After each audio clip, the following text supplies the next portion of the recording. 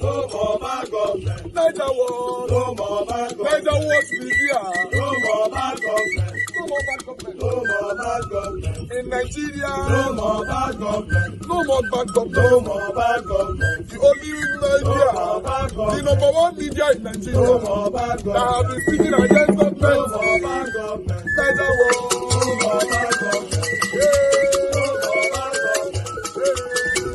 bad government. Niger Watch, yo. The voice of the voiceless. The voice of the voiceless.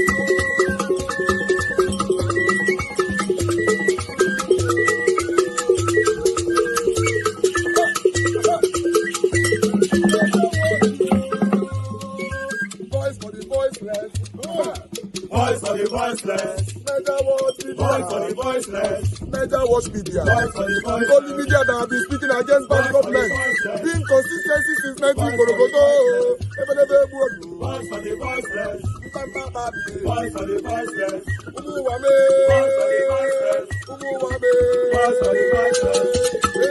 Voice for the voiceless. Voice for the voiceless. Voice for the voiceless. Voice for the voiceless. Voice for the voiceless. Niger Watch, yo. We have been seeing all you guys have been doing. And we recommending to everyone in Nigeria, saying that you guys are the number one. Niger Watch, yo.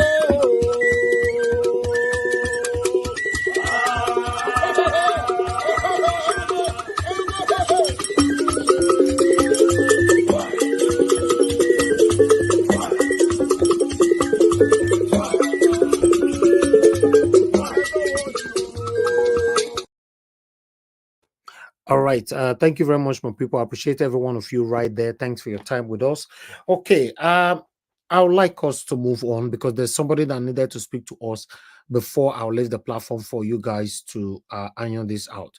Engineer Joseph, please, I would like you to talk to us. Good evening to you once again. Please unmute yourself and talk to us. 5 minutes.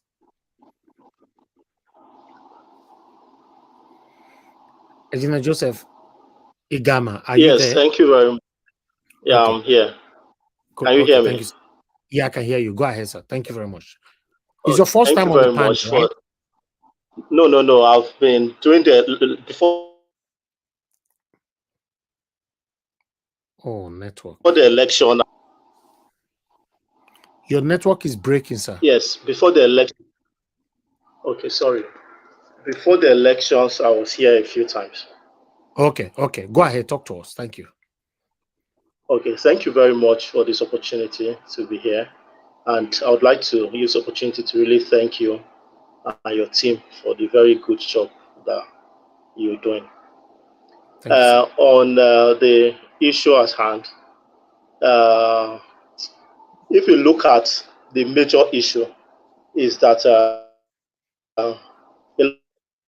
lot Oh, of people might not understand the mix of the smaller political parties. If you the leadership of most of the smaller political parties are peopled by persons that are even worse, that are worse than even the major political parties like APC or PDP. That's because a lot of them, they are there for as in transactional motives. They are just there for personal gains and all that. And that's one of the major issues we are having in Labour Party.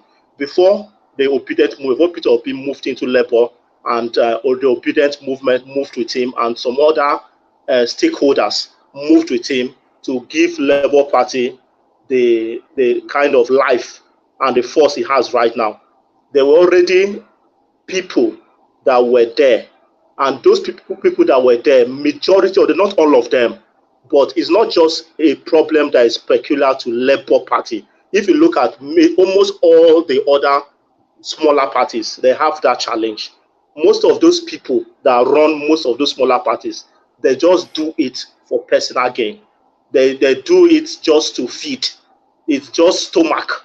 That's their primary motive for most of them. And that's one of the major challenges we are having right now. If you look at the last election, even if you analyze the last election, apart from the fact that it was clear that APC rigged the election primarily that at the highest level of INEC, and some few persons, especially from, let me know, some few persons, some few elites that supported it. One of the issues is that the leadership, if you look at the leadership of Labour Party as it is right now, if they had the capacity, if they had provided the quality of leadership that we needed, and they took better advantage of the support from the obedient group and the other stakeholders that supported them in the last election, they had the capacity to have made the rigging of the APC not to be successful. Because anybody, the APC, PDP, anybody might have intentions or even take actions to do certain things, but there's a way you counter them. There are things you do that make it impossible or make it unsuccessful for them. But the leadership of Labour Party contributed massively. If you are somebody that understands Nigerian politics, and then you understood what really happened, because the quality of leadership in Labour as it is right now is seriously lacking. That's just the simple truth. And for the fact that where we are right now for 2027, and we already have someone like the APC in power, and you have someone like the current president in power, we need, if we want to succeed, it's in our hands. It's just like having the knife and the yam in your hands, but it's a lot of hard work. It's a lot of hard work. But you ask yourself, if you say, is it possible? Is it something that is feasible? Very feasible. And the advantage is on our side. But you have to ask, are you ready to do all you need to do to ensure that you succeed at the end of the day? That's a question we have to answer. And even before you start doing those things, one of the first things is to ensure that there is a holistic change in the leadership of Labour Party. If you look at the way Labour Party is right now, there are major stakeholders. If you look at among the older people that were there before the obedience movement came in, Peter Obi came in and all that, and some other major stakeholders, the TUC, you have the Labour Party politicians that were there. Now you have the obedience group. Then there are some other groups, like some political parties that were deregistered, and some other organizations that through their sort of, all those stakeholders, you need to carry all of them along. When you want to do like a convention, you have to, even if you need to give certain positions to different, all those groups, all those stakeholders, it has to be something that you have to put, everybody needs to sit at that level on the round table and try to, so that you need to bring, it has to be inclusive. You need to carry all these people along for us to be able to move forward. If you don't do that, then there's no way it's feasible for us to go through the Labour Party as it is right now.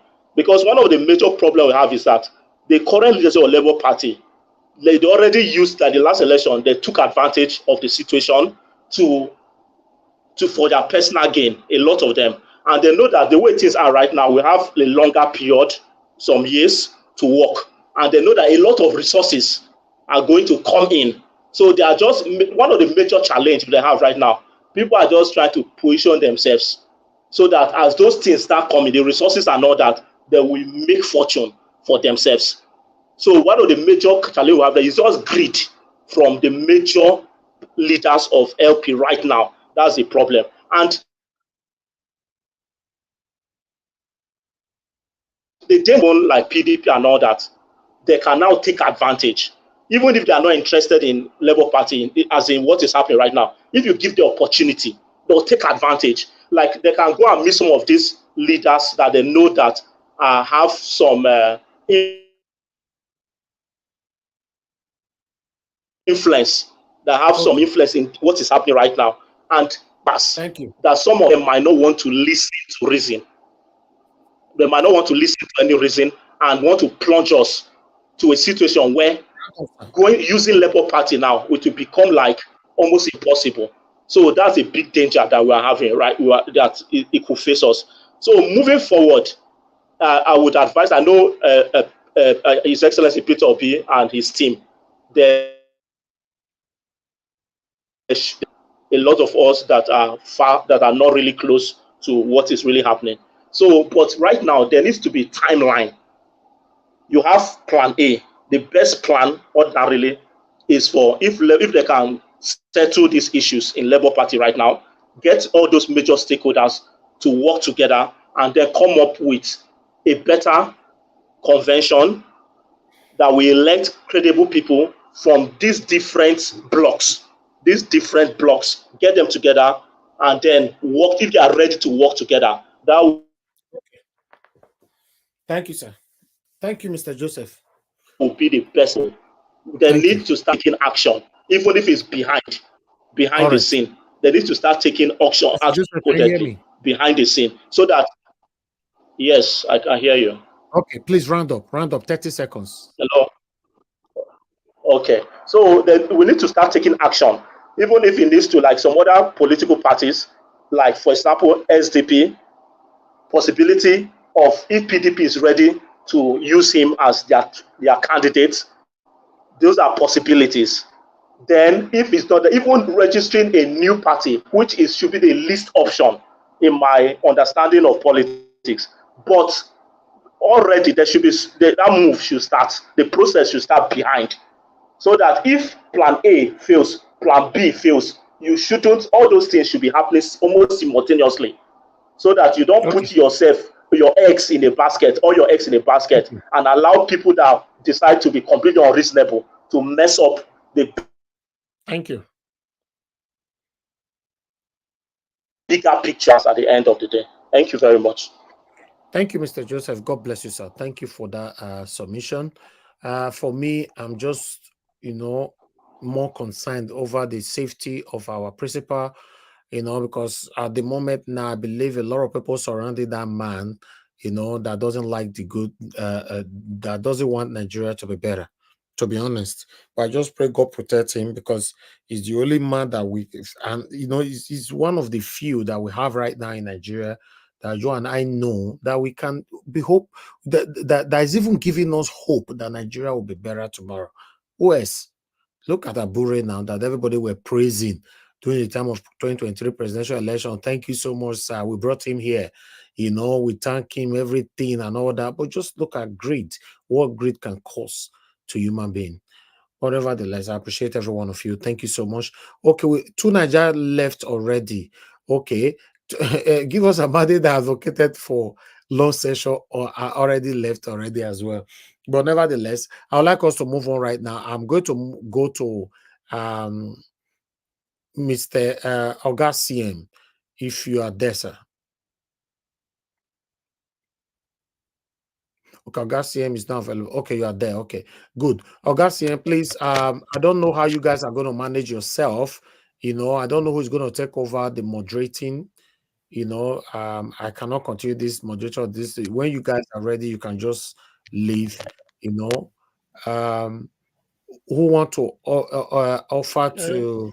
I think Tone, my brother Tone, I think he did it. Mr. Tone can do it. He did a nice job last He time. did a nice job, because yeah, una not respect him now. If he says stop, nobody will stop him. No. Enough quick stamp you food for ground. Let you tell them. Maybe those that gave him hard time, they are not here. Please manage it. Manage it. Okay, we have give us our mandate back with us now. Okay. August game, go ahead. If you people can do like 10 minutes, 8 minutes, is up to you. Give us a mandate. Can you moderate, please? Give us a mandate. Is too strict too. It's too strict. It's good now. It's good. My brother, can you hear me? They take rubbish. So people complain for me that they will moderate. They say give us a mandate. You say 2 minutes. Exactly 2 minutes.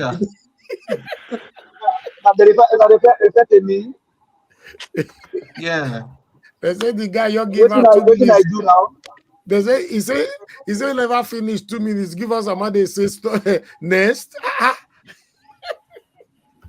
Oh my God. maybe They say maybe make they I do learn work. part of the job now. Make I moderate now. I just try to do my job. They, No, they you were learn too either. strict now. They say they complain about you. They say you finish them. Even Oga Chris, they give you submission. As you reach exactly the 2 minutes, you stop by. Oga Chris can't respond. He say, oh, he said, oh, Now new Nigeria now, new Nigeria. all right, okay, you guys go Anyway, ahead. I Go thought the ahead. stream was anyway, ended. What happened? today, to be honest with you, Hold on, sir. Sorry, who is talking? Yeah, it's me. I thought the it's me. stream was ending. You were playing the Abi, can't music you and hear everything. me? It's me. No, that means Matter you were what. not hearing what we were saying. We said we want to make a Uh, swap as usual now. Ah, okay, okay. Yeah, I yeah, thought, yeah. okay, I thought you said give us a mandate to moderate. Is that not what we agreed on? No, Augustin, you moderate. We You are not moderate, sir. talking about moderating. Somebody is talking. Augustin, are you hearing everybody talking? Yes, I'm hearing you now. And we are not talking about moderating. We don't finish moderating topics Uh, 100 years ago now. You know, okay, you go ahead now. When you finish, you guys can take it from there. Anybody can moderate. If you want to do it, give us a man. They want to do it. That's fine. Go ahead, sir. Thank you. okay, actually, after listening to P2B today, what the question I keep asking is, what really do Nigerians want? You see, I don't want to go into specifics because I know in the days and weeks ahead, people will be discussing it everywhere, even in different. It will be posted on different WhatsApp forums, and then the specifics people have taken up. That's also good, but I tend to wonder. Maybe when they say any society deserves the leadership they get, it's true. I say this because we are in 2024 March. With all the mountain suffering, people are even talking of Tinubu for 2027. Then you start to wonder, what really do these people want? What really do we want? Eh? If not for anything, the fact that if we say let's copy America or Europe, the way they select their leaders or copy Canada or this thing, people might say, they look at what the Senegalese did. Not really because the candidate might be too angelic, but the fact that the people say this is who they want and they got it. In our own case, all we've been practicing, I stand to be corrected since records began, it's just evil and wickedness. Eh? Crab mentality. All of us there inside hole. If you want to cry, if you want to crawl out, then the people where they inside go draw you in. Meanwhile, the person is not happy and they want to get out. Why not say let all of us get out? I think I remember one of the comedians say Nigerians, you have to summarize the attitude of Nigerians to NEPA take light. You know you have to pay. This electricity you will pay for, whether you use it or not. What the person, instead of being worried that he's being cheated because you are paying for darkness, if we just open the curtain, look around, don't be me alone. After all, the other side no get. Even that side safe. They say that side no get. Somebody will say, I say, nah. So if so because of that, it's okay. Abukuru, there's some are born for Abukuru. So when you look at this, and this is the attitude we bring to politics. So what really do we want? Because I think this will be the question I should be asking every day if I come here. What really do Nigerians want? Okay, you say we want a good leader to lead. Look, do you know the thing about leadership is personal example. Leadership is all about inspiration. Is to inspire the people through your personal example. That's all you need. Through the personal example of the leader.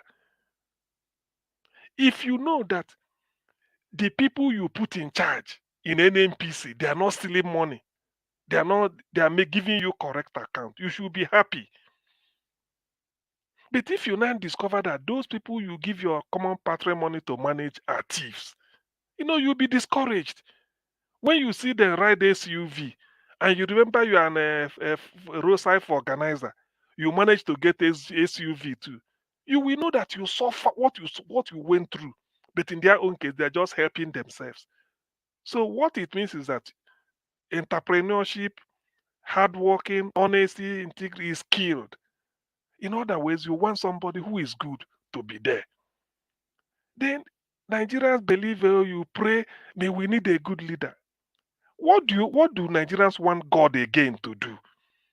Before, they used to say we have all the resources. Put whatever resources we have, mineral resources. We didn't create them. We just find ourselves there and it becomes our own. Now what do we do out of it? They say na leader, na leader. Then we've been crying since I was born. I grew up hearing leaders, leader, leader. We've never had somebody like P2B, at least by his own admission. No leader has even invited you to look into his record. I've never had somebody say it. Do you know what it means for somebody to tell his countrymen and women, go and look into my records, my past. If there's any shady this might give way. His life is an open book. When I listen to this man today, I shake my head. One day he's a mortal, a product of semen and ova. One day he will go, he will pass, just like that. And then we will start to regret. Hey, what else do we want from among us? Like somebody says, it's too Nigeria centric. Everything Nigeria. Tell me, those people we call leaders are having a dual citizenship. In the Senate, there are many. House of Reps, most of them. Even in the State House of Assembly, governors, some are having dual citizenship. P2B came to UK like any other person, sneaked in, was doing his business, qualified for permanent resident just to help him navigate so many things. Imagine shutting down his business to go and participate in Nigerian politics. He went back to Home Office and said, look, this is the thing you gave me for permanent. I don't need it anymore. I want if I have reason to visit UK, I will come with a visa. I'm going back to my country. Please, let me also say it here because people are listening. I want to know any Nigerian that have done it. I'm not saying I want to know because here we are also learning here. There are things that you will see in somebody else worry. Yet we will see all these things and then leave it behind and still be talking about where it come from. Is it no wickedness we practice to the highest level in So, Nigeria? are we going to say you have 2 more minutes, sir? Thank you very much. The man in Aso Rock, he said it's the turn of the Yorubas. And when you get to Yoruba turn, people like give us a mandate. It's not they shouldn't be considered. He said Emiloko on his own. That's what we settled for. Then Atiku, the symbol of the northern hegemony, Arewa House, he stood there to tell his people that the North doesn't need a Igbo man as president. It doesn't need the Yoruba man. And yet they are there. The one that said, look, forget, let us go and build. You see, I wept today. When after listening to this man, I just felt, I said, look, God, can't we decide? What else do we want? Nigerians will be talking now badly that tomorrow. Now, the president published list. Say these are the terrorists, people sponsoring terrorism. The names are now known. They published it. What have you done with it? See where we are. All you need to do is you just rent a bus, go and load school children from Kaduna or somewhere, and then disappear, and then announce. What sort of country is that? It's not that Nigeria. It's not that we can't help ourselves. The best that can turn Nigeria around are in Nigeria. They're not even outside. But why is it that we still want to be practicing wickedness on ourselves? Why? We just want to just feel something that this must be, and then we'll be clapping for evil. That's why it continues. Look, I now know why Aya Adebanjo, because he is a historian. He's a living history. He witnessed the politics of, maybe nationalist movement from 40s to 50s and 60s. He has seen it all, sort of. That's why he said, if we missed P2B, say goodbye to Nigeria. I don't know where Nigeria is headed. After listening to this man President, can today, you I bring it shed home tears. now? Thank, thank you very much. Now, let me not go far. Thank you. Let me stop here. Thank you. As we have it on the screen, I think the next person close to the CM should be, I'm not saying that name, Mazi Mazi Prince. Prince. Over to you, sir. Okay. Yeah, give us a mandate, CM and other panelists. Pretty much where I want to touch is some people talking about the fact that Peter B did not clarify certain things, that. You know, it is difficult to satisfy everyone, especially, human beings. And where we were was a space. In that space, I would batch that majority of the people there that even, joined us were the Ecuadorians. And him saying everything, and even he came out and said, "Oh, Abure is this, Abure is that, that." That means that he's Mazi not Prince. even that. Yes. Mazi Prince. Let me Yeah. just interject for a few seconds. See, one thing is whether you like it or not, people will talk, but let's not help them to amplify their evil. Let's amplify the Thank good you. things it is. Thank Don't you. So that's consider what I'm saying. don't consider on that trajectory anymore. Let's just dwell on what Peter Obi said. If that person thinks that Peter Obi did not say anything, let him go and carry his placard, go to the front of Aso Rock and go and protest there. Please continue with the good. Yeah, so that's just the whole thing. So for me, he has said what he's supposed, and if you really listen, he was also being diplomatic, which shows a leader. For me, I listened to a lot of interviews. I listened to Pat Tommy. I think he spoke yesterday, and I also listened to Kenneth Okonkwo.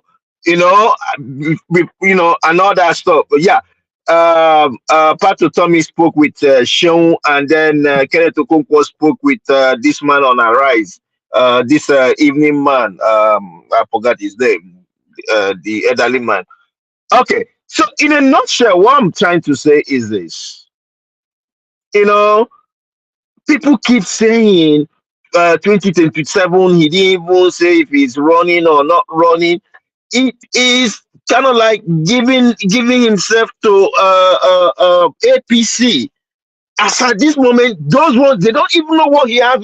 They don't know his plans. And I love the fact that he's not a dictator.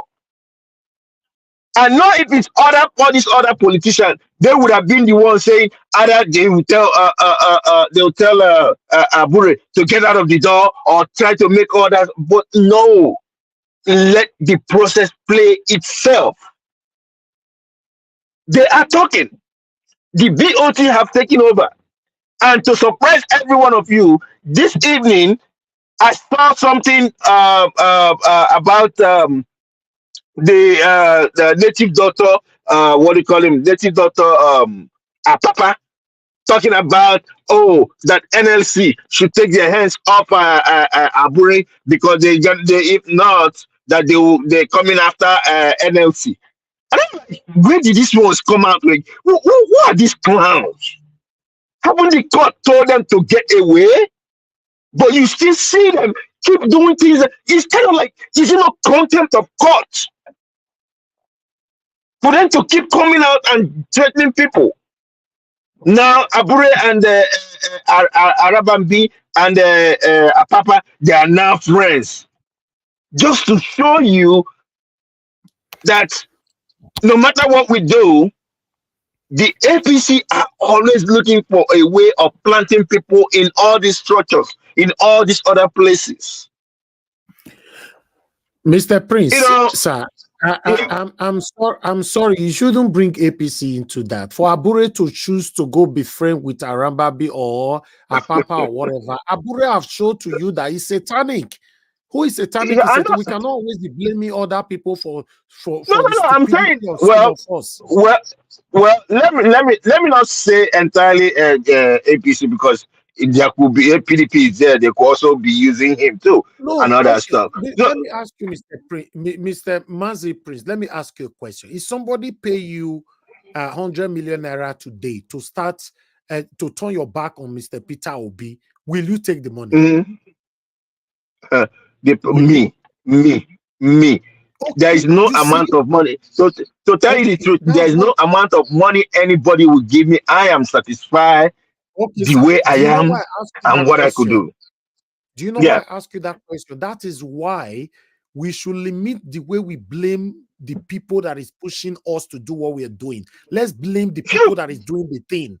Because sure. many people like you and many of us will refuse any amount to turn our back on this mission.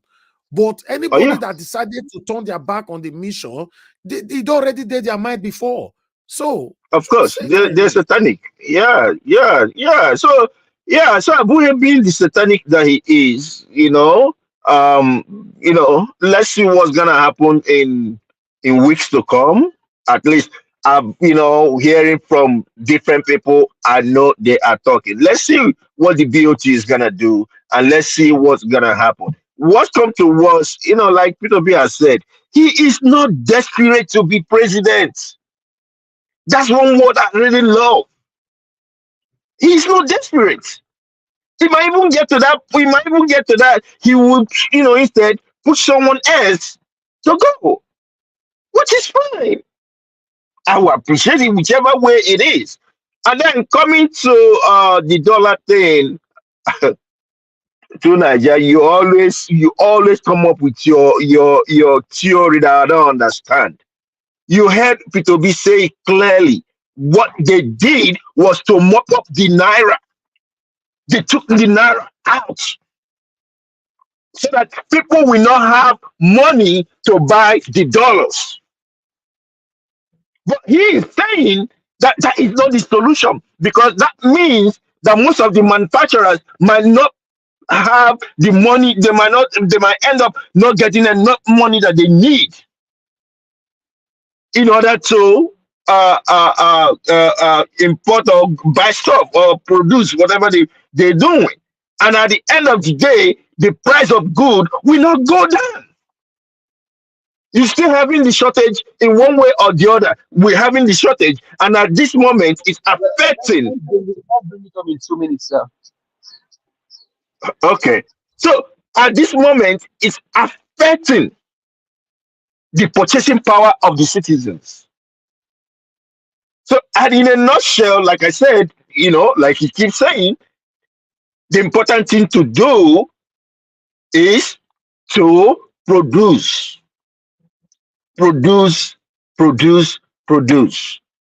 That's all I can say for now. Thank you.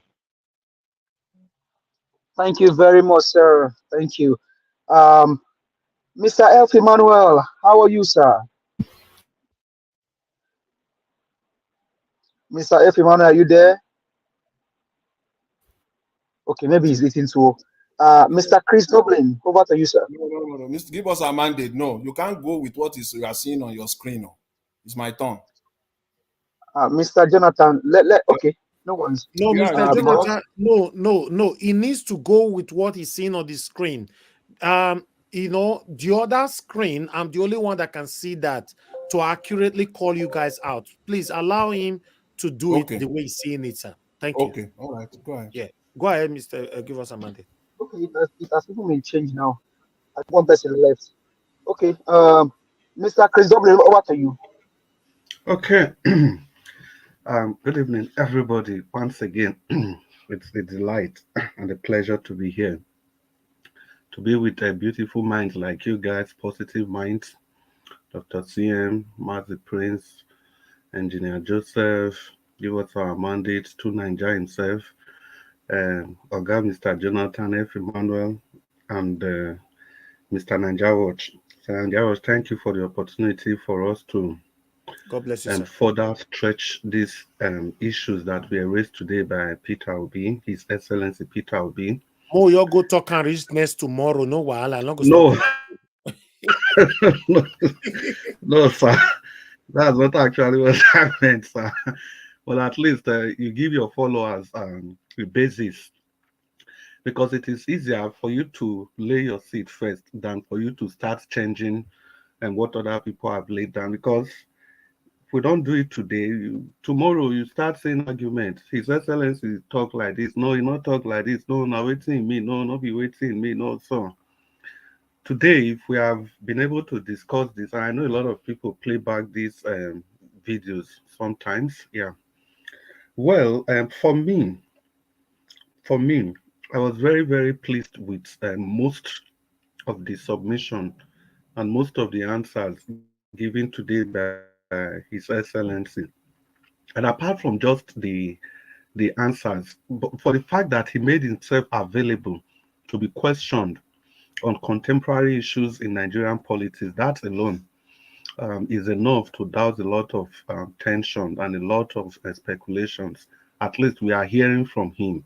The leader we are looking up to is talking to us, because in talking we solve a lot of problems. Although there were still some gray areas, which is understandable that he couldn't just delve into the way we want him to do, because we must all understand and remember that His Excellency is like somebody that is renting, not just him, all of us, we are renting an apartment from Labour Party. Because if they wake up tomorrow and they choose to kick us out, they can do it.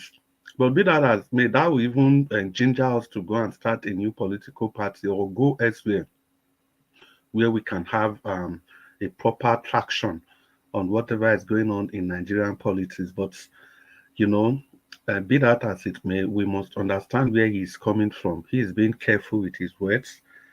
Yeah. Then, in general, I'm not really too enthusiastic about 2027, not until I can see clearly that the how will I put it now? The issues that led to we losing the last election, not until the issues are they are all completely being addressed. Because if you look at the way the power play is structured now in the country, imagine when Buhari was in power Mr. and the Chris, faction of people, yeah, can we say it this way? Maybe rephrase it this way, that those factors that made them say that the election that we won thank you, my are brother. addressed. Thank you. You see, that's why I always like this platform. I was looking for how to just phrase this thing you just said now. I was looking for how to phrase it, as in to Because give to put if I will hold you on that, if I will hold you on that, sir, sorry, sir. Lai Mohammed, an elder statesman, over 70 years old, went to Washington, D.C. with okay, taxpayers' money that could have built several classrooms in Omuaran, Kwara State, where he came from. My paternal grandfather is from that state. He wasted that money, went to Washington, D.C. to tell them that they intentionally switched off beavers to give us, when they yeah. saw how the election was going. So we'll say that until those things, those factors that made them say that the election that we won, we lost it, are addressed. Thank you, sir. Yes, thank you very much. Bring give us our mandate. Like I said, that's why I really love this panel. You know, people come with a different level of IQ, intelligence. So I was going to, I didn't just know how to frame that. So that's why I just went that way. Like I was saying yesterday, now there's no way I will ever get involved in discussing the statistics of the last election, the federal election. I can never get involved in that statistic because that was not a true reflection of what really happened. So, having said that, I'll just progress in my submission. Now, until they are all addressed, I don't think I'll really be enthusiastic. Because if Buhari and his team, and remember that his Buhari's team, the CC was the CPC faction, they were at war with Tinubu's faction. If they can still do this, Just think of what Tinubu and his team will do now that they are in power. And let's not also forget that as no matter how crooked Tinubu appear to be, he is completely more intelligent. He has more intelligent people around him than the Buhari we are talking about. Buhari's people, they just use raw force, raw power to do whatever they want to do. But Tinubu's team, he has all of them, the IT specialists, everything, he has them. So if we don't do everything we can to make sure that those factors are all taken care of, it's just going to be another day, like another day in the office, like they used to say. Because nobody will expect a man like Tinubu, considering everything he went through, how he patiently waited to become the president. They expect him to do one term and just go away. That's not going to be possible. Even in a free and fair election, it will be difficult to unseat him. It's not just going to be wishful thinking. Imagine Mike is Barrister Mike is again before that last election. His videos are still everywhere on YouTube. How the process is ironclad, nobody can penetrate. How he said that if you don't generate on the day of election, once people register to vote, a new register is generated, voters register, and everything about litigation will be based on that new voters register. But they threw all those things away. He also has a short video where he talked about a 25% FCT. He was repeating it, the significance of that 25%. And if you don't get that, you can never, the videos are still there on YouTube. Each time I want to console myself, I just go and look at those videos and I say, oh, yes, we were actually robbed of this victory. The videos are still there, but they were all thrown out. None of them were given credence to. So there must be a robust approach to solving these problems that led them to declare, that led them to steal our mandate from us. Because as long as those things are there, to just be like doing the same thing and expecting a different result. Because clearly, even with the short time His Excellency had, he was able to defeat these people. But look at what they did. So what we should be, the main focus should not be on, yeah, it shouldn't 100% be on how to get more votes. It's going to be more or less how to defend the votes. Look at Enugu State. Today we celebrate Alex Oti, and we all forgot that we could have had another Oti in Enugu State and some other states like that. We could have had more people in House of Assemblies, in the Senate, but these guys, they were all rigged out. And the laws of the land couldn't save any of them. Look at what happened in Nasarawa, Plateau. The results at INEC Portal clearly show that we had over 1.2, about 1.1 million from Plateau State. But what did they give to us? Look at Lagos. What did they give to us in Lagos? Look at Rivers. My God, APC won Rivers in the presidential election, and PDP cleared Rivers in all the other elections, like 90% of all the other. So the thing is that the laws couldn't defend all these atrocities. The laws couldn't defend them. So how are we sure that even if we do more, if we do better, how are we sure that the laws that we have now can do something to protect those votes? And guys, if you don't even know, despite the way the election went, just imagine if the real numbers we got in Lagos, in Plateau, and in Rivers alone, just those three states, if we were actually given the real numbers, we would have still defeated Agbado with their rigging and everything. We would have still defeated them hands down. I So think that's I why, think I think what you are saying, I think we sometimes forget that it's not only the top that is able to rig. The people themselves are part of the rigging mechanism. And sometimes when we talk about the top, we forget that no matter how you try to clean the system up, if the people themselves that are going to conduct the election are prepared to rig, you're going to have a lot of problem, and you have to find a way to check them. And one of the, I don't know, we need to find out how many. I think the data was out there, the specific number of polling units that are there, whether you could have people that will emerge from the diaspora to monitor these polling units one at a time, because the way this is work, you have to have a body or a group that is there monitoring this thing in and out, because there's a lot of redundancies in the system. Let me finish. There's a lot of redundancies in the system. Remember, the police have a No, scorecard sorry, of Tunaja, what was done. Yes.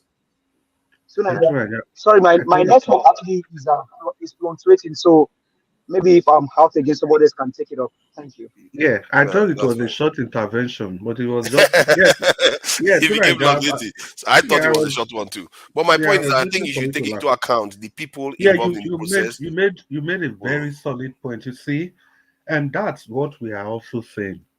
The activities of the different representative at the polling units. The calculation was that okay, if you have a particular polling unit, because you have three strong party, Labour Party, APC, and PDP. So, for example, even if APC doesn't have somebody there to monitor the vote, but the LP and the PDP can checkmate each other. The same thing in other places. For example, where LP is not strong, the APC and the PDP agents they can checkmate each other. So despite the fact that the LP candidate is not there, the vote to a large extent can still be secured. Now, the question is that the laws, that's why the laws clearly make it, the law was not really specific. Because if you're talking about these beavers voting, the law didn't rely and the court they didn't rely on the votes that came out from the various polling units. So assuming we had the a very effective law that focused on those votes, the electronic voting system, the votes that came up from the various polling units, you know, whether we have agents there or not, the vote would have still counted to a very large extent, to more than 80%. But they But said that they did have it, and the numbers were still favoring APC because of it. no, The no, no. question They is, how is that completely. possible? That is why. No, that is why to Nigeria. That is why till today, it's been about a year that these elections were conducted. If you see all the results that were uploaded, the results that were uploaded at INEC portal, the INEC people they jettisoned all these results. That is the problem. So Mr. even Chris, with the yeah, sorry to interject you. I don't know if you are still the one that is still on or somebody else took over. But on it's that me. result, okay, now if you go to RF portal, it will it not be shameful that today Nigeria cannot tell a US senator, the last election, please go on INEC RF portal and see the result for themselves. They show the will of the people. And that's how Yeah, Nigeria is. Very that's the ridiculous. much point I was trying to make to Nigeria. That despite the fact that we didn't have agents in everywhere, but parties, PDP agents can counter that of APC. In other places where Labour is strong, Labour will counter PDP, just like that. So at the end of the day, the results that were uploaded at INEC portal clearly showed that Peter Obi won that election. But unfortunately, they refused to use that result. Rather, Oh they no no took So no it. no! It's can only you the bring it Lagos up one again that so it's that we only the can have Lagos one No, that how sorry, can you is say the only the Port Harcourt Lagos one one. to Niger?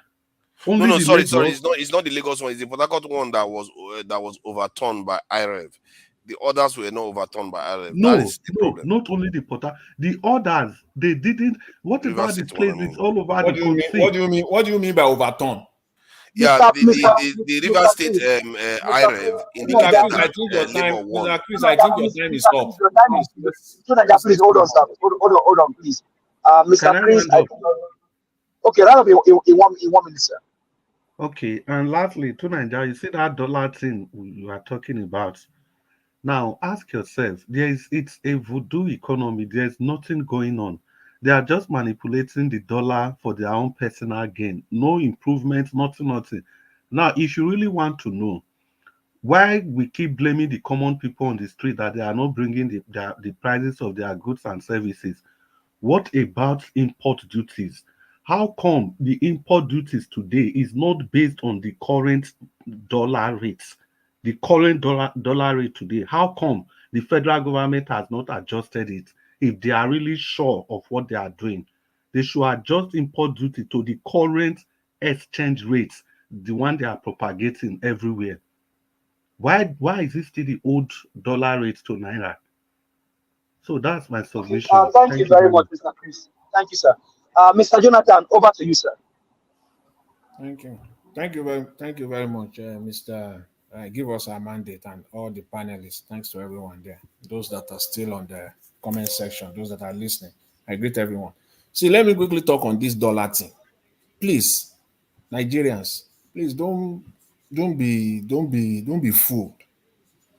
As they say, once beaten, twice shy. You see? So what they are doing now, let's just lay it out. One and two. First, Nigerian politicians are very crooked. At least we all agree on that. We know that Nigerian politicians is all about themselves. We all agree on that. When it comes to the dollar naira rate, it is not different. They are playing the crooked game. See, this budget, the money that they will steal from the budget, is for them is a step-by-step process. They are very, very smart people. Nigeria are sophisticated criminals. Unfortunately, those are the people we have at the ends of affairs. First, they make sure that the dollar they use to give these people who have their dollar to collect from CNN, they gave it to them at 1,500 naira to a dollar. That's the first goal. They want to achieve that so that they messed up their money, first of all. Now they will bring the naira down. They will bring the dollar down. Remember, every naira that they steal in Nigeria, for every naira, 70 kobo, these people convert it to dollar. What am I even saying? I'm just being conservative, but let me leave it at that. Every 1 naira they stole, 70 kobo is converted to a dollar. So every 1 billion naira that these people end up stealing, 700 million is converted to a dollar. It is not in their interest to do the conversion at 1,500, 1,600. Let them finish implementing this 2024 budget. When they have packaged and steal everything they want to steal from it, then when they have successfully changed it to dollar, then you will see dollar where it is. What is backing up the dollar? How can people, this is exactly the same thing we're talking about. You are rigged, you are robbed, people did not come out, they didn't do anything. It is the same thing now. They just, playing the game, bring dollar down. They can bring the naira dollar, they can bring it down to 1,000 naira. So that when they want to change their stolen naira, Nigerian dollar, they will get it at the cheapest rate possible. That's what they are doing. Because they have calculated. The man that already awarded 100 billion constituency budget to himself and is going to steal the entire amount, 80-90% of that money is going to steal it anyways. And he knows that if he's going to convert the 70 billion to dollar, he will get less dollar if dollar is left at that rate of 1,617. So they're going to play their game. Bring the dollar down to 1,000. So when it's still that 70, you can see that the amount of dollar it will get will be 50, 60, 70% more. So that's the game there. But again, that's why they always say, they are even bold to say the more you look, the less you see. And they continue to play it on Nigeria. There is nothing to support the naira. So all we're just seeing, as some people will say, voodoo economics, you can give it whatever name. So don't Don't dance on that. Don't dance on that at all. There is nothing they are doing as of now. I would like to hear it and to discuss it, to have conversation on it. What the Nigerian government is doing right now that is supporting the Naira, that is discouraging the use of dollar. I would like to hear those things. It's just that would be an interesting conversation. So I will leave that at that. See, when I said earlier that Mr. Peter Obi, was not clear and there should be some clarity, that's my opinion, and I stand by it 100%. Because why? I am not the person on this platform, anywhere on social media. Was not clear on what, sir?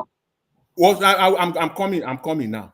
When I on this platform and on social media, if you want to see my footprint, they are all there. I always come out on this government, on even previous Nigerian government, that one of the methods they use to deal with Nigerians is coming out. They are never clear.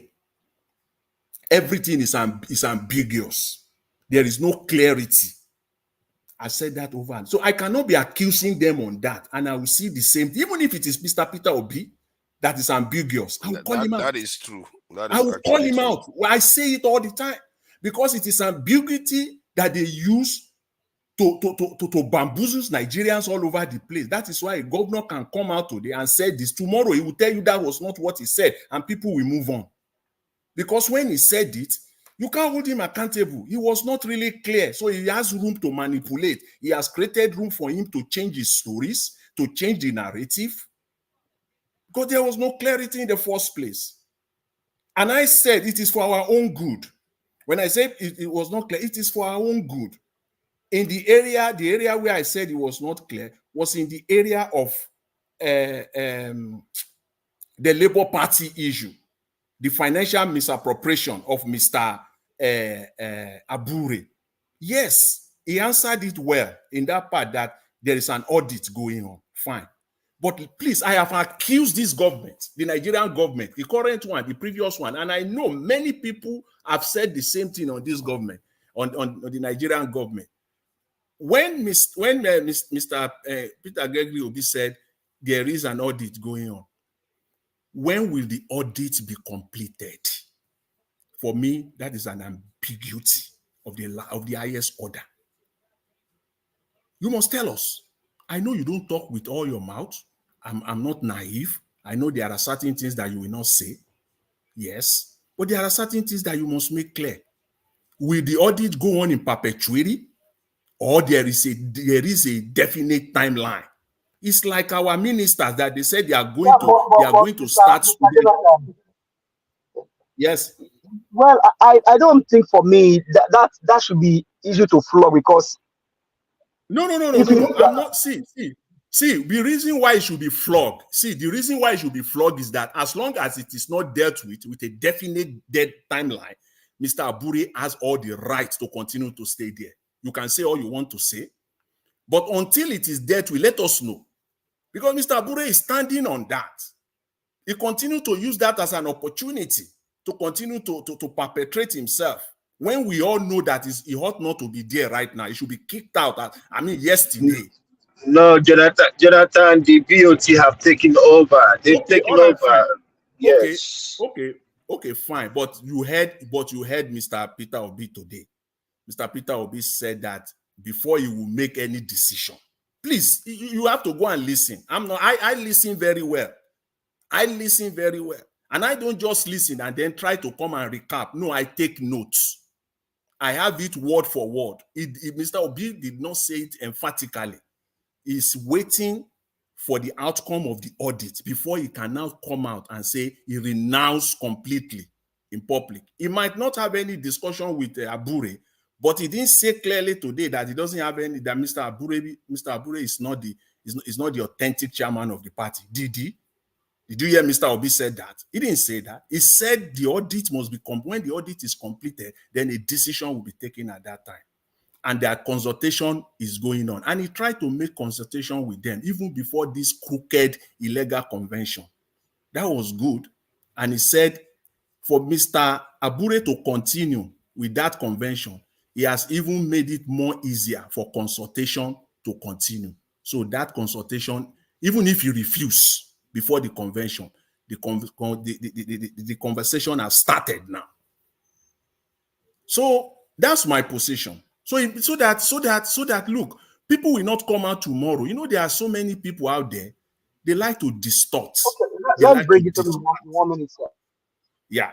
So, anyways, so that's just what I want to say on that. But at the same time, I also address the what is said emphatically, which are good things, which areas. Isn't that clear to everyone? On pension, did Mr. Peter Obi leave us hanging? He said he would do it. And he gave us example when he was governor. On constitutional reform, did he leave anybody hanging? He said he would do it. On education, he said he's not going to spend 90 billion naira on arch and 5 billion on student loan. The reverse will be the case. So there was no ambiguity there. That's what you will do as a leader, so that at the end of the day, when Mr. Obi becomes a president, the opportunity to lead the country, those are the things that we can all hold him accountable on, because he said so clearly. So these are my position. On electoral reform, he said it clearly that he doesn't know, he's looking for suggestion, because it's very clear. What are we going to do about it? Because the obvious question for him is there. Very obvious question, which is that, look, Mr. Peter Obi, are you going to embark on this 2027 knowing fully well what happened in 2023 without dealing with it, all of them, each and every one of them, or to a very large extent, most of them? He knew that is the question that will come, whether he likes it or not, and he dealt with it in a very appropriate way. All of us, those that are now, leaders or stakeholders of the Labour Party, obedient movement, these are the things that we should focus on. This thing must be dealt with, whether we like it or not, because you cannot go into an election. And then finally, please, I will just say this again. On the Edo election, again, Mr. Peter Obi said clearly today, he supports Akpata. Yes. And there are videos out there today where I think he met with him yesterday or the other day. Fine. He said so. But I have a question on that. These are the things. See, whether you like it or not, we are all going to be here now. We are all going to be here now. It's going to be the social media content story. Wait. Just wait. It will come. They will use it against Labour Party. Even Abure himself will use it. Jonathan, just a real question on the Edo thing. Yeah. Don't you think it's too late already, because the primary has already been concluded?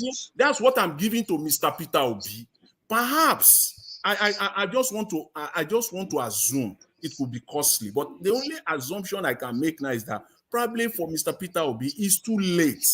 So the process has to continue. But when you look at the optics, supporting Akpata, denouncing Abure, when the emergence of Akpata is exactly what Abure did at the national level, maybe somebody will tell us what are the discrepancies there, or if everything is normal. Because what we don't know of any in Edo State, we don't know of any ward congresses that was held. We don't know of any local government congresses that was held, that at the end of the day, they now converge together at the state level, all the delegates, and then Akpata emerge. We don't know. We all know that. So don't let us flip-flop on this matter. We know there was none in Edo State. That was why Philip Shuaibu called people to his house and conduct an election, and he's saying that these are the people from the ward, from the local government. These are the real delegates. There was none of such of Labour Party. Recall, during this period that Labour Party should be having ward and local government congresses, Abure was fighting for his life. That was the time he was being, accused of fraud and all over the place. There was no time for all of this. And all of a sudden, a candidate just emerged. And it is exactly the same thing. So don't let us flip-flop on this matter. Let us say it the way it is. I'm not saying that supporting Akpata at the end of the day is a wrong thing to do. Perhaps the die is cast and the candidate has emerged. So, but they have to look for a way to remedy this. But make no mistake about it, Abure will fight this on that same ground. He will fight it, and we'll all be here to talk about it. Thank you very much. I really appreciate it. Thanks, Mr. Give us a mandate. Thank you very much.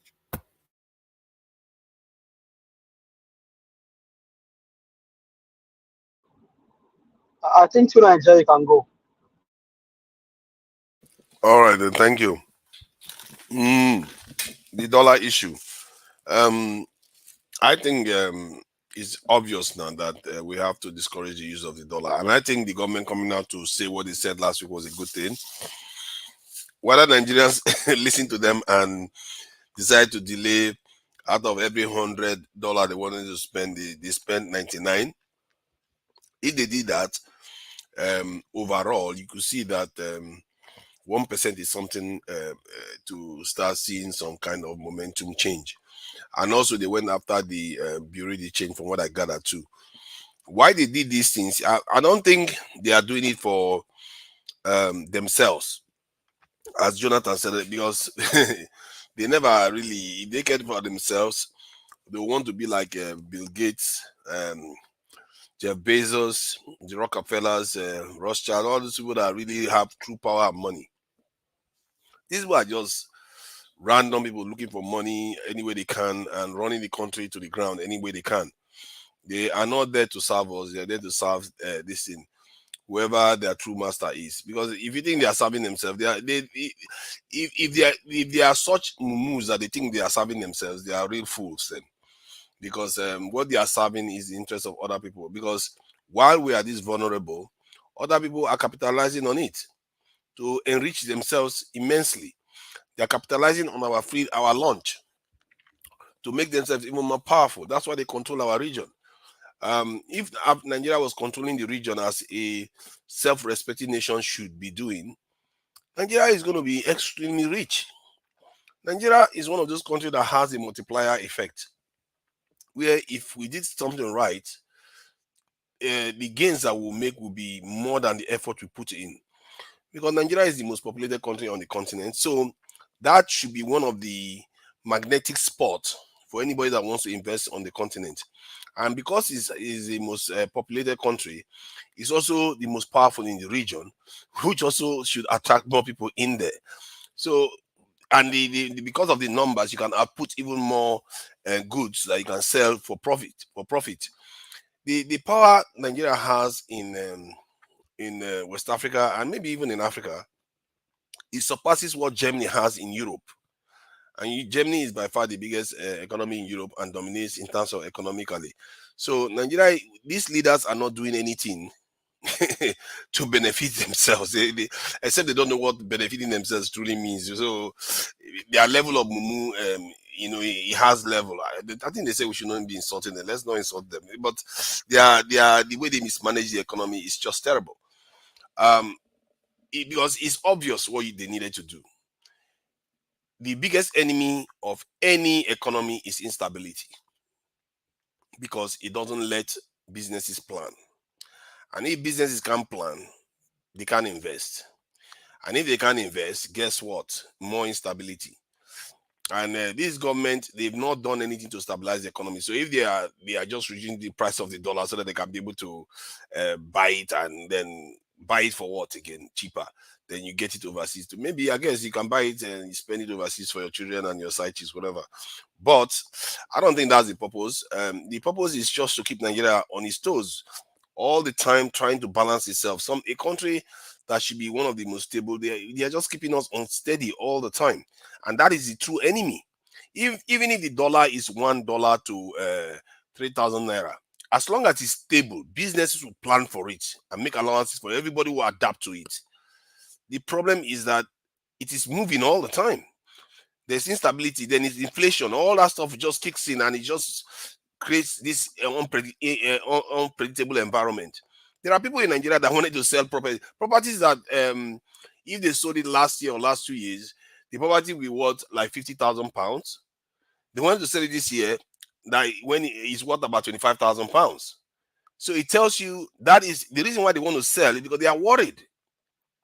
The system is so unstable that they are worried that by the time they are done, by the time when you want to sell their property, when they want to sell their property, they are going to be selling for 10,000 pounds.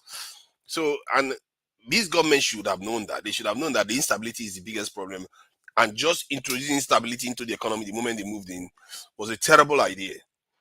They could have just introduced slight instability by removing the fuel subsidies and hold off on anything, on any kind of monetary change, like as they are doing right now. And when a situation has stabilized, then you can incrementally change the monetary system. But it's like our leaders, they don't understand incremental change. They don't understand that the instability is the worst enemy of the economy. And then if you want to discourage people further from using the dollar, you slap tariff on all the nonsense goods that we don't need. Like all these toothpicks and notebooks and uniform and all that nonsense that we don't need in Nigeria. Slap tariff on it, so that when they pay for the tariff to bring the stuff in, you use that to subsidize the local manufacturers. All this money that To Nigeria, are you related? Are you related to Idi Amin of Uganda? Are you related to him? why should I be related to you? Jesus I don't, Christ! I don't have to be related to it. It's common sense. If you can't import anything into your country that is not leading to the development of the country, especially at this stage that we are in, if you are importing toothpick that is not good for the economy, when local manufacturers can make toothpicks, stop it from coming in or put tariff on it, so that when they bring it in, use that to subsidize your local manufacturers, so that they too can manufacture toothpick and be competitive. Tomorrow, they will be the ones selling toothpick to China. That is what you want. And you would think these our leaders understood this. I really bet to think that they do, because I know I'm not a thorough expert on economy, but it's because it's just common sense. But they refuse to do it because they are not serving us. I've said this before. They are serving their own masters. This international, so-called international community that they like to call themselves. They are the ones they are serving. They are not there to serve us. The reason why the French, this Senegalese leader is making the speech that he made, he actually said America too. He mentioned America. He mentioned the UK and France, because he said all these people, they are not there to help us. They are competitors. We have to recognize that if we don't help ourselves, these people are just going to be there helping us ruin ourselves. It's not their job to help us. They are doing what they are doing for their people. We are not doing what we are supposed to be doing for our own people. It's common sense. I gave this example before. If you are running a household, you have 100 dollars in your possession, and you have 1,000 naira. You don't say, oh, your children should go and place order for $1,000 worth of items when you know you have only $100. You should be saying, hey, little ones, don't spend money on the dollars anymore. Use your naira to go and buy stuff, because we don't have a lot of these dollars. That is what you are supposed to do. But the Nigerian government, because when you do that, what is going to happen is that because the demand now for the dollar increases, your own naira value completely becomes nonsense, because that dollar that your children is in need of, they have to now take the naira, convert it, and then they have to buy the dollar at a higher price, and it makes your own naira meaningless. That's common sense thing. Our leaders couldn't even do that. It's like, do you have to tell your own? Does anybody have to tell any grown person how to care for their children? Even the bad parents know that, yeah, this is still my child. You know, they still defend their child's interest. Somebody's coming to beat their child, they will defend their child. But our leaders are not like that. They will leave us to the devices of every other people to come and take advantage of us as much as they like. And there's a point that Jonathan made that I'd like to highlight, when he said our leaders are very vague. They are deliberately so. They omit a lot of things from our people. They don't tell our people the truth. All the countries around the world today in Europe, if you look at them, they are all defending themselves against another nation. They are all, even Poland is talking about war today. Sweden is talking about joining NATO because they want to prepare for war. Against who? The Soviets. And everybody who is our leader telling us that who is our enemy. How can you be this poor and you don't think you have people that don't like you? Hey, God. If everybody loves us, why are we this poor? Why are we this poor? Who is keeping all our money our leaders are stealing? Who is allowing them to come there and stay? Because they are gaining from us. Why? It's not their job to help us. It's our job to help ourselves. I say, discourage people from you bringing, spending the dollars, and it's easy. As a matter of fact, you can make the Nigerian currency appreciate strongly if you want to. But personally, I will go for stability, discourage the people from using the dollar, and the economy will start changing. And for me, you all know me, I'll go for security. Make sure that $50 billion that we are losing in GDP every year, we don't lose it anymore. Can you imagine if you are losing $50 billion in GDP every year? To The next Nigeria. year you're losing. The next To year after you're Nigeria. still losing. Yes. To Nigeria. When we keep talking about the currency rising, we keep talking about dollar, dollar, dollar, dollar, dollar. It is not only dollar that is rising, that is having a problem. Even the safer is beating the Nigerian currency. No. The Nigerian currency. I think the dollar is just a marker, because if you fall against the dollar, you tend No, to fall but against all everything the else. currencies, because when we keep talking, it's as if it's only the dollar. The pounds, the sefa, all are beating Nigeria mercilessly. No, I agree You with you. I know, agree with you on that. I'm not disagreeing with you. I think I agree with you. I think when they use dollar is almost like the international currency, so people just use it to measure. If your currency is falling against the dollar, it's definitely falling against all the others, because the other ones are also stable. So they are all maintaining the same level, just like the dollar is maintaining the same level, while ours is depreciating. Hence, ours is depreciating against the safers and everything else. So the reason why we mention the dollars is because the dollar is the currency that our leaders tend to go for when they choose a currency, and it's very, very easy. Let me say this again: it's really, really easy to control the currency depreciation. Our leaders chose not to. It until last week. That's when they even. Why do you think they came out? I've been talking about this. Anybody that has heard me, I've been talking about it months ago. I said, why do you think they came out to say it? Because they know. This is something that it's like I didn't even invent it. The South Korean leader in 1962 or so, he came into office. One of the first things he did was stop buying foreign stuff, buy only locally made goods, and he supported. I think was it Samsung. Today, where is Samsung? Samsung is one of the biggest companies in the world. You have to support your locally developed goods. That is why you have Samsung phones everywhere from a tiny country like that. Why is Nigeria not? If Nigeria promotes its businesses, So Nigeria Naija, promotes please its bring it to me manufactured one goods, minute, sir. we are going to In be 1 minute. extremely rich. Yeah. Let me round up. Okay, thank you. We are going to be extremely rich if we just promote ourselves. First thing first, obviously, you have to secure the country first. Then promote yourself, promote your manufacturers. Nigeria will be so rich, Nigerians will not even care about touching any country overseas. Africa is massive. If we wanted to explore anything we want in the world, you can exploit it in Africa. We will not travel overseas anymore. People will be rushing to Nigeria. There's no reason why we can't do that.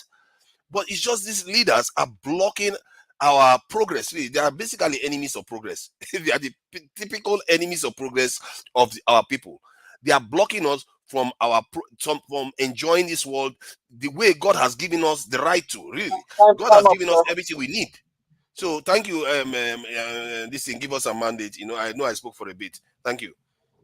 Yeah, thank you very much, everyone. Give us a mandate. Go ahead, sir. Go Give ahead. us a mandate. Yeah, please, if you permit me just a minute or two, Go ahead, sir.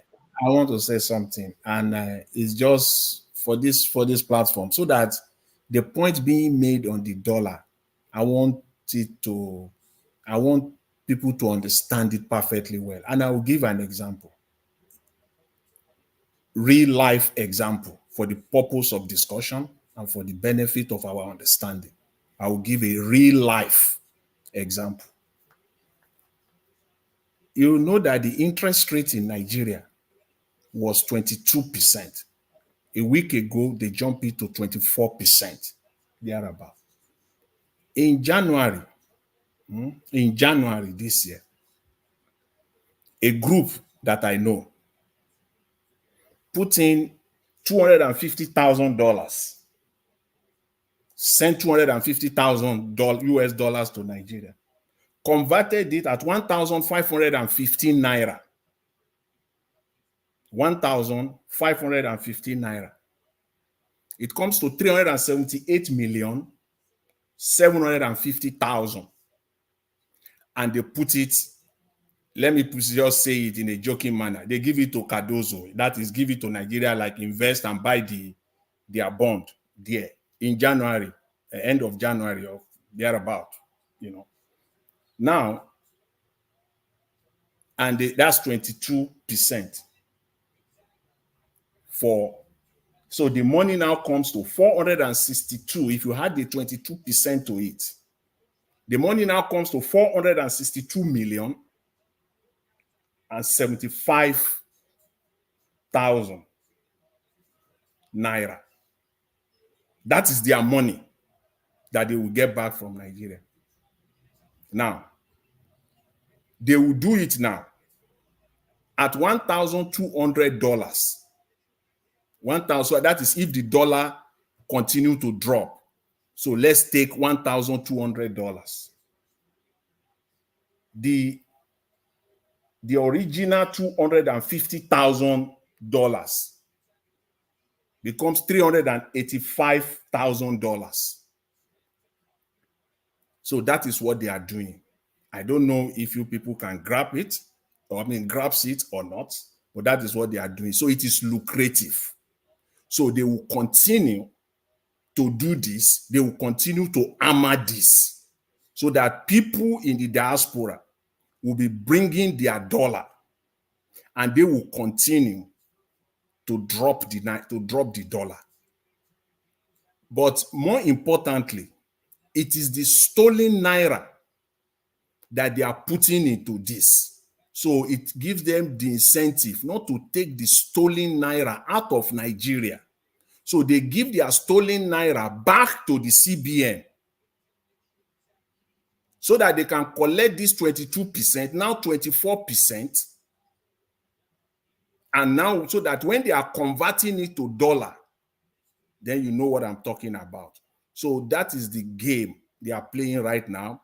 Please, there is no any other game. That is the pure game. So there are Nigerians outside that are ready to bring in their dollar, their pounds, their yen, and their euro, convert it. But there is a risk, and that risk is dangerous because they can, at the end of the day, they can throw everybody under the bus. That is, if the dollar bounce back to 1,800, you will think you want to make money, but at the end of the day, you will lose money. But again, it's business, and a businessman will take the risk and he will go to anywhere where he knows there is opportunity for a better return. So that's where the money is coming from now. So they are not doing anything. The dollar we're seeing coming, I just want to emphasize that it's not that they are doing anything special. That's just in a nutshell. Thank you very much for giving me the time to explain this. Thank you. Thank you very much, Mr. Jonathan. So what you just explained now, I think I was on that call when Cardoso was talking to people, and then Nigerians. Yeah, obviously, just absolutely right. Well, like you said, so it's just like this money scheme that you in Nigeria back there. Where you put your money and then they give you, they tell you to invest this amount of money, and then in the long run they get this amount of money. After a while, that thing, that thing, they scam Nigerians. So that's basically what they are doing now. And like you said, Nigerians need to pay attention and be careful because these guys, what they cannot do, what they cannot fake, I've never seen before. I've never seen it with this government. Nothing. They are all clueless.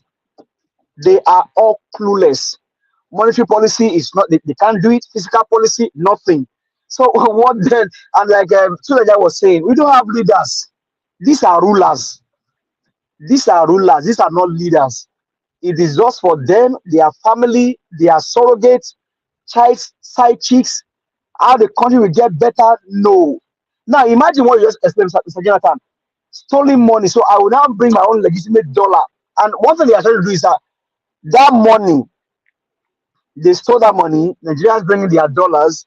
Instead of them taking their money back to their money to foreign country, they want to exchange it in Nigeria and then do what they want to do with it. The country is I don't know. I don't know how things get better. If I was actually opportunity to ask Mr. Peter Obi any question, I think they are about to ask that question.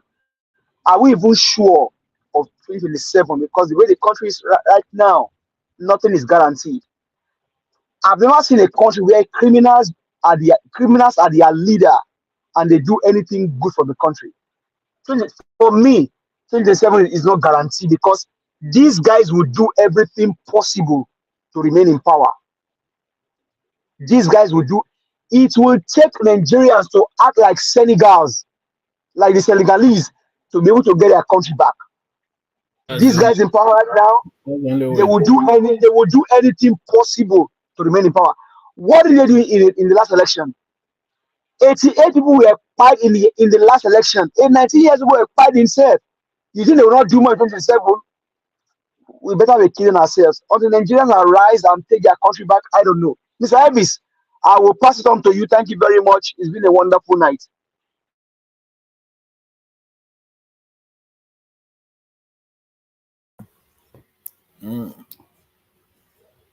Is Mr. Elvis? I don't think Mr. Elvis is still there.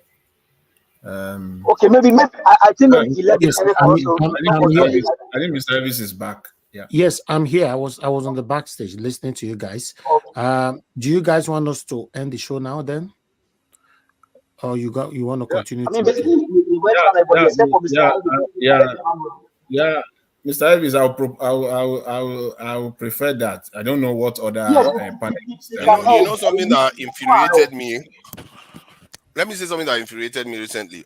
I just saw, I think in one of these, I think it was Kaduna actually, but where they took 5 minutes. Let's round up. Thank you. Yeah, the people that they kidnapped and that building, and they were putting the list of, I think, leaders of Nigeria there, and they went further back and put Oyibo people there too.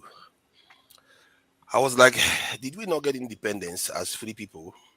Why are you putting Oyibo people as our head of state too on the list of our head? That's what you are seeing there. Is that continuation I'm talking about, from the colonizers to the people that they handed power over to.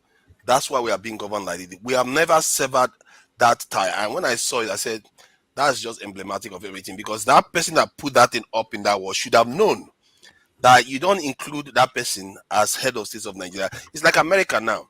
They don't include the Queen, the King of England as their head of states. They don't do that. But our people do that.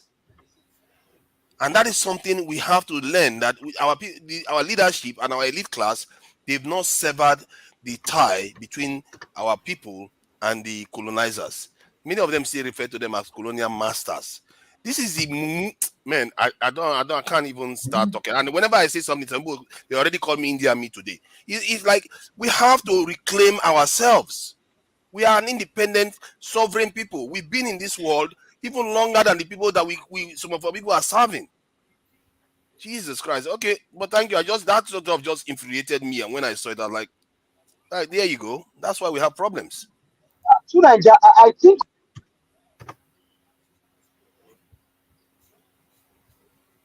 What happened to his audio? Okay, so yeah, when I say that we should put some tariff on things that Nigerians can manufacture, what I'm basically doing there is encourage so that our manufacturers can have space to operate. If people keep getting cheap Chinese goods coming to the country all the time, how are we supposed to start manufacturing things? How are we supposed to start building expertise? But you can only do that. You can only do that. Yes. Yeah, we can hear you now. That was a good submission, honestly, because the only way to discourage all of this thing, ordinary toothpicks we have to import, is by it was in our economics, the secondary school economics. You put tariff on them to discourage them.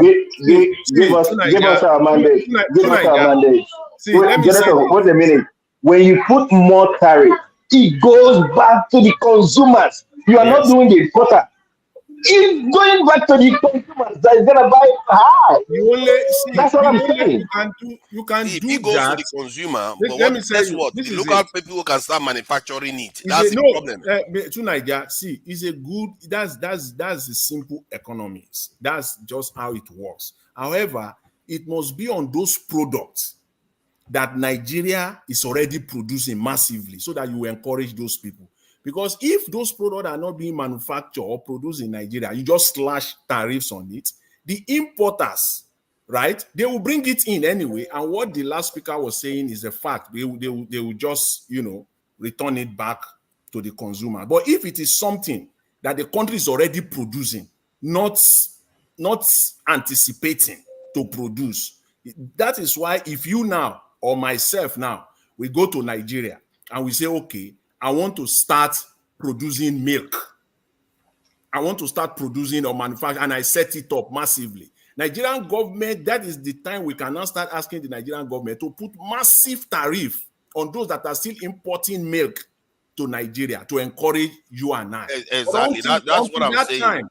Until that time. The time is there. The reason why I say the time is there, because there are things inherently Nigerians should be able to manufacture. Things that are not of high engineering, high technical know-how. We can manufacture those things. There's no reason to be importing them because we are losing foreign exchange. You know why? You know why? When you talk of high manufacturing stuff, that is where you now talk of the Ajaokuta steel. Exactly. The thing is that before we keep talking about all these manufacturing here and there, see, the people at the helm of affairs, they must be ready to lead by example. It's a very simple thing. Nigerians, we are very easy to govern. If at the level of the presidency, they can come up with a policy that everything that is being used by those people in power should be things that are manufactured in Nigeria, not just manufactured now. For example, those cars that they bought for themselves, they should be indigenous company. Also, if they talk about education, none of their children should go abroad for education or treatment. You will see the effect, the massive turnaround effect that we have on infrastructures in the country. Because in these Western countries, their children, the children of those people in power, they use public schools. If you must use private school, it comes at your own expenses. And why do you even want to use private school? If you are using private school, that's almost an assurance that you are losing the election because you are not associating with the people on the street. So if they start the examples from themselves, all these other things we are talking about, they will just naturally follow. Even if they increase this tariff that we are talking about, don't forget there are hoodlums at the border, at the custom, at the port, every entrance to the country. These people, they will also have a way of allowing illegal things to come into the country. And at the end of the day, they just mess up everything. So if we Those have are leaders, downstream problems. Those are if downstream problems. I yeah, agree if with we have you. leaders that love the country enough, that are patriotic enough, that will say, go to hell, you Western world, I think Nigeria will move faster than we all anticipate. Just like you said to Nigeria earlier on, we should be a regional power. By now, Nigeria, people from the northern, like Benue, Plateau, and the rest, those people should produce enough food that can feed the whole Africa. So we should play more role in this continent, in this our African continent, but we are just there docile because we have fools. We If you have look at fools. We Central have African Republic, that is just a nation away from Cameroon, that nation has massive land, very few people on it. If Nigeria was pulling its weight, we could own most of that land there and farm it. And Nigeria, see the potential of Nigeria. People don't understand what these leaders are doing to us. They are literally tying our eyes so we don't see what our potential. We have so much potential that these people have tied our eyes so we don't see, and we really need to start challenging them on all these things. This is why I was saying we need to start having one voice, target one thing, sort it out, target another one, and before in the next 4 years, people that think that Tinubu is inevitable, you'll be surprised. He will look like an outdated leader if you change people's mind and push for these things. Nigerians, we have all the potential to be extremely rich, but we just have to be ready to do the hard work that it takes to push these leaders away, because these are our leaders. They're not believing like our leaders. All of them are seeing themselves as extension of colonizers. Chris, you saw this speech that Senegalese leader made. You know how he talked about how they recruit their leaders into the Freemasons and all those things. This is how they inculcate our leaders into as seeing themselves as an extension of the colonizers, instead of them to be seeing themselves as independent people. And this is a but trap our people it's are in, and our difficult. people don't even know it. It's difficult because you see that young guy that was talking, he doesn't have anything to hide. He doesn't like most of these our leaders, they have all their businesses, all the wealth they've stolen. They have all their criminal records with this Western world. That's why the West can use them as puppets. Mm-hmm. So every day we all should be crying that we missed out on Peter Obi because if His Excellency Peter Obi had come to power, they have nothing to use against him. Because if you look at these other leaders that they are controlling up, like Paul Biya in Cameroon, Museveni, these old cowards What that they is have in crying now power, that you missed out on Obi going to solve? Cry for security, cry for power supply, cry for control of use of dollars in your country, and watch your country change. That those three things alone, you will see your country transform, and people will be rushing from overseas into the country. We have 20 million Nigerians overseas. yeah, like 20 million. you see that Central African Republic that you just mentioned of. Nigeria was already doing that, but in another form. You must have heard of Technical Aid Corps, where we send graduates to all over the world, especially African and the Yeah, yeah. Caribbean. We send Introduced by graduates to those Babangida. countries. Yeah, 2 years. And if Nigerians go to those places, they treat us just like we treat these white people if they come to Africa. Exactly. The kind of respect they see us as expatriates. If you Mm, cough, they are running up and down. yeah. So I just like Bujumbura. I know Bujumbura, that's Burundi, very well. I think Because I was part of it. this guy Yeah, I is saying was that we part should of this fight technical corruption. aid course somehow. And when Yeah, you step your foot there, they take you as I don't know how to even put it. they And you look can up see to the us. kind It's of crazy. power. Personally, I even find it weird how they look up to Okay, Nigeria. It's really okay, to strange. Nigeria, you know you are somehow. It appears you are very close to these people. Can't you suggest to them that look, this we can come? That Chris, You Yeah, think you're I've so not told funny. them? I've told them stop looking up to Nigeria. Fight for yourselves. Naija, wait now. Naija. Let me make my point. What do Let you me mean make I my should point. I To know Nigeria, I'm not taking words from you guys' mouth. Do you know that journalist that kind of like that exposed those smuggling thing, the customs and the smugglers whatever rackets? Yeah. Yeah, yeah, yeah, yeah. He's now being declared by wanted by the Nigerian police. yeah. On See what now? how On what ground crazy now? Nigeria. On what ground? Well, To Nigeria, that's what I'm seeing right now. I'm seeing it right now.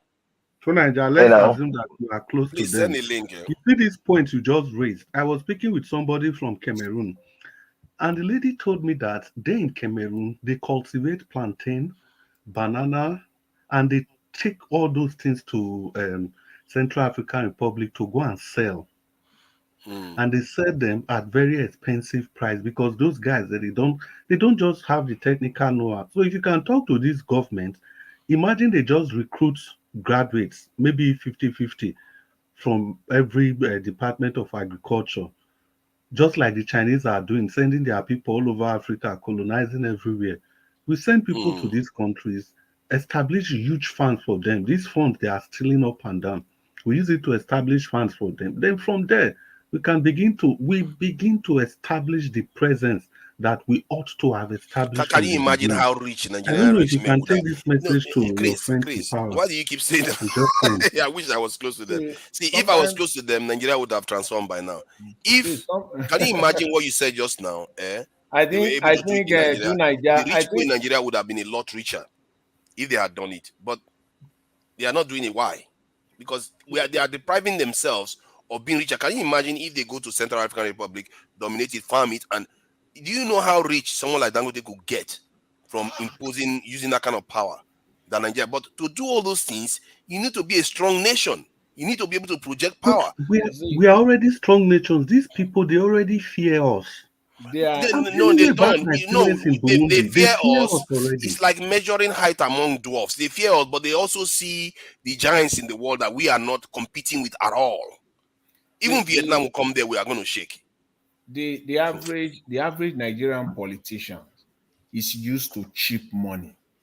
And most of the time we always believe that they know, but many at times these people are ignorant. They don't know. So when you talk to Nigeria, when you talk about the colonial people taking advantage of us, we also have opportunity now, or opportunities in fact, to take advantage of them. They have been taking our resources to their country, to their various countries for decades. We now have opportunity to start taking their own resources and bring it back as well. But unfortunately, our average Nigerian politicians, I used to think before that they know. But see, many of them, how will Okada guy who became a house member all of a sudden knows all these things?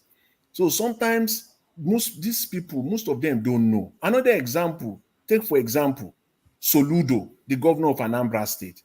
For me, 2 years ago when he became governor, I was thinking that this is somebody who was once the central bank governor of Nigeria, who has negotiated, sat on the same table, one-on-one with World Bank officials, with IMF officials, with Paris Club officials, and that he will know the inside out of these things, how to take their resources and bring it back. So I come to a conclusion that sometimes they don't know. These people are just, some of them are just bookworms. They are theoretical people. That is it. They are not smart, to the point, or as the way that we think they are. If not, why would somebody like that you have been at that position, that you will not know one-on-one how to bring the resources of these people back in? It still baffles me. So the I think logical you have a conclusion is point. that perhaps they don't know. They I, I, just don't know. I think you have a point that many of them don't know. I still believe, among our elite class or political class, at least the top 2 to 5% do know these things. Like people like Tinubu they do know. People like the central bank head, they do understand these things. And Tinubu don't know. How will a drug see, baron know? The man who see, spent all his because time, because siphoning fella and because fella went to America, came back, and his eyes were open. You can't live in America for so long and pretend as if you don't know the dynamics of the world, what is going on. America is very raw, and it shows you the true face of the world to an extent.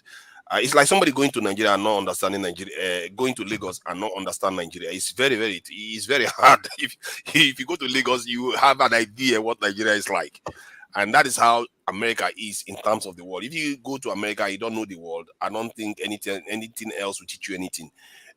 That's why I think some of them do know. I agree with you. A lot of them, like the Akada guy that won, and a lot of educated people don't even know, because you hear if somebody goes on TV and some of them even travel overseas, they come on TV and call Oyibo colonial masters.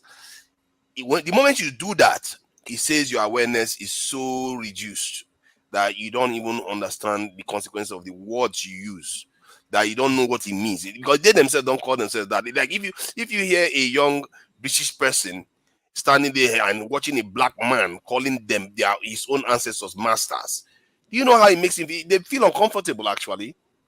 Like, who are these people? Are they this backward? It's like, why are they not in the 2004, 2024? They acting as if they live in the 1960s still. And that is a strange thing. And the reason why that is possible, because our leaders keep us asleep. That leader now in Senegal, because of the way he sounds about the French now, tomorrow nobody's going to be calling the French. Before you know it, within a couple of months and years in that country, people are not going to be seeing the French like, oh, some kind of colonial masters and all kinds of stuff anymore. They're going to be seeing them, oh, these are rivals. There are people that have been doing us down, and No, no. for better or Even for worse, even with they are not even with his they are not speech, there for us. even with that speech, he already demystified them. It's just for the people to Exactly. take it off from there. He already he told them off, and I was very glad when he now included U.S., China, and Yeah, Russia. he slapped all of them. He didn't even exclude anybody from China, And Russia, all of them. He slapped all of he them in made there. it clear to them that he is willing to work with them, but on a different term. He's not Exactly. That is the isolating himself. attitude you need. That's the attitude you need. That is a leader. Come on. And then we watch this space, and let's hope he does it, because our leaders, like the Ghanaian leader, they will talk all tough and everything. The next thing you just find out that they are busy selling their own brothers out again.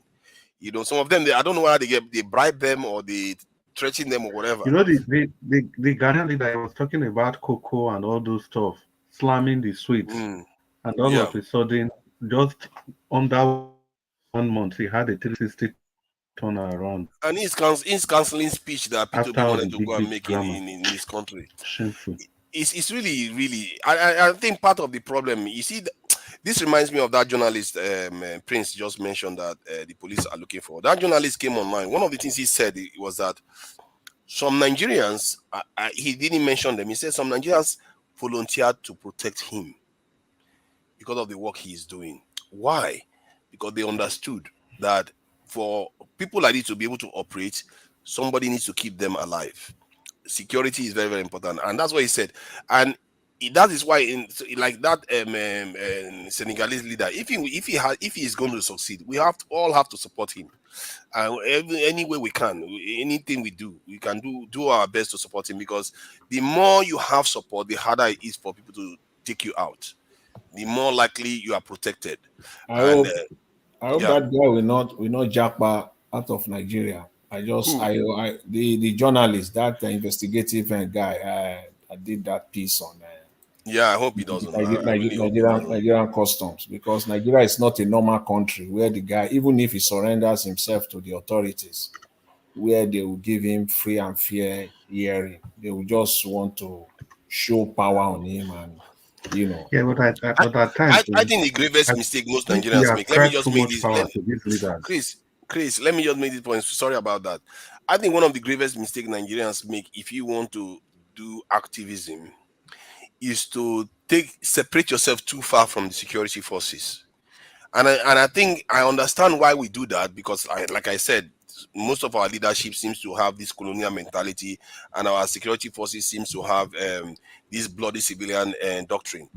That said, if you want to take over that country, you have to form alliances with them one way or the other, because there are always some of them that are like you. Just because the fact that you exist in the civil society doesn't mean they don't. People with those sort of heart don't exist in the military or the security forces, police, and all the rest. They exist. You just have to find them, establish links within them. Because when you do that, when this type of stuff happens, they are the ones that will be telling you what to do. They are the ones that will say, "I'm here. Nobody's going to touch you." All those other things, they are the one that will protect you. I've seen that happen in many nations, that people emerge and take over the country. I even believe that this Senegalese one is probably similar too, because it was very easy for them to come out of prison and take over the country. If the military was against them, they wouldn't be able to do that. The issue is that, you see, Nigeria is absolutely, again, I said absolutely not a normal country in any sphere at all. The country is not normal. Nigeria Mm. is not normal. If someone now, yes, fine, like activists can stay on, fight, for the country, fight in what they believe in, but the way they will be handled in Nigeria, Nelson Mandela in South Africa will be a child's play. At least we all know the case of Nnamdi Kanu that is still ongoing now. It's not a normal country. See, today's session with Mr. Peter Obi, one guy came up with a very, profound question, and Mr. Peter Obi agreed that yes, that is a good question. The guy was talking about the agro-allied agricultural sector, that there are people that are ready to come in with massive investment into the country, and then they will start developing the agricultural sector, and within a short time, Nigeria will get out of this mess. And Peter Obi's response was that yeah, that's a good way. It's one of the good ways that he agreed with him, but that Nigeria is not normal. That even, Mm. and his example he gave example that everybody can relate with. He said, on social media, they fight you. They are trying to distort you on social media because you are doing good. These are the people. Now, when you now bring it to them, he said, for the simple fact that you are trying to prove that what they could not do, that you can do it. Except for that alone, they will fight you, because you are proving to them that, see, I can do it, but you can't do it. So they will fight you. They will not allow you to do it. So it's not that happens in a country that is not normal. The only way is if you have the power, then you can get things done. This From my example, from what I see, the way Nigerians, like I was in Nigeria too when Abiola's election was cancelled, and I was one of those people that was against it. As a matter of fact, I think that probably opened my eyes to politics to an extent. I was one of the people that hated this Abacha for what he did, and but the way we fought it was from the outside. We never saw the institutions as our institution. And I think that is one area. I think it would be nice to see a leader that emerges and has a very close knit and tie to this institution, because if you have it, you can wield it to change things for the good for the country. You can do things that normal people cannot do. Like if you look at Aerofy now, some of the things Aerofy can do, not a lot of people can do it, and I don't think it's based on being Islamic. I think that guy has links with the security forces, and maybe that's why they don't even want him inside the government right now, because he seems to be more hawkish in terms of security than the current government. And Kwankwaso, the same thing. Kwankwaso was the one that saved what's his name, Buhari's life. He gave Buhari a bulletproof vehicle, and when they attacked Buhari, that car was the one that prevented him from dying, while everybody around the car died. So there are some people that are just, they are politicians, but they are more than politicians. They have links that gives them extra power, and this is why, Yeah. yeah, that's kind of thing. The people that oppose government, like people like what's his name, Shawari, or someone like P2B, if you oppose the state in terms of the APC, you want to also have strong links Hey, inside all the other you, institutions too. you know, to Nigeria, it's you on this platform. I don't know whether you propagate that on other platforms, but on this platform, you always say that if we if we fight the government, if we tell them or we come out that we don't agree with what they are doing, that they listen at the end of the day, that they do Yes. listen. Yes, that's even from outside. We can fight them, especially those of us that are in diaspora. We have a weapon. See, all these things we're Mm. doing, we have a way that we can handle it in 6 months or in 1 year. Nigerian government will begin to listen to diasporans. In fact, you will see that Mr. Tinumbu and his economic team will come to Washington or to London to come and sit with diasporans, or he will send his CBN governor or his finance minister to come and start talking with Nigerians. But we are not using the weapon that we have. Nigeria economy right now is surviving pretty much on diaspora remittances. If we can use it, it's a weapon that we have, and we continue to give them to use it They against don't us. care. No, it is. I'm You are saying acting that. as if you take the money from Nigeria, the politicians care. No. Like This what? one they What care. do we Oh. care? This one, see, Oh, this if you one don't they send the money care. to Nigeria, Yeah, yes. If oh, there is a way you can you use it, see, it's what you have. but that It's is like it's like that, it's like the see, labor union. See, it's you, like the labor union. What's the one yeah, of the weapon that they have? Strike. They don't have anything other see, than that. You use what you have. see, what you are doing is doing exactly the kind of mistake that someone EPA made, asking people to sit at home. Oh, sit at home is going to pepper those politicians that don't care anything about you. How does that? They will be like, you don't want to send money to your people that are suffering that we didn't even care about in the first place. Fine then, let's carry on in that game. But what See, you are sending it on, they don't use it for the people that you care about. exactly. So how are you going to deter them by not sending the money to those people? See, this is They dollar don't we're care. talking about. This dollar we're talking about is a different ball game. That's all the Nigerian politician knows and cares about. No, they are Money. getting it from the oil and the thing It that they are is not. stealing. See. They are augmenting. They are augmenting our money. You are not sending money So to the politician. You are sending it to your family members. no. You don't get it. Oh. That means you don't know how economic works. Oh. No, I How the do. To economy an works. extent, I See, do. when you send, let me tell you, when you send your £100 to But when, Nigeria when you now, send, Jonathan, when you send that money, it benefits the economy, and they steal from that economy. That's what Mr. Jonathan is saying. No, they will but see the thing you are your missing is hundred that the your steps hundred that they are pound. stealing from the economy If you is not send, from that. listen, see, if you send your £100, you will use it. Let's just break it down. You are in UK and you decide to send £100 to a loved one in Nigeria, Mm-hmm. and then your family member or your friend or relative, whoever, receive the £100. Mm-hmm. That £100, when it gets to Nigeria, right, is your family member will get naira. That's what they did Mm-hmm. now. They Yes, will make sure yes, that it doesn't get the pound.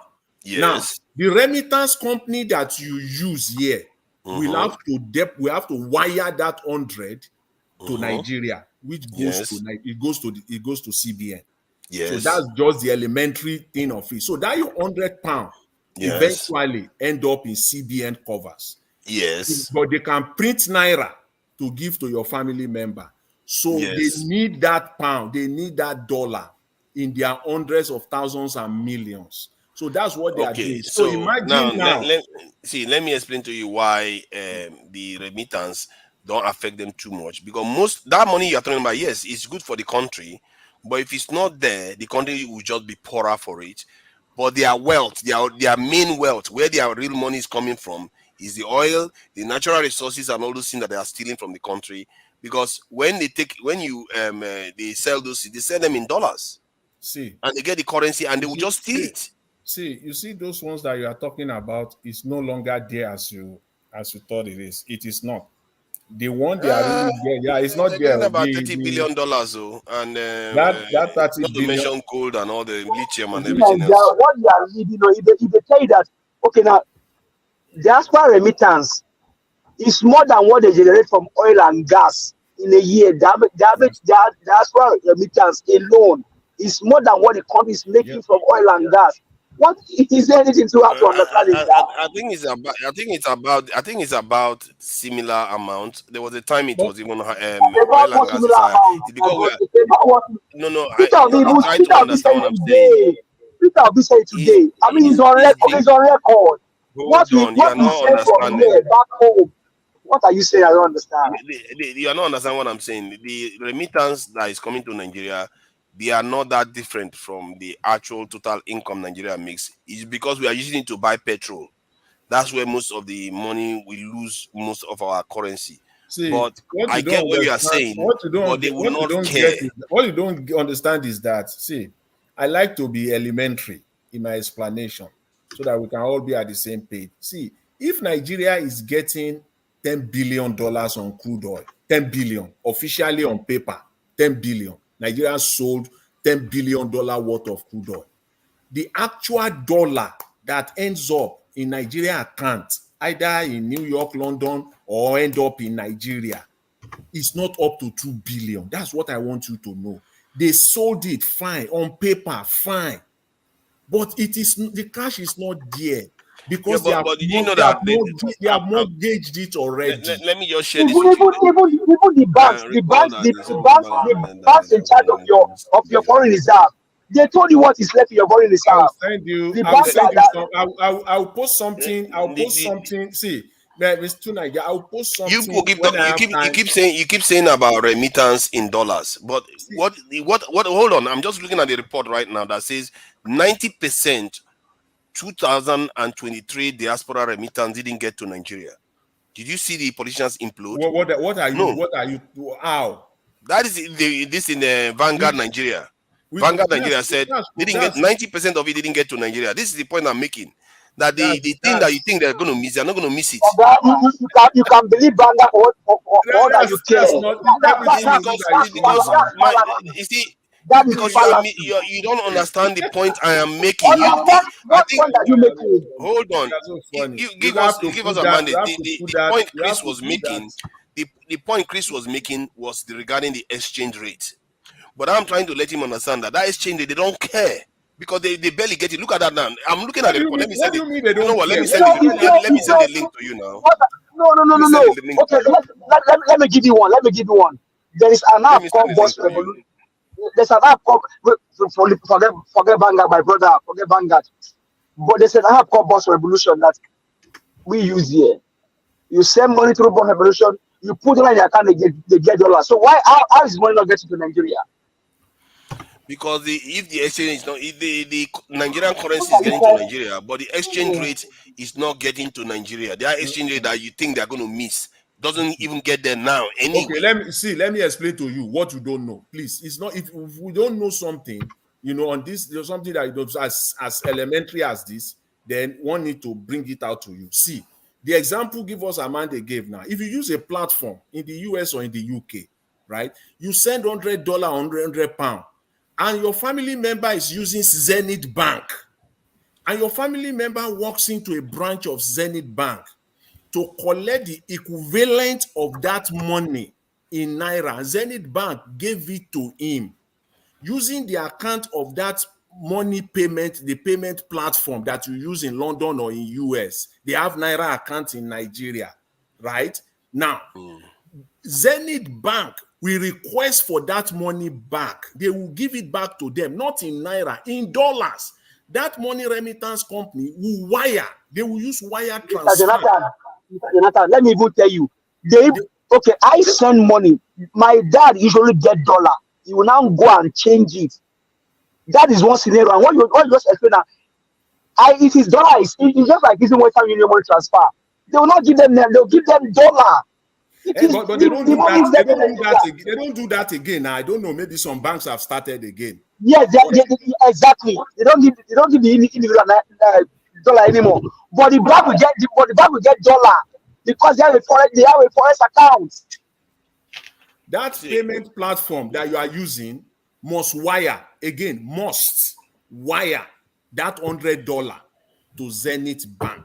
They must wire it. So see, that's your we £100. can't keep going round and round. We have to take information from more authoritative people that know what they are talking about. Guardian is not going to print that stuff if it wasn't authoritative. You have to from people that know subject. what they are talking about. But now you are talking as some. But you are informed now. You must subject all those things to scrutiny. The reason why I agree with it. The reason why I agree with it. I've done that same reasoning myself. I've said it before that when people send money from the UK and then the people you know what you will read. Don't go too far. Since you are the one that sat down there, and you come out with that information on Google, on internet, please go to the CBN. Is your own job now. Go to CBN and what CBN said about 2023, the total remittances, whether it matches that report. The total remittances is 18 billion from US CBN. dollars. No. From CBN, please use CBN. Go to CBN website now. Read it. However you can get it. CBN remittances 2023 to Nigeria, whether it matches that report. Yeah, let's see now. Overseas remittances hit $1.3 billion in February. Okay, that's from last year. But I put 2023, so why is it? That's for this year, I mean. Let me see. Where do I find? Let's wait there. CBN, If it is weekly 1.3, listen, let's wait there now. Can you send me the link that you're using? See, since you are the one, you can get all these things. So, see, let's use the current one that you are talking about. Okay, Mr. Jonathan, let him do an exchange of that 1.7 billion that he's talking about.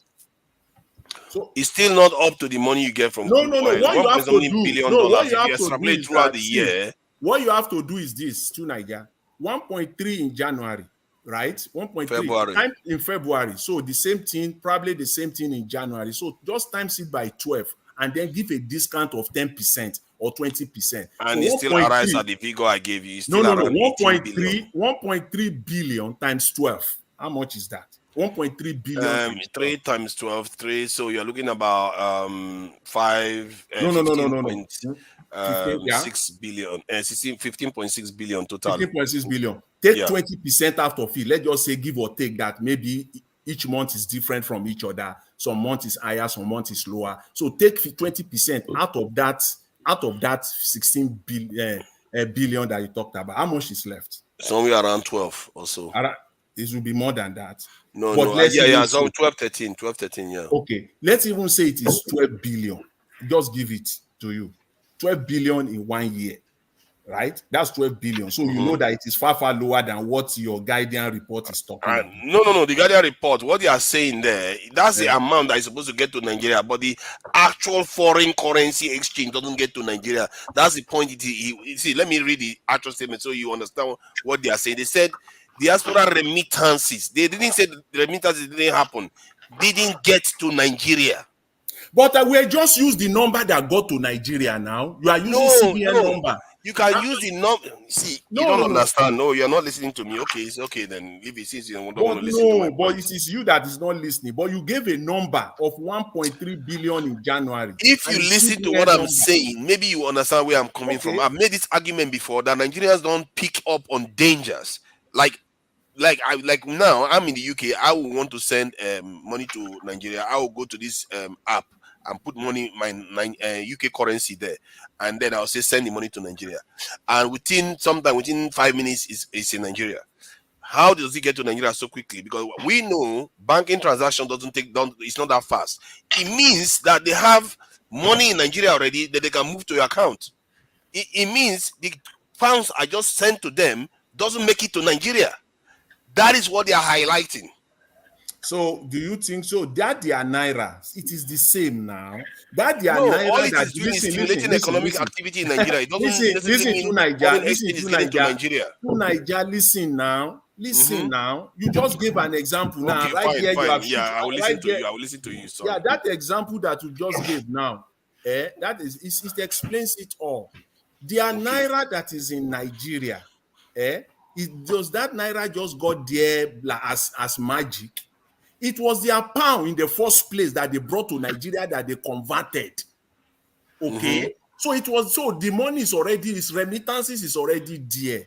It's just that their own is up front. It is not that. So you mean they brought naira from UK, the payment company? They brought their pound, they brought their dollar to Nigeria, converted it. So the money is already with CBN. Okay, So you they finish. might Okay, use, now they let me might let me explain it to you so you understand the dangers of what they are doing. What they are doing there is that they are retaining the foreign exchange that we Nigerians value so much. They are retaining it and stimulating naira activity going on in Nigeria. In other words, when we now want to spend that money that we spend in Nigeria, we will need more foreign exchange that we don't have. Then our currency depreciates further, and now when our currency depreciates further, then we send more money over here. The same process repeats itself, and our currency keeps depreciating further. I don't know how to So, explain to you. I see. Don't worry. The all this stuff is going to come out even more and more. And because All when I'm I just looked telling at it, you, all you I'm have to just ask yourself, see, if that currency doesn't get to Nigeria, we are losing. either way, the £100 that you send gets to Nigeria. Either even before you send it or after you send it. Either way, that your £100 gets to the bank in Nigeria, to the No, it's CBN just in Nigeria. naira that gets to the bank in No, Nigeria. that money. So let's use another. Let me give you another example. I can set up a payment platform today, right? A money payment platform. I set it up today, right? And then I'm in UK and I'm asking UK residents that I can, when they use the platform, they will get their money in Naira, right? I'm in UK, I live in UK, all my money in British pound. What I have done in the process of setting up the business is that I have taken, for example, £100,000, £300,000, I have brought it to Nigeria. I have wired the £300,000 to Nigeria. I have converted the £300 to Naira. And I have stuck it in 4, 5, or 6 or 7 different commercial banks in Nigeria. I now turn around and come to UK and begin to advertise that send your money so you will get it. That is what happens. So my pound, my £300 is already in the Nigeria economy. That's what I'm See, telling you. what? So when you now send your £100, right, I already have a Naira account there. Okay, And because of currency fluctuation, as a businessman, I will not even do that. I will be, you see, I will take my pound. I have a dollar account in Nigeria or a pound account in Nigeria.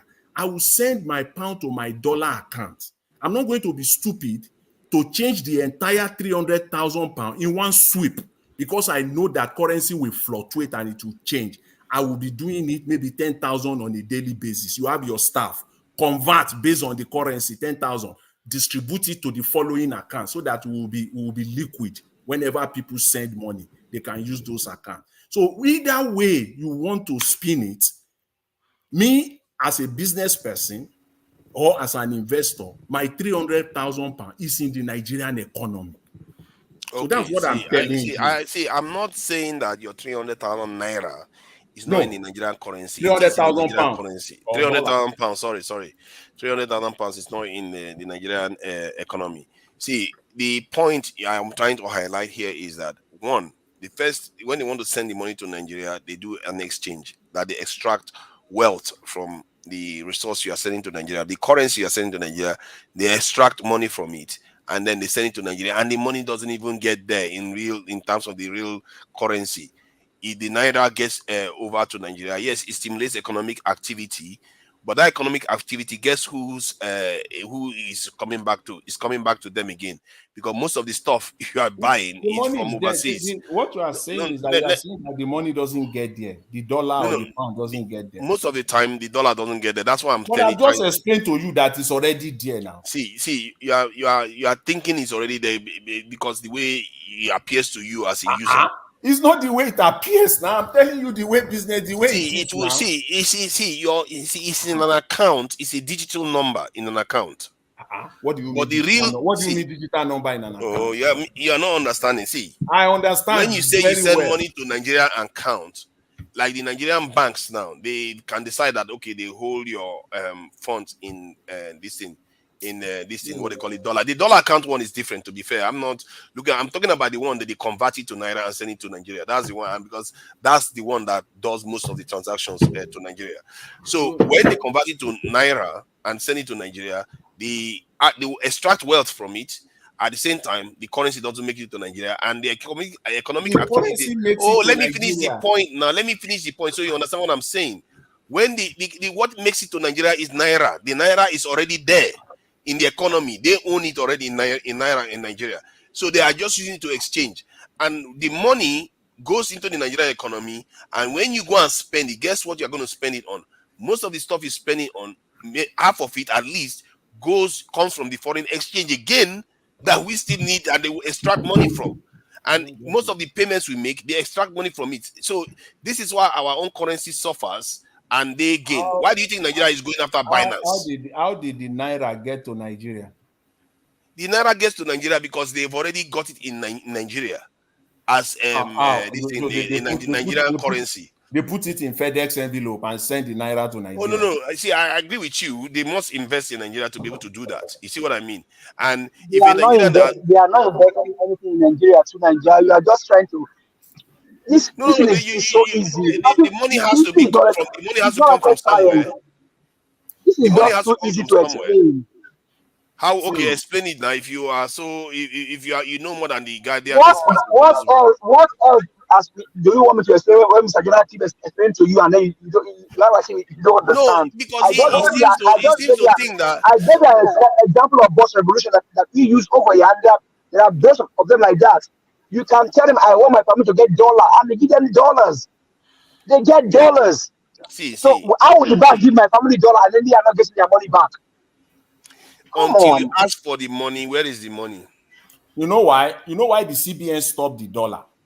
Why the CBN stopped the dollar is because Nigerians are hoarding it. So, for example, if I send $100 to my family member in Nigeria, and then my family member walks into Zenith or to Access Bank, and Access Bank gives my family member $100, right?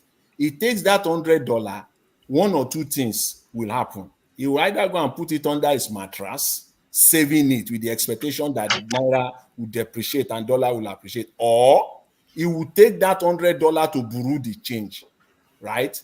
Go and change it. So the money is not getting to the real economy. It's not ending up in central bank. That is the money we're talking about. It's not ending up in the coffers of the central bank. So the central bank now devises a means. Let us stop banks giving them this dollar so that this dollar now will become our own. The example I gave earlier, when I said those company, the payment company, will bring naira, will bring their pound or dollar to Nigeria, now convert it. Previously, it is their dollar and their pound. They leave it in those accounts. They don't touch it.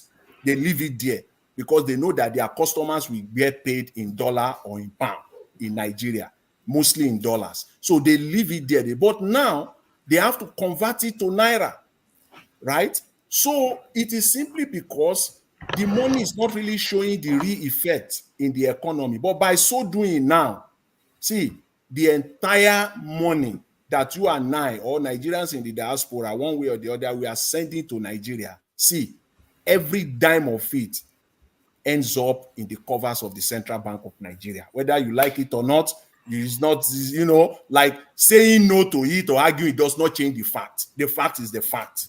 If you Okay, send your Mr. Jonathan, if you say the money is not making it to Nigeria, then what are the families? What are they getting? Either by naira or dollar. Even forget about it, what I explained to you. Have you people? Either by Have you naira or dollar. finished? Have you finished Are they not agreeing with making money? yourselves? Let me finish the point I'm making. Let me just read this. I'm not In agreeing with our let me just agree read with now. what. Let me just read what it said. It says, in our interactions with multinational rating agencies and other stakeholders, these are rating agencies of the world, though. Many of them said to us the exchange rate difficulty is more than 50% of all the challenges in Nigeria combined. Who is speaking? Where are you These are referring to? these are world institutions that they were talking Rating, to. okay.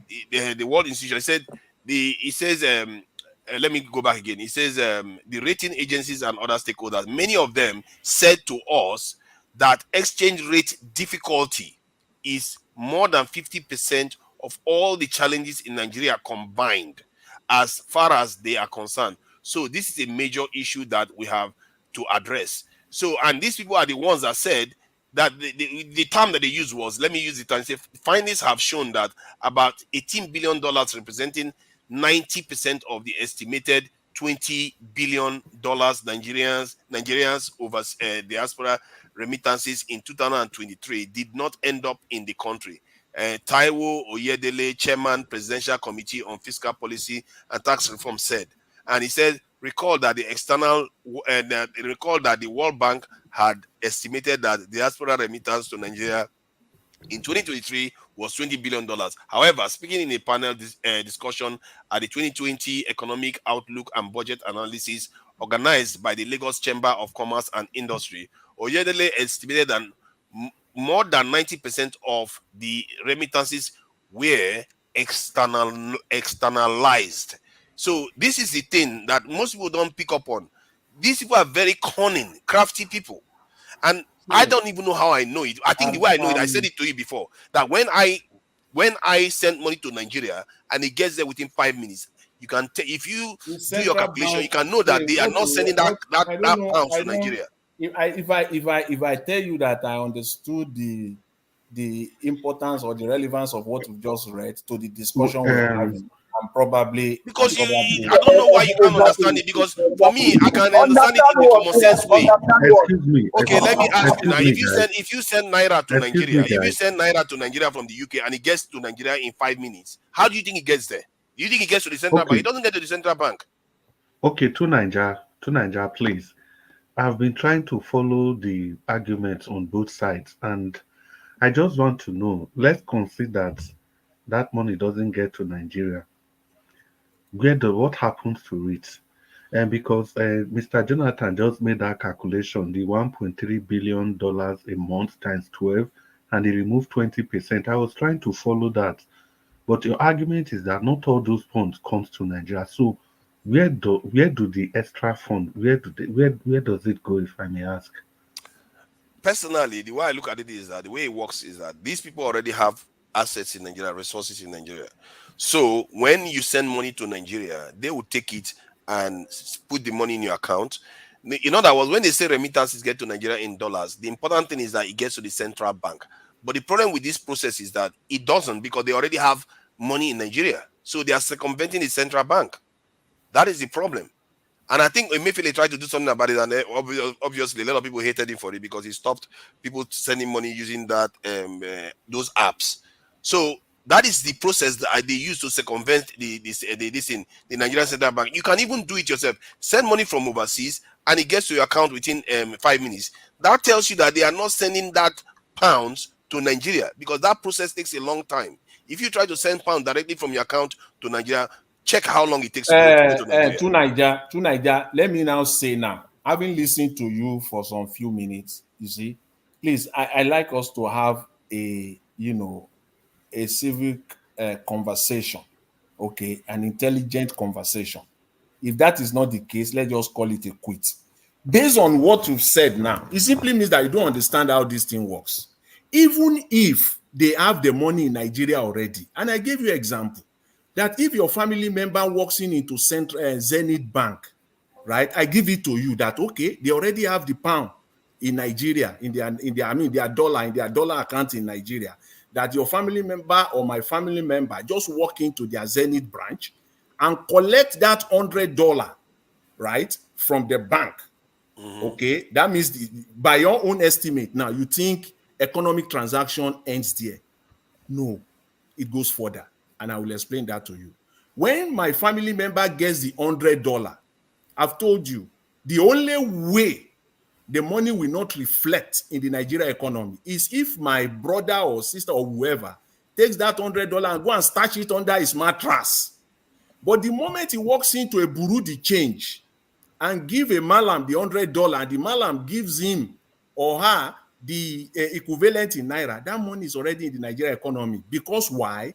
The malam is going back with that is going to that $100 in his hand is going to end up in a bank account in Nigeria. So Exactly. there will be No, record that of point this is a $100. different point. Like I said to No, you, no, no, no, no. I So what think I'm no, just no, no, saying no. is Let me that just say this. It's not going to even take 10 seconds. The point I was trying to make was that I'm referring to the ones where you send actual cash and it gets to Nigeria in naira, not in the foreign currency. it You are doesn't talking about matter. dollar account. I'm not talking No, about dollar account. again, yeah, okay. Now you are moving, you are flip flopping. No, I This said is it to you dollar. before. Okay, I said it to you before already. You I've keep been saying using that. the naira. I've been using the naira example for you. Okay, let me use the naira Hey, again. go with the naira example. Okay, let's go with the naira again. The naira is that if you are in UK and you send your $100 to Nigeria, and then your family member or my own walks into their Zenith bank to collect $100 equivalent in naira, they now give him or her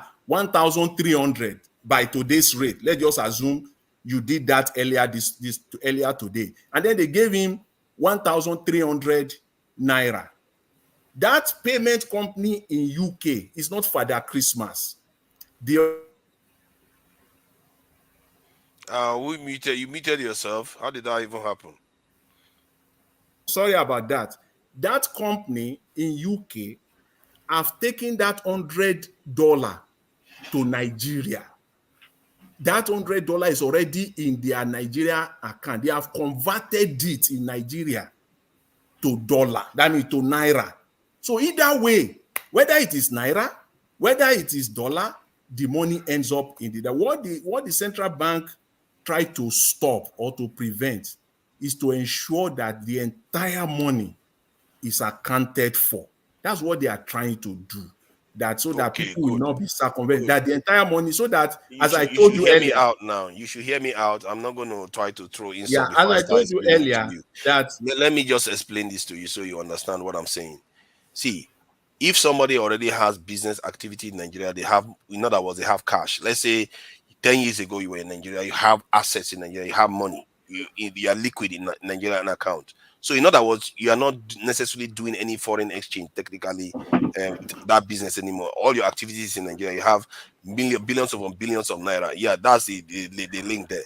So if you have that, then when somebody sends money from the UK now in pounds that should get to Nigeria, now you say, okay, oh, because you want 300,000 naira in naira, but you give me 1,000 pounds. Okay, what I'm going to do now, I'm going to go to my Nigerian business and tell them send that their family member 300,000 naira. So what has just happened there is that you're already in Nigeria, but this business are just taking the pounds that you send that should get to Nigeria and did the exchange and kept the pounds here. And so you can see how that can be damaging to our Nigerian economy because the CBN doesn't have access to that exchange rate to give to Nigerians to buy goods overseas or pay school fees or all the rest of it. And okay. guess what's going to happen? Our Now here is currency the depreciates even further. okay. Now let me now tell you, let me now the one that you've just explained now, how the bank checkmate that. Even if I'm in Nigeria, right? I know that Nigerians use different way to circumvent government policies. Yes, that happens every day in Nigeria. If I'm in Nigeria now and you are in UK, you have the pound, I have the naira. And then I will tell you in UK that don't worry, I will set up all the accounts at different banks in Nigeria where I will put in 50 million naira in each of those accounts in Nigeria, right? There will be 50 million. So you don't need to send any pound or any dollar to Nigeria at all. So we are business partners, right? So when people now come to your office in the UK and send $100, right? I will pay them in naira in Nigeria. then I will come back and collect, or now you will now transfer that $100 to my account in UK, take your own commission. I'm not disputing. That is a possible scenario that even is probably happening, right? So in that case, Nigeria will not see the money at all. The money will just dissipate. But how normally does the bank checkmate that? You see, those accounts that I open, when the bank gets the information, right, that this person is receiving money, I have to give account to the bank how this money comes, the reason and the purpose why, unless I have to be lying to the bank on every $100 with documentation. If it is 10 times 100, I will lie to them 10 times. If it is 100 times, I will lie to the bank. I will lie to Zenith. I will lie to Zenith. I will lie to Access. I will lie to Diamond Bank. All of them. I will have to be lying to each and every one of them. There will be stack of document like that. So it is not that it is entirely impossible, but it is a tough one to achieve. So that's how the bank checkmate that. One, they don't need to have account in all the banks. They just need one account in one bank. I believe that they do have multiple. These people are business people in Nigeria too. And they can do businesses in Nigeria that don't necessarily need imports even. And they will make money. Let's say they can even own properties, all kinds of stuff. So, and that's why sometimes when you send money, the money doesn't always arrive exactly the same time you expect. Sometimes it takes some time before they get the money to your account. See, even if you have account with just only one bank in Nigeria, at the end of the day, it's still the same. If somebody send, or if 10 people walk into your office in London and send $100 each, your partner in Nigeria must lie to the bank 10 times. Yeah. The purpose of the money, the reason for the money. Now we are now talking in the thousands and in the hundreds of millions. So it's about rules. It's about rules. Why would they come after them? They see the Nigerian. See, let me explain this. The Nigerian banking system charge per transaction, so they're not going to have issues with that. If depending on whether they categorize them as a special case where they have to charge them more. Otherwise, they will just say, okay, yeah, they will charge you per transaction like everyone else. There is no way you can run. If the government really want to checkmate these people, they can always do it by using the banks. That's they not tried to do it before, and but you see what they have done now, what they have successfully done now is to ensure that if you send the money, right, the person is going to collect naira in Nigeria. That's it. So your money stays with you there. But and that is not good. That's not how the Nigerian current crude oil works. The dollar actually gets to Nigeria. You are taking. Let's leave.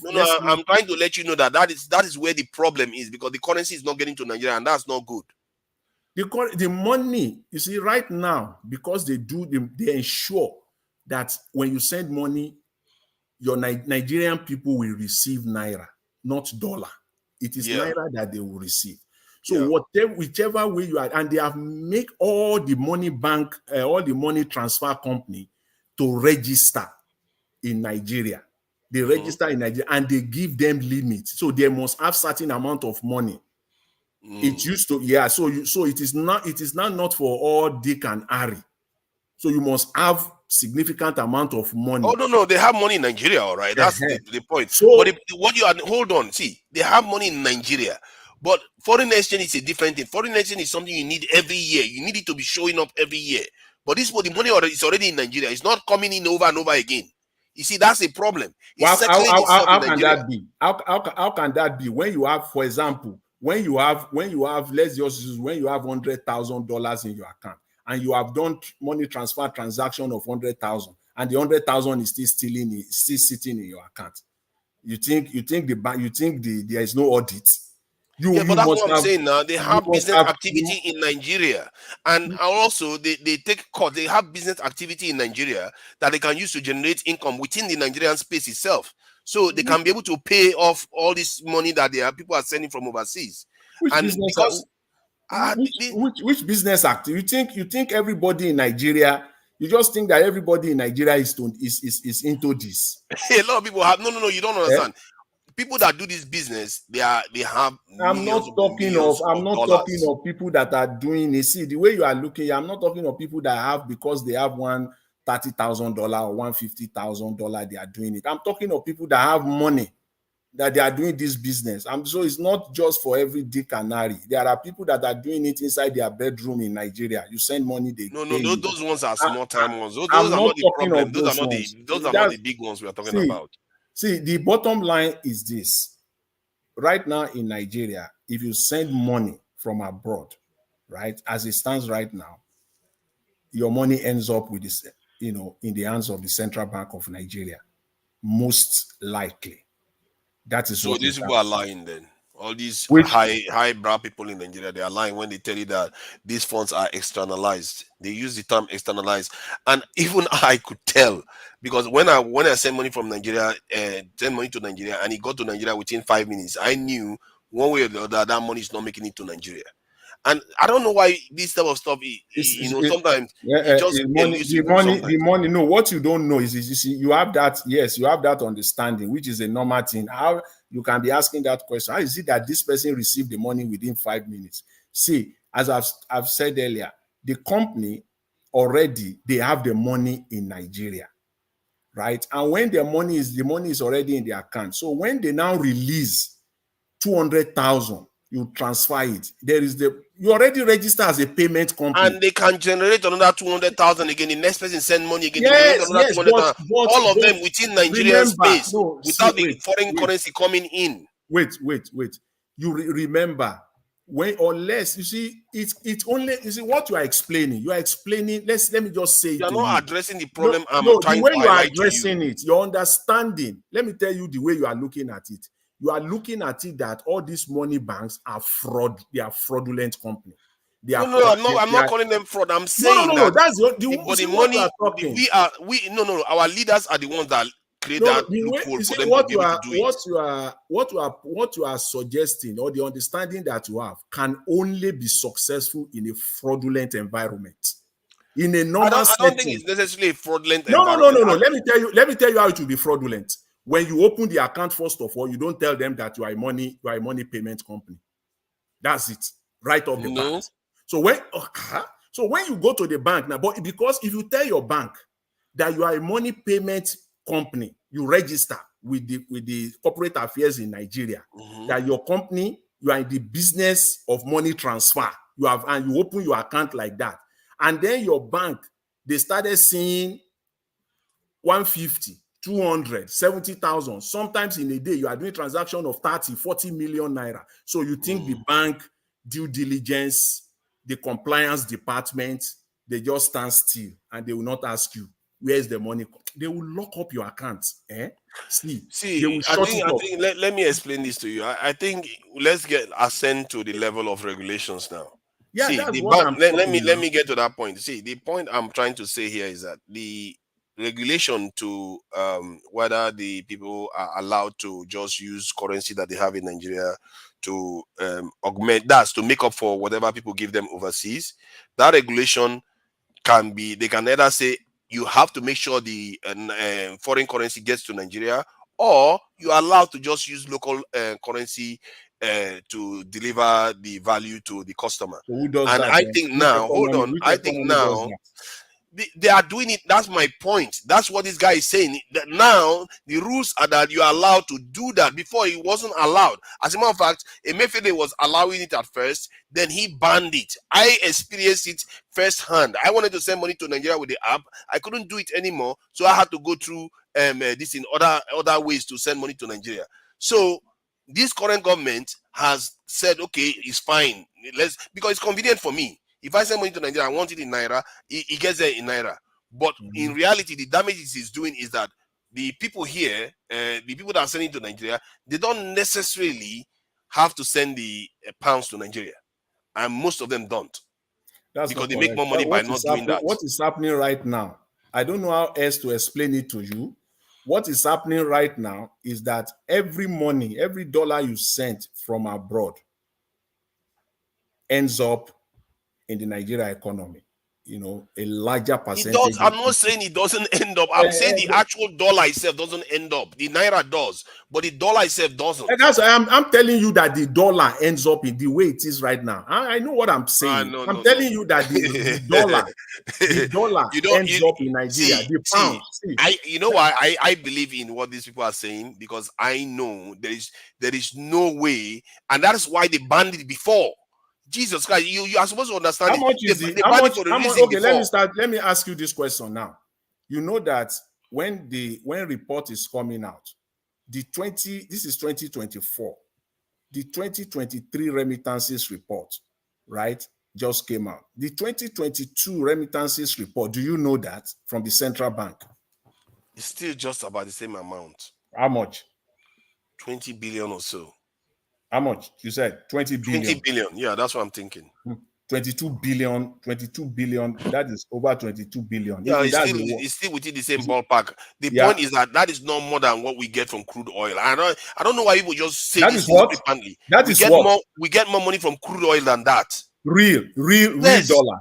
That's not correct now. No, we use it to buy fuel, but we actually, when we sell crude oil, we get more money than that. That's what I'm telling you. I say real dollar. I'm not talking. See, you can record. Of course, real dollar now. See, we get real dollar from crude oil. See, what all we care about in the economy is that if you say that you have $10 billion, but the real amount that was paid into your account was $1 billion. I'm talking about that 1 billion. I'm not talking about that 10 billion. So if Nigeria comes out and say that they get 30 billion in crude oil, the actual amount that Nigeria is entitled to is far, far less. That's the reason why the diaspora remittances is is greater. It's great. It's not. Oh God, I don't. You see, it's not fair to do that, because the reason why I say that is because, one, if you are in a home, and as a person that owns a home, you get $100,000 dollars per annum, and every month you have to pay rent. You don't say, oh, because I have to pay rent, I don't earn that $100,000. You have to say, I earn that $100,000. Then I have to use this and this. That's why we're talking of the real numbers. Then you have to admit that the earnings from crude oil is higher than that of this thing. But by the time we spend the money that we get from crude oil, which of them? Okay, now which of those two now will affect the real economy more than the other? When you factor in the one that is higher will affect the economy more. You said what? The one that is higher will affect the economy more.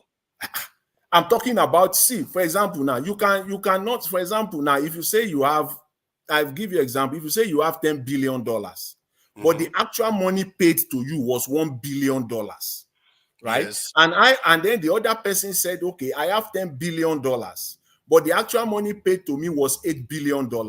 Which of the two will have more positive impact in their businesses? Is it the one that had 1 billion or the one that had 8 billion? You see, what you just did there was dismiss. What kind of reasoning is that? You just basically dismissed the reason why those billions disappear.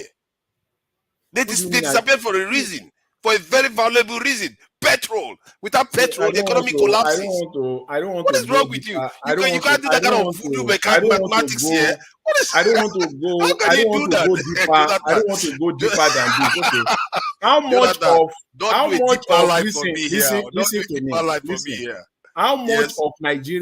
much of Nigerian crude oil sale is going to repurchases? Crude oil sales. Yeah, it's going to listen. What do you mean? See, what you don't know, you don't know. Okay, explain it to me. What do you mean by repurchases? The reason I thought before you can be making those arguments. Don't over explain it. Just tell me what you mean, please. So that see, Nigerian money that the Nigerian money gets in crude oil, right? More than 60% of that money goes to repurchases. What does repurchases mean? It simply means that when Nigeria sells crude oil, rather than the buyer depositing the money, right, into Nigeria's account, the buyer right, deposit the money into IMF accounts. Okay, so which means that Nigeria has used those crude oil sales as collateral for those crude oil. So that is called repurchases. It doesn't then matter that Nigeria will still not put that sales, in their books. Nigeria will still record it as sales, but it is simply repurchases. So see, what difference does it make? It makes, because the money Nigeria cannot use. How can you say the money that you cannot use does not make a difference? The money that Nigeria cannot, let me simplify this for you. put in. Okay, why can't, if the money because the money you cannot use is because you are using it for something. What do you mean? You are not using it for anything. You are using it to pay back. You are using the money. You just said it. Hey, you see that you are just saying it. You are using it to do something. Why are you saying you are not using it for something? But you are not using it. For example, if you are not using it to impact the real economy, if the money is being used, if the money is being impacting the real economy. How? Because when which one are they using? Let me explain to you. Why can't they use it? Why can't they use it? Why can't they use it to support, if the money is there, to support the naira? See, let me explain this in a simplified way that the viewers might understand. We don't want to use convoluted terms when you start going into IMF this and this. Let's use simple terms. Let's use simple terms. Let's say somebody earns 100,000 and you owe money. You owe 50,000 somewhere, or you have an obligation for 50,000, and you go and use that the 100,000 you get that you earn, and you go and use that 50,000 for something that which is an obligation that is going to come back to haunt you and threaten the 100,000 if you don't do that. And then you go and say, this guy earned 50,000 really because it's only 50,000 he can use for his economy that is actually really useful. No, the 50,000 that he went and staked over there is also useful because it's his obligation. You are repeating what I said. You earn the money, right? You earn the money. Then that's where the argument should stop. Nigeria earns more from crude oil. Period. All we are talking about right now. We are talking about the terms when you said Nigeria earns more from crude oil than the remittance. No, you said Nigeria earns more from remittance than crude oil. I'm telling you that no, we actually earn more from crude oil than remittance. If you know why, I don't want to do the work for you. I have everything with me, but I'm not going to do it for you. Yes, I'm not going, because because I'm thinking, because my perception, now understand. You said what? Maths does not lie. No, that's numbers does not lie. See, what I'm telling you is this. You see, because what you are using, I don't use Google to search. I'm not using Google. I just know how much Nigeria earns. Even if I use Google, so what? Give me numbers. What is wrong with that? I want to use my own knowledge. Because anything you use on Google, let me tell you this now. So start. Google. I may post on Google. Using Everybody that. On Google, then I should not use it because you are smarter than Google. Start using that going forward. Any information you check on Google, subject it to scrutiny. Of course, I do. We check something right now. You want to use it because you know why I agree with it, because I told you I've already made that submission months ago. I made a submission about this months ago. I said most of these funds don't go to Nigeria. I don't have to see that to even know which money. Remittances. Are you talking of remittances? Remittances, most of the foreign currency doesn't make it to Nigeria. When I was saying it then, a lot of people, to be fair, on that panel, surprisingly, many people agree with me. I'm surprised you are here arguing with me about it. Even when they show you the evidence that people are the people that are in charge of all this are telling you that this is what is going on. You see, remittances ends up in Nigeria. I don't know how to explain it to you again. I've explained it to you in dollars. I've explaid it to you in naira. And I don't know how to do it again. If you cannot read between the lines. The only way I would agree with you without accepting, but I would just without conceding. It is only based on fraudulent practices. Can't you get that one? I think it's legal. See, the only problem. The only way remittances will not get to Nigeria that will not end up in central bank coffers is fraudulent practices. Jonathan, are you not overseas? How can you not see? Under Buhari, there was a time we can send foreign currency to Nigeria and it gets to your account in naira, then it was stopped because of these problems that they were having. And then they removed it again. Then I think it was Tinubu government that removed it and started allowing them to send in naira again. So it's not fraudulent. This is it's a deliberate policy that they allowed to happen. See, it's I've explained. I don't know. It's like this guy And is look like at how fast our the currency thing is has that depreciated since then. the issue is that you discuss what you know, you also discuss what you don't know. That's what I can see. Yes. And when you are having I'm the only conversation, one and that I'm the only one that has presented evidence here. You have not even presented evidence. You just want me to believe you. No. Because why? What evidence did you provide when someone is I provided evidence of people in CBN, people in Chamber of Commerce, people that have spoken to multinational companies, you can IMF, all of them, present and you are order arguing with them. you can present order from Vanguard and your daily trust, but I mean your IMF. See, No, I mean it's give us just a there. mandate. Give us a mandate. Listen, Compared hold on. to I mean, Jonathan, you are like a quack doctor. They don't even get involved in this conversation. okay. Well, I mean, give us a to Niger. Sorry, give us a mandate. I didn't mean it. I didn't mean What it. I've seen here. no, I mean, no offense to that. You can choose to say whatever you want to say, but I mean, what you are saying, whatever you are saying does not change the fact that remittance, the actual remittance, is much higher than what we make from crude oil. No, it's not. It's factually not true. You can't That say means that. that means IMF is lying to you. Okay, let Then me ask you now. Let me hold ask on, you my now. friend. Let me ask you now. Give us a mandate. How many barrels of oil do we sell per day? You are enjoying that. See, to Nigeria, you are enjoying that we are on a social media platform. Let me tell you this. That we are Yes. talking with See, let me evidence tell for you once. this. Let me tell you this. Again, get it straight. Remittances from diaspora is more than what comes from the crude oil sector. Okay, Even now according let to, me ask let you, me tell you, Jonathan, how much crude oil do we sell in a day? Let me give you fact now. Let me throw one at you. According to CBN, the first report that they released after Tinubu came in, because Tinubu came in thinking that all was rosy with the account of the 1.9 million. Listen now, the account was rosy with CB, when they get there is a lot of fat money to work with. But when they got in, they realized that this thing was empty. That was one of the first reasons they, amongst others, they went after Emefiele. And then the CBN was forced. Remember that in the first report, Emefiele has been fired. We now have a CBN acting governor. And the first report he gave was that Nigeria earned more from foreign remittances than the oil sector, and the Nigeria economy cannot survive on this.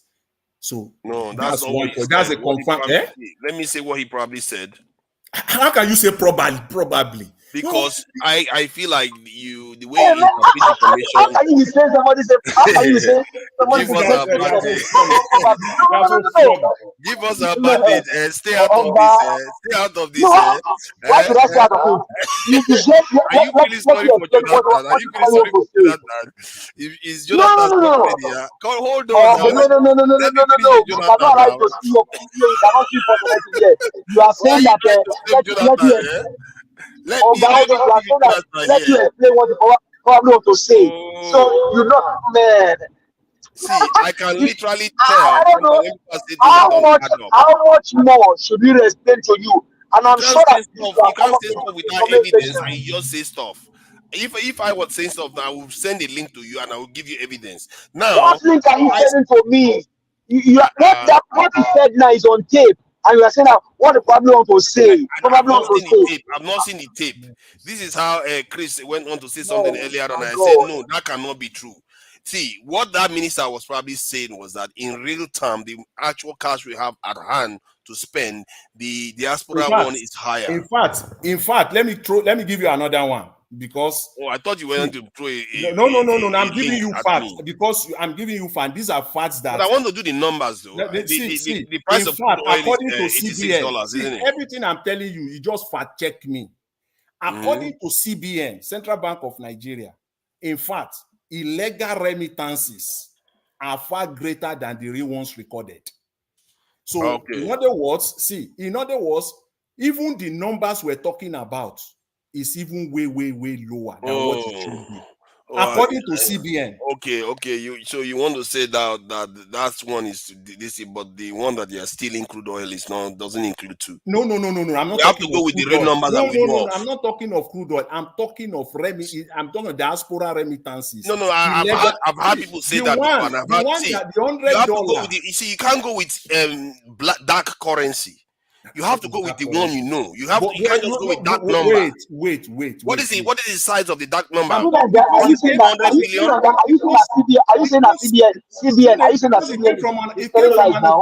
No, I'm not saying they are telling lies. I'm saying you No, can't. that's what you are saying. Immediately, that CBN, you hold on. That CBN that controls monetary policy in your country.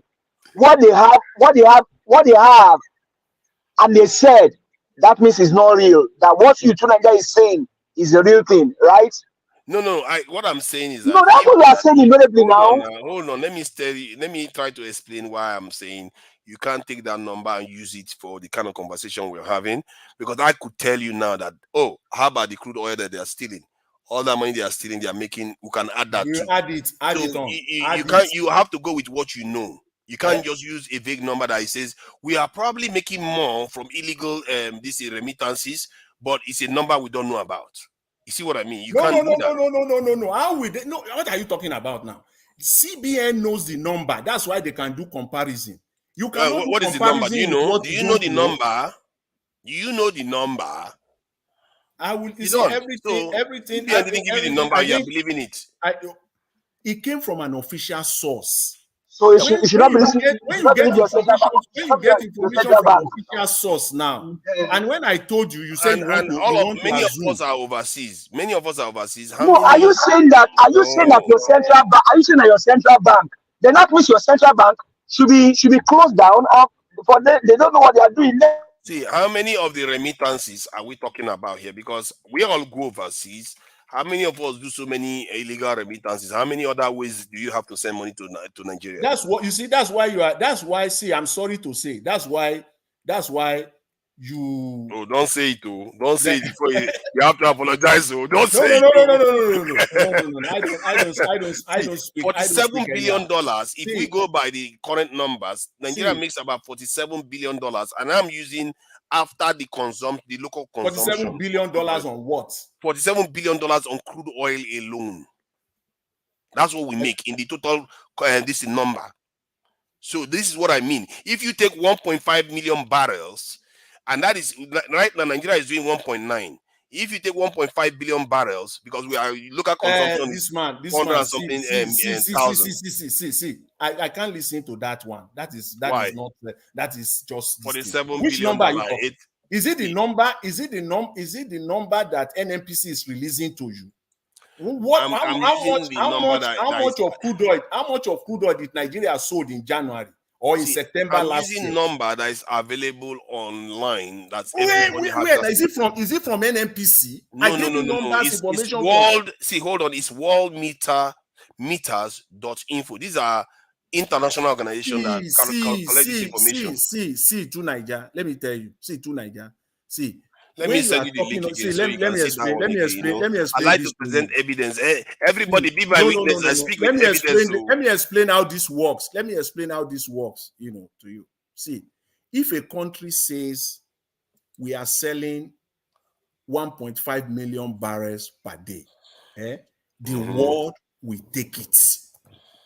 The entire world will take it. Financial institutions will take it. Financial analysts will take it, and they will form their basis, because that's what the Nigerian government said. 1.5 million. That's the benchmark. They will take it. It is a different thing now. If Nigeria is actually now delivering 750,000, half of that, they're not going to factor it in. That's the problem Nigeria have. See, the numbers we're seeing, they will take it.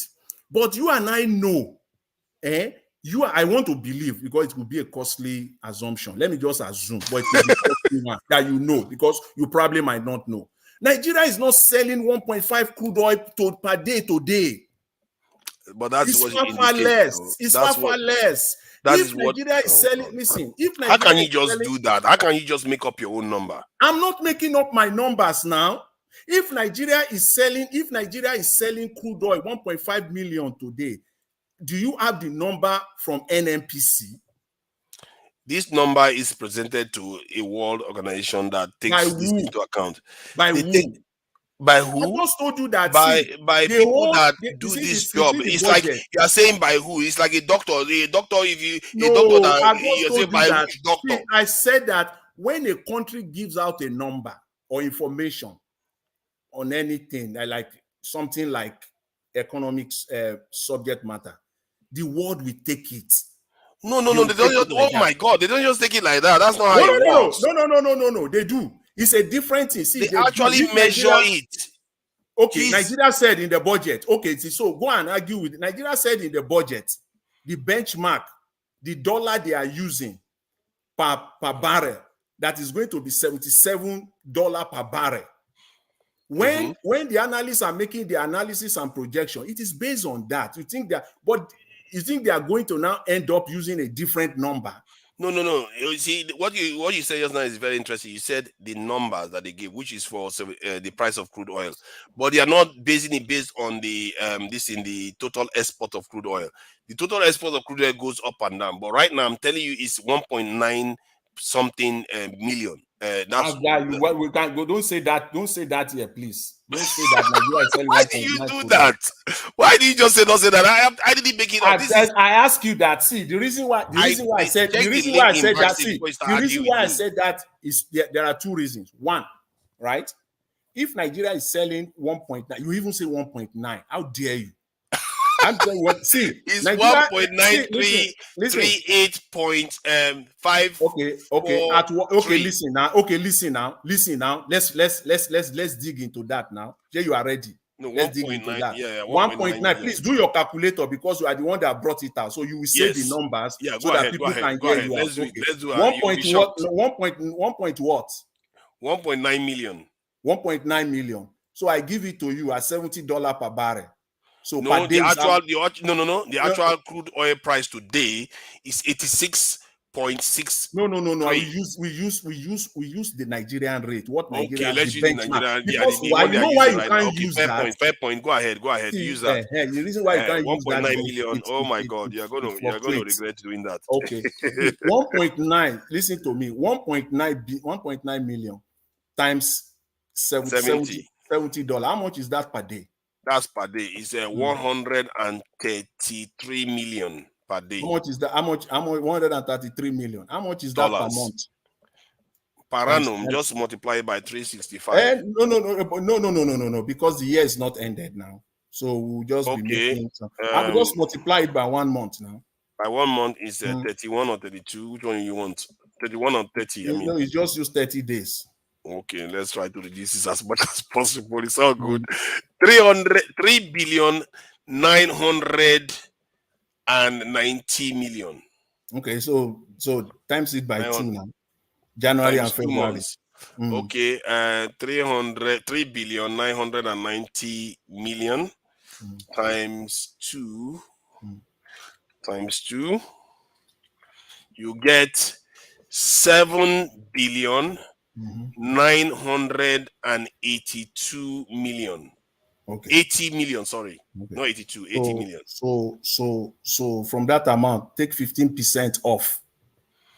Okay, 15% off this amount. 7. Let's see. We are really doing some serious maths here now. Times 15%, 0.15. Okay, let's give that to you. Let's do that. Bam. You said it's 7.8 billion. Yeah, hold on. Let me just do this now so I don't go and make a mistake here. Boom. That should do. Oh, why is it not? Come on, enter. Let's see. So it's now 6,783 million.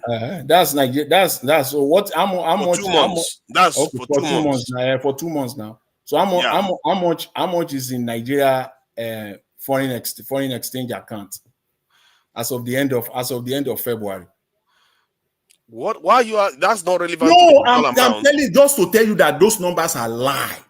I'm not Oh asking you no, now. Jesus Christ! I can't believe you just did Yes, that. I'm again. telling you that. Listen. I'm telling Why did I you. even bother? He just turned the whole thing on his I head. did no. I'm not The turning numbers are anything. showing you if 2 months can give you 6 billion. Yes. What is going to happen if you multiply that by 6?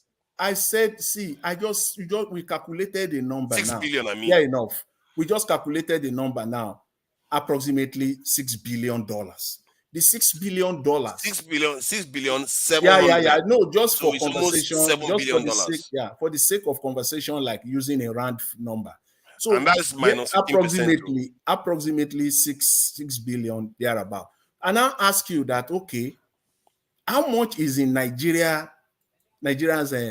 foreign reserve account as of the end of February 2024? Okay, let me check now. You know that foreign reserve started from forever. Okay, but Nigeria foreign reserve.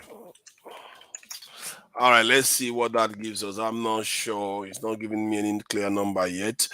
Whether you can get the one. Okay, let me 2023. 2024, I mean. Oh. So that might be better. Let's see what it says. Foreign Reserve, Central Bank of Nigeria, 30 days. I don't know whether they will have it. But I think it's 30 something billion now. Is that not what they said recently? See. So why are you? What is the point you're trying to make if they say it's 30 something billion? Yes.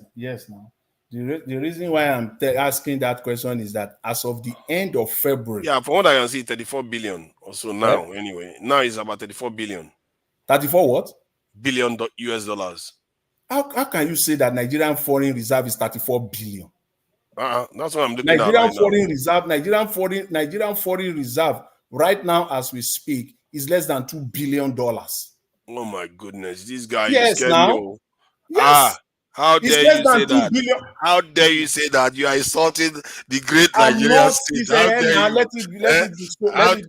How dare you say such a scandalous thing? I'm looking at the CBA website right now. It's saying the Nigerian foreign exchange, this is the reserve. Okay, it's come down now a little bit actually. But at a point around 18th of March, it's showing 34 billion 449 million 783 Listen.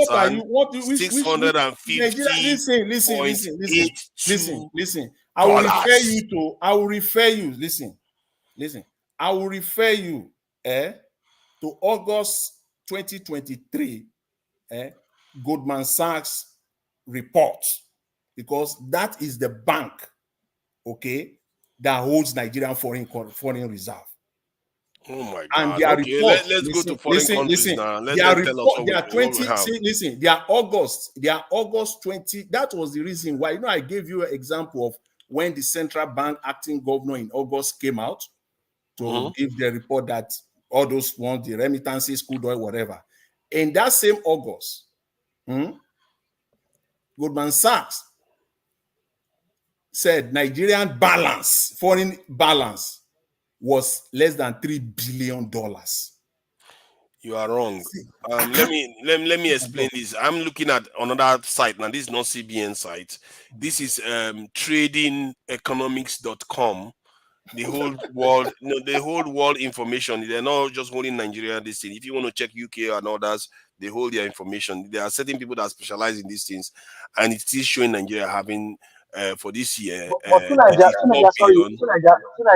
Hold on, sorry. Now, JP Morgan. JP Morgan. Is it JP Morgan? Yeah, JP Morgan. Okay. Goldman Sachs. These are the banks that keeps your foreign reserve. Who told you they are the only one? There's the other person. Hold on. We are not here to argue with you, but we'll not allow you to just spin your false narrative. These are banks that hold Nigerian foreign reserve. And they tell you, do not believe this government. This is how much we have. The Nigerian government sue them when they tell Nigeria how much they have in the foreign reserve. Yeah, see what I'm saying is listen, is a yes or no question. Go of to that. business day. Do Listen now, Naija. why would Do they I okay, Naija. don't know listen, what that's you're what talking now. about. You Do can't just Naija. start Hold a on, fighting hold and on. everything. I Send am me your the bank. link. Hold on, I am your bank, and I hold you put money, I hold your money for you. And to the say, okay, oh, give us a mandate. The money I have in your offer is $1 billion. And I say, no, the amount you have with me is $5 billion. You will take me to court and say, no, maybe you have used my money for something and then you are not telling the word. What did the Nigerian government do? Did they cancel did they cancel that word from Goldman Sachs and JP Morgan? See, they didn't. JP Do Morgan, they are Naija. limited. They are Do limited. They are Naija. not the one that hold all the Do nation's Naija. Before reserves. I I'm put this sorry. out, you know what I want to do? Mm-hmm. I want you to put it out yourself. Send it to Mr. Elvis. Go to Business Day, August Mm-hmm. 2022, August 22, 2023. The JP Morgan report giving out the balance of Nigerian foreign reserve in their bank. So if your bank Mm-hmm. tells you this is your statement, you can if you want to dispute it, take them to court now or dispute it with them internally. Please It's not go to only JP Business Morgan Day. that holds Can you That's go the to foreign same. reserve. Business Day? That is what you would Okay, do let me now. look for business day If you now. say Let you me have see this if I can amount in find my business you day. say I you will have this see. amount and I Put tell this. you this is Okay, what you let me have, make it you easier. take me Let to me make court. it easier for you. Hold on Let me now. make it easier for you. Mm-hmm. Type in JP Morgan's reveals. Put Nigerian JP Morgan JP Morgan's shock shock reveals. reveals Yeah, no, there's no S. Reveal. S is not there. reveal. Reveal. Puts Nigeria's FX reserve at $3 billion. FX reserve. And Yeah. please send it to Mr. Elvis. Yeah. I will send it. Please send it to him. That's 2013 now. Eh? That's 2023. 2000. 2023. It was Yeah. just Yeah. about 3 months. 2023. Not 3 months. It's more than 6 months ago. Please, Mr. Elvis, I'm calling it a truth, man. I'm having a discussion with someone who is not So logical. this guy is just here to deceive Jonathan, what's the matter Nigerians. with you? And it's so sad that you are doing this. You just It's told so me sad that it's so he said sad you are doing it here and that. I'm having It's an so very, argument very with sad. someone who is Come just on, what not. are you saying? you guys are quite funny, you know. You just told me No, that it was you are August last you are the year, one deceiving and them. You are deceiving I told you Nigerians. that it's more than 6 months ago, and you're complaining. How is that a false statement? It's a fact. You say No. what? More It's than more than 6 months. 6 months ago. That's More what I than just 6 said. months ago. So Yes. okay. So what is so okay now? Let's take it further now. So in September, the number you use earlier, Yes. right? The number that you use, the 6.2 billion, right? Mm-hmm. So 6.2 billion in September, Yes. October, November, December, January, and February. Are you That's shocked 6 now? months. Are you not No. shocked Wait now? now. 6 So times this is 6 is 6 what? months. 36, isn't it? It's Are 6 you months shocked now. now? You see what Eh? I mean? Eh? Yeah. 6 Ah, times Talk 6 is about what? what? no. I'm going somewhere now. Okay, go ahead. So that is 6 months with your 6.2 billion dollars Mm-hmm. times 6.2 billion times 6. How much is that?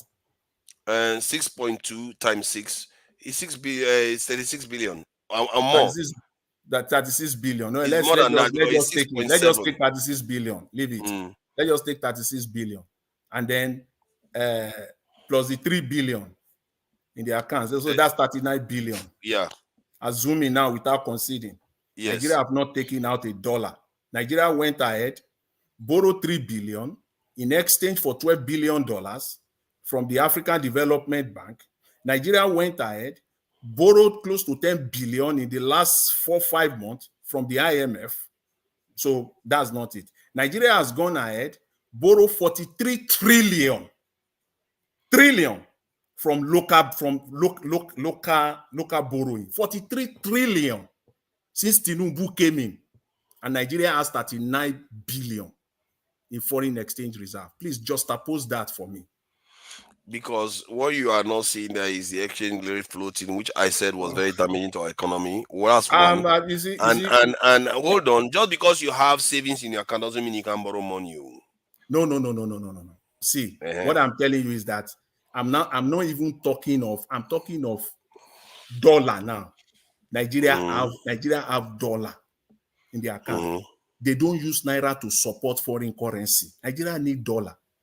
Nigeria have to borrow, and it was stated specifically that how could you have 39 billion and then you have to go and borrow 3 billion and mortgage it with $12 billion worth They of do goodwill? that When you all have the listen, time. Jesus Christ, they do that all the time. no, Singapore owes you don't 1.4 do that. trillion. No, listen to me. You don't do that when you Aye.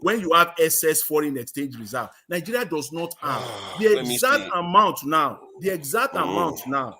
The Nigerian foreign exchange reserve is less than 2 billion, and I'm just being conservative. I'm just telling you, it's way more than that. Nigeria does not have the money in their foreign exchange reserve. Okay, so Okay. don't Let, throw let that me out there. If Nigeria let me doesn't see have whether it, what you are saying holds up. I want to now find out the foreign reserve of Singapore. Let's see what they've got. Singapore's foreign exchange reserve was measured at about 300 and something billion US dollars. Okay, now 300 and something billion US dollars for foreign. Now let me check the foreign debt, the debt of Singapore debt. Singapore debt total debt total. Let's see what it says. Singapore's debt total equals, let's see what it says here. By the debt in Singapore was forecast to continuously increase between this is by so and so. The total debt is okay in 2023. Their total debt is 871 billion US dollars. 871 billion US dollars. So that's so it triples their. No, hold on. The point I'm trying to make. Hold on. You know what I dislike about Come on. your I position. let you finish. Please let me Okay. finish. The point I'm trying to make is that just because Nigeria has a lesser foreign reserve doesn't necessarily mean they cannot offer more money. Singapore is a very You clear know what? example. You know what you don't know. They have a smaller foreign reserve. You know what you four don't know. times more than they have in their reserve. Listen now. You know what you don't know? That Cardozo, the CBN governor knows very well. The finance governor, minister, they know very well. You have no clue. You don't know at all. You can borrow. You can't just say me that I don't know. Let I me don't know tell anything you when something. I'm giving you evidence. No, let me tell you something. A country, you can borrow more than your GDP. How much money now is the US? See, you can borrow yourself to anywhere you want to borrow if you are a productive country. That's why US today, Japan today is borrowing more than their GDP. I think about 20%. But that was not the more. point we're making. We're making the No, point that you've just used Singapore now. You've just said but you are making a Singapore different point altogether. You have to address the point we're making. The point we're making was that because Nigeria and I'm has a giving you the smaller foreign example of reserve, we those cannot borrow countries. more money. The reason countries that does that are countries that are productive. They have comparative advantage. It's You when don't you do can that. get the money. Countries don't do. Like first of all, I just give you the benefit of that to calculate the 6 points whatever billion times 6. Nigeria doesn't have that in the first place, so it doesn't happen. So just forget it. So Nigeria cannot even finance. What are you talking? The calculation I did was for 1 year, and 6 months, more than 6 months ago. If you calculate it in now, Nigeria should have raised. You remember the money they borrowed. It doesn't mean because you borrow money, you can't put it in your foreign reserve. How on hell am I going to explain to you that Nigeria does not deposit 6.2 billion in their crude oil account or in their foreign reserve account in the last 6 months? So Nigeria is punking the whole world by saying it's got $37 billion. Is that what you are trying to tell me? 37 billion what? You are trying to tell me the Nigerian CBN. Let me go for that. I want to hear you state it categorically that the Nigerian CBN. Hold on. You want to tell me that the Nigerian CBN is lying to the entire world. This is what Emefiele and did something to that the entire world has accepted. Hold on. Now you don't want to make me ask you this question. No. I'm asking your question. I want you to state clear. Can you let me make it clear so that we can hear you clearly? The viewers can hear you. Are you trying to say the CBN saying that Nigeria has 34 billion US dollars in reserve is false, and the world heard about it and they kept quiet as if? But you are banter. What else do you want us to tell you that we have not told you? It's false. Okay. What else do you want that we have not told you? Do you think do you think they are holding Emefiele for nothing? See, in fact, even your Senate president. Emefiele that is in office now. Listen now. Emefiele was the one that perpetrated it. See, Exactly. Emefiele perpetrated it, but it's a new CBN governor that is telling you now. Listen. Why are you bringing Emefiele into it? Listen now. See, God. even your This is not Emefiele's number. This is the new CBN head. Okay, let me talk now. But the new CBN did not miss what Emefiele did. The new CBN did not miss what Emefiele did. See, let me tell you. That's a different matter altogether. Oh my God. You know what happened? Is this current CBN what he's saying now? That's what you have to accept. Listen now. You see that 34 billion they are parading? That 34 billion they are parading. And why JP Morgan, the banker, says you have 3 billion. This is what happened. And that is one of the JP Morgan said that 6 months ago. What is the matter with you? Even to this 6 months, I would tell you, oh my goodness me. So, okay, listen. Give me evidence where they said it now. First of all, as of today, I've told you, I said as of today, the balance is less than 3 billion. And even that 3 billion, JP Morgan. Give me evidence for it now. Stated back then. Because it looks like you are the one that has Nigerian reserve account. When the $34 billion that they are parading, you will ask, if they have 34 billion, why will the banker says that they have 3 billion? What happened to 31 billion? That's a legitimate, the logical question. Then why do you divorce yourself from the timeline between both statements? No. I'm telling you that was, as at that time, you and I believe that Nigeria have over 30 billion in their account, in the foreign reserve, until the banker came out and said, no, that's not the case. You know why? The reason is because Buhari literally took $31 billion cash. And what they did was that JP Morgan gave them the 31 billion, right? And the 31 billion of Nigeria as collateral. Okay. So right now, so Nigeria can still be saying that they have 31 billion, but I know anybody that have any knowledge of how the economy works knows that yes, you will put it in your financials. You will put it there in your financials that yes, you have 34 billion. But how much is available that Nigeria can tap into today that we need money? So JP Morgan is sitting on that. So we have given you upfront your money, right? They gave Nigeria. So Nigeria like some kind of loan. So Nigeria did not, you mean like some kind of loan? The game they placed that they didn't say that okay, it's our money, we just want to withdraw our money outright. But that is legitimate, even if it's some kind of loan, it's still the same thing. No. What Nigeria have access to, see, that's the delusion there. What Nigeria have access to today, right, as at that time, was 3 billion. And as of today, so you are the one that has Nigeria's credit limit. You said what? I say you are the one supervising. No, it's what I have. Those are the facts. Those are the facts now. Can you give us? Can you give me a proof of what you are saying, please? A proof of what? What you just said, that Nigeria has a credit limit of about 33 It's not billion. credit limit. I didn't say credit limit. I said Nigeria's money. Nigeria's foreign reserve. Okay. It's not credit limit. It's withdrawal limit. It's a withdrawal limit. If you have your listen now. If you Nigeria have has a withdrawal limit of $3 billion. Let me tell you what I'm saying. I know what I'm talking when it comes to. See, I would accept it if you provided me evidence. I would accept it if you provide me evidence. Listen now. Use your own ordinary bank account. You have $34,000 in your account. You walk into your bank and you say, please give me $31,000. I need it. And your bank gives you $31,000. That will say, okay, what are you going to use as collateral for the 31? Oh, no, they tire. The guy, he just talks without evidence. I keep asking for evidence. No. I'm not going to do that. I'm going to bring it out. You know the evidence I will bring out. I will bring all the evidences out.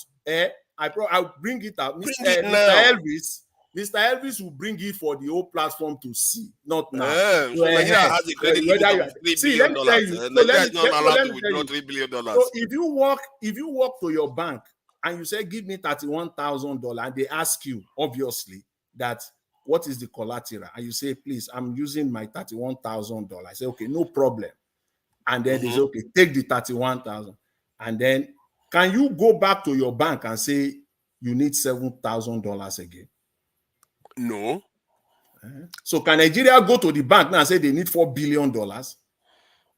See, So let me say even this. if so what No, you are no, saying, no. you I are think you have made supporting why are you two supporting this comparisons that nonsense? don't even match at all. They don't even match. See, What is it they don't even match? I'm now using let your me own explain. Let account, me using explain your a own simple account thing as to you. example.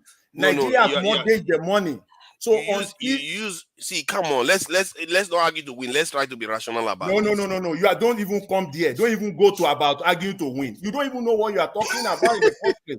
Because Let's be as I said rational. earlier, I'm having this conversation with you because we are on the platform. I will have walked away because you are not making any logical You are the sense. only You are one that has just not arguing. provided one You know evidence why? for You know everything you are why I said saying. that about an hour ago? You are arguing what you don't know. That is I am the arguing. See, painful part. okay, you can say I don't know, but the experts that know better, I provide evidence for them. You don't. You just make assertions based on I don't make guesswork. assertions. What assertion is that? I showed you. I said The only Nigeria one you provided as of evidence for but is I the said evidence. go to. I'm See, not going to go there for you. the Not on this hold conversation. on now, hold I on, said go Jonathan. to The only central bank evidence you now. provided, it became an evidence against you. Which Because it evidence? turns out that it was more than 6 months ago. The Oh my quotation God. from JP Oh my Morgan. God. So what See, you are, it became an evidence against you. telling me now, I'm going to bring all this out to you on the platform, the real platform, when the program is really live. I will take time. I will ask for time. I will crave Yeah, the take your time, indulgence. bring it I out. will, Take, I will crave the indulgence. I will bring it all create a out. So you are PowerPoint. telling Somebody me, tells me that listen. the You are truth telling will me that always come Nigeria, out. listen now, you are telling me that Nigeria is depositing 6.2 billion into their forex account every month? I didn't make that kind of claim. Oh. I'm not the No. central bank. That's Oh. what you are telling So me now. stop trying to put words in my No, are mouth. you telling? No, You are the you one said that that. deposited it. I don't know where CBN So head okay, got all the let's do money it this from. way. Okay, let's use your number again. And I will stop here. And you will tell me, if you can tell me, listen now, this is my final submission on this. Stop and surrender. Listen, let me Your tell you apology this. is accepted. What? Listen. Let me say this. I agree with you without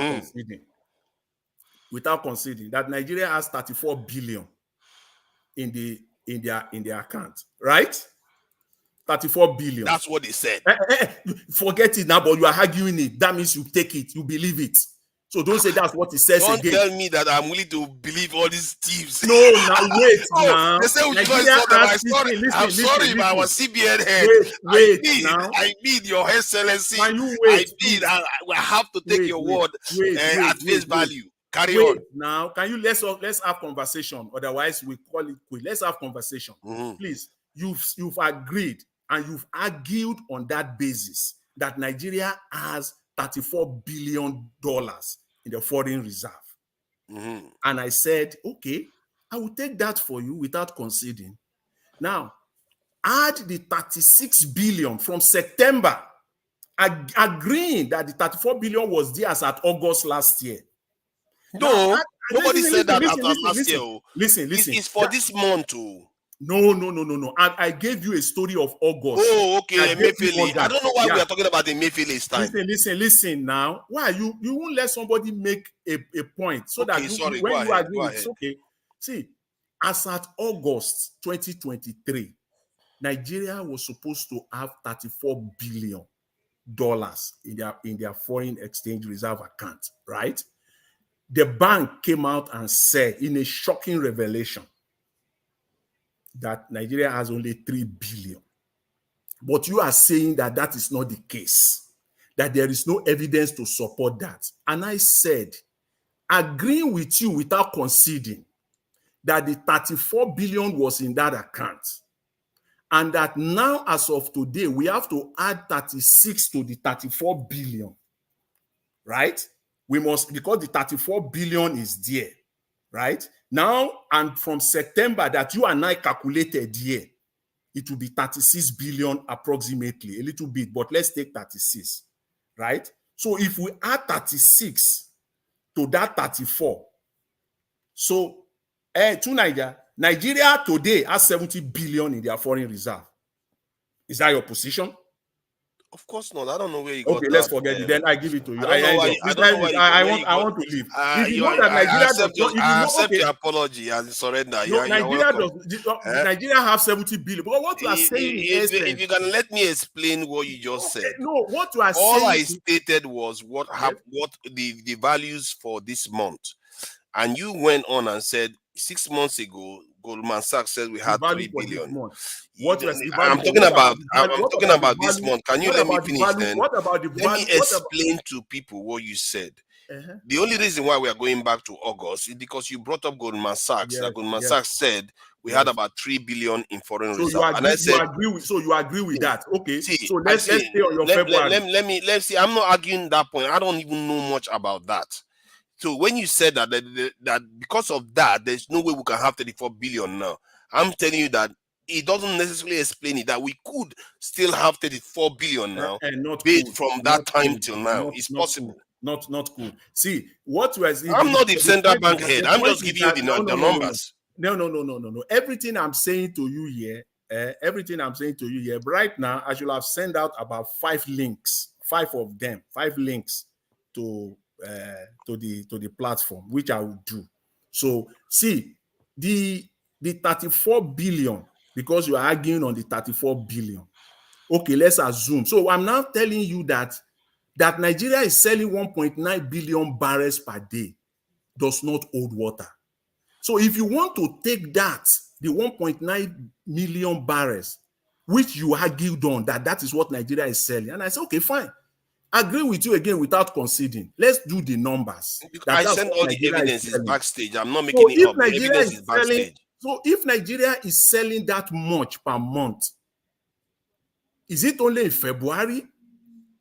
Did they do the same thing in January, in December of last year, November of last year? Or they just started? Nigeria just started selling crude oil in February.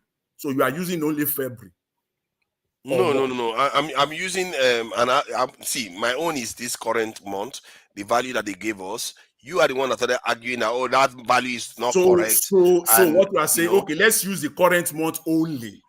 Let's forget. So you agree. So you don't know. I'm saying the foreign reserve. I'm saying because the argument started from you saying that the money we get from remittance is higher than that of and I said I'm trying to tell you that based on the values, based on the actual values, we get more than 40 billion from crude oil.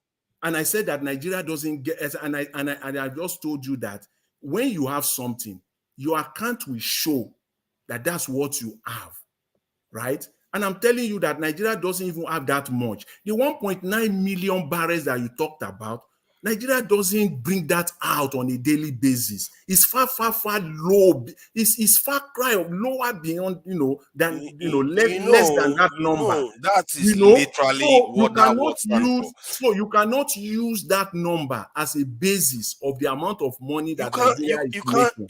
You can't say that. It's like when they measure somebody and they say the person is 5'4". You say no. Don't say that. You can't use that number. Listen, if Nigeria is making that much, right? A country that is not productive, that is not producing nothing aside from this crude oil, and then you are still arguing that the country will still go borrowing at this point in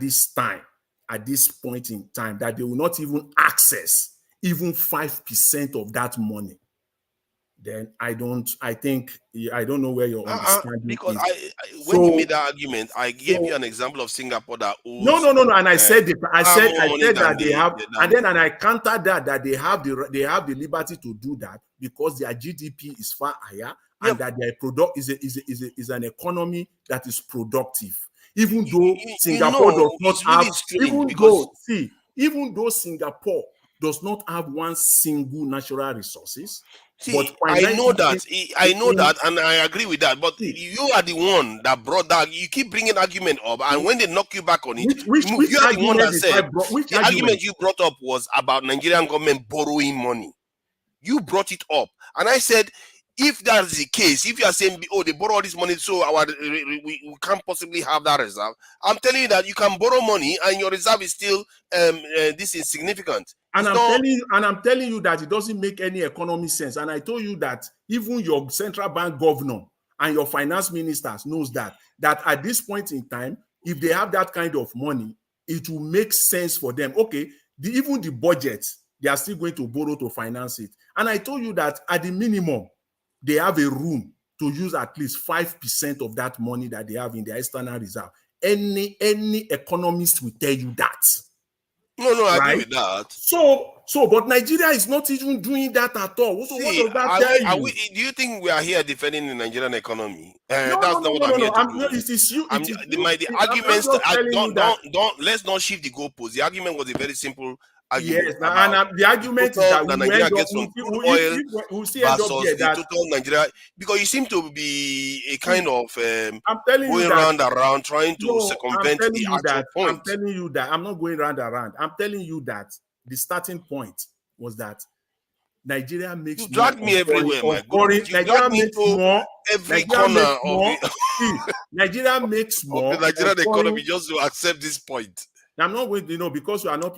It doesn't. You have to accept a straightforward point. Nigeria makes more on foreign remittances than crude oil. If the reverse is the case, Nigeria will have more inside their crude oil. Jonathan, save yourself the trouble. This argument, it's not even an argument. This discussion would have ended a long time ago. You could have just said, I didn't know that we're getting for the something $1 billion from crude oil. Move on. Anyway, don't let me say just say. Anyway, you could have just agreed with me and we'll move on to a higher level conversation. Today is Good Friday, so I have this time just to stay and again, Good Friday. Today is Good Friday. I have this time to spend, to stay. Other than that, me by now, I'm more, by now I won't be here, of course. So, but anyways, see, let me tell you, see, it's a fact. Take it. What fact? You're not taking it. The remittance is higher than the money you get from crude oil. The fact is that Nigeria makes more on diaspora remittances. At least the last 2 years we show that makes more money on foreign remittances than crude oil. That's a fact. 2, that Nigerian foreign exchange reserve is less than $3 billion as we speak. And I'm being conservative. There are analysts that have less than $1 billion. There are those that even have, if you even hear the number, you will cry for Nigeria.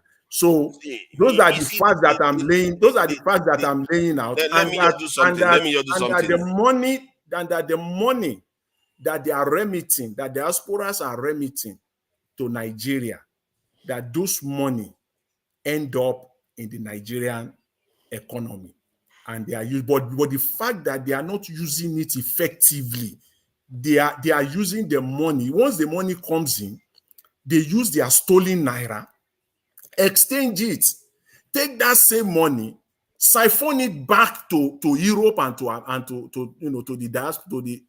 the West again. So that is why the Nigerian economy is suffering. If those dollars that are coming in are being used effectively for developmental purposes, we will not have this problem. So when you and I, Nigerians in diaspora, remit the money, they use their stolen naira, they convert it to dollar. The man that needs the $20,000, just the $30,000, the importer, just quickly to go and buy product, do his business, make legitimate business and make profit, will be forced to go to their bookie on the one corner of the street to go and exchange his naira to dollar. And this diaspora money that they are getting, they are not even exchanging it at the same rate that their bookie is exchanging it. They will exchange it at a far lower rate. That is what is killing the Nigerian economy. But now you will see that they try to shift. That is the reason why today the disparity between what their bookie is getting and what, if you go to the bank, you will get is only 10 naira. Hold on, let me ask again, because I think that's the interesting point you are making right now. Are you saying that the exchange rate with the Aboki guy versus what you get from the bank It's 10 naira. it's very slim now. That's what they see. It's 10 naira because that's what they have to. That is what they are doing now. That is why it's 10 naira now. That When did this take effect? This has taken effect since about a month ago. When that one has taken, there's a CBN circular. Go on, all these things are there. All you need to do, you see, just go to CBN. I'm not disagreeing with you, but I'm you just go trying to to CBN. Let me make it easier for you. See, if you go to CBN, you read all the press releases and all the circular. You will even see the ones where they release with respect to money payment. All these things we've been talking about for more than 2 hours now. You will see it there. You will see the one that they even mandated the Aboki. They cannot sell. They cannot take more than, they can't put more than 10 naira as profit. Now you begin to see why. But in reality, however, in reality though, it's not happening. The Aboki are still taking more than that. But of course, they are going to try to do illegal thing in Nigeria. But that's what they try to achieve. And the example I gave earlier, that is the reason why they did that was to attract diaspora. If you know the impact of the money diaspora are putting into the Nigerian economy, see these Nigerian politicians, they are in Nigeria. They still consider themselves as diaspora too. The money they have stolen previously, that they have converted to dollar and brought it to the West, they are returning it to Nigeria. So they change the money at that expensive rate. See, they change it to naira at 1,500, 1,400. By the time they are converting it back again at this cheaper rate now, they will get more dollar. So at the end of the day, somebody that brought in, let's just use simple number. If you take your $10,000 to Nigeria in January and you exchange it for 1,500 naira, and you have the naira in your hand. Today, if you want to exchange the naira back to dollar, you will get more than $10,000. Yeah. Is that not a profit? No. So I get what you are saying there in terms of the money shenanigans that is going on in Nigeria.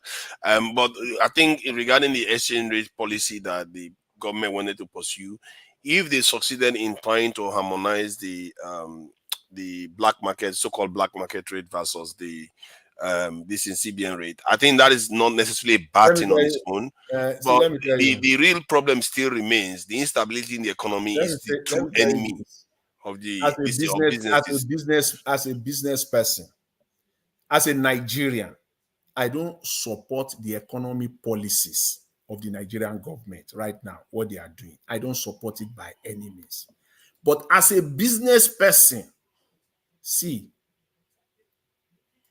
I will take fullest advantage of this dollar naira right now. Because for me, if I don't do that, that would be contrary to that business. You mean to change it to naira? Yes, because I'm talking like if you take your today, let's just use today. If you take your dollar to Nigeria today and you change your dollar, let's just take your $1,000. You go to Nigeria today and you exchange it and they give you 1,300 naira, right? 1,300 naira. And then you go to your bank, you go to your bank and then you have the 1.3, you have 1.3 million in naira. And then you told your bank, please, I want to buy the Nigerian bond for 24%. Please, they will do it for you there, right on the spot there. You won't spend 30, 40 minutes in your bank. They will take you to one room. You will fill the necessary form. I think when you see on this area, I'm a bit dark. I'm just telling you that what they are doing, which to them, this is not about Nigeria or Nigerians. This is about them to make a lot of money. This is business. Nigerians think that this is for them. It will only be good for Nigeria if Nigeria is a productive country and they are investing in the productive sector. But as it stands right now, it is for them. That's your 1,000. You invest it there in Nigeria. And in August, you turn around in August, Naira is now 1,000 Naira to a dollar. You will get 1,300 or $1,400. That's your profit. That's what you have made by doing that. Plus the 24% divided by 4. Let's say you invested it for 1 quarter, 90. Let's say you do 90 days. So you will get your 24% on 90 days plus the difference in dollar. That's why you will see them. They will try to pull the dollar, the Naira, to about 1,000 or thereabout. This is for their own advantage. But guess what? By the time they are buying the dollar back, because those Naira, they want to change it to dollar back.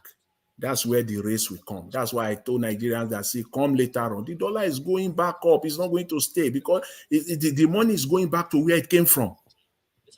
Because if it is me now and I have my $1,000 and my $1,000 is now, I now have the money, I want to change it back to dollar. The only way that will make me not to change it back to dollar is if I have a business in Nigeria that I'm investing in. Maybe I have a factory. But because I'm taking my money back, I want to change it back. So there will be rush for dollar again. Everybody wants to convert again. And guess what? It's not regular people. It is themselves, because this money will now be billions. How many governors that will be chasing this dollar? How many ministers, special advisors? Because all of them now have bought this CBN bond. They have bought it. Make no mistake about that. All of them are in it. And then when they collect, all of them, or most of them, so to say, will now want to convert it back to dollar. And it will be a race. Every governor. Very few people know about bonds. Very few people know about bonds. Neither do I. I'm not very clear on what bonds. That is why they are using. That's what they are doing right now. That is the money. Okay, that is the money they are spending now. Where do you think Nigeria just from nowhere got 2 trillion naira from? Naira, and naira. Where was the 2 trillion naira? Who has 2 trillion naira? Is it not themselves? For me, the policy of the government should discourage use of dollars, and it's very simple. Discourage use of dollars, secure the nation, get electricity going, and the Nigerians will do the rest. Leave the rest for ordinary people to do. The ordinary so-called masses will take care of the country. Anyways, let's leave it at that. It's been a day. I really appreciate it. It's fair exchange. It's fair exchange, and I accept your apology and your surrender. You are welcome. You are so fun. I don't know that this is what. I don't know that this is what Black Panther and CM. This is what and give us a mandate. This is how they engage you. Even when you don't give up, even when you don't know, you will not give up. What do you mean? The backstage is full of my evidence. I respect these guys. Black Panther, Dr. CM, give us a mandate. Now you respect them. All because of Elvis, me.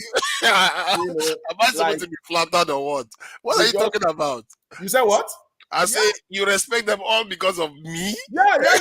No. I respect them because why? They take you on, like as in they take you on successfully. By saying that, you are saying I'm quite a formidable character. No.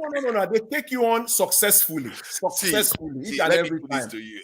Let's be serious here. Everything we've said, I back mine up with evidence, and you have to respect that to an extent. I'm not relying only on my own, and I'm not saying I know too much. That's why I borrow knowledge from people that know better than I do. You know why your evidences are faulty. If not all of them, they are all faulty. It's because this source is an issue, and you are not putting them to scrutiny. You are not using them in a logical way. The fact that somebody just came out now and tell me that, I got this thing from Guardian, then you think I would just take it all nice no. See, just like that? You remember, before I bring evidence, I've actually made my own submission. Let me digress. Then I'll pluck evidence. Let me digress a little bit. That is exactly the problem we have in Nigeria.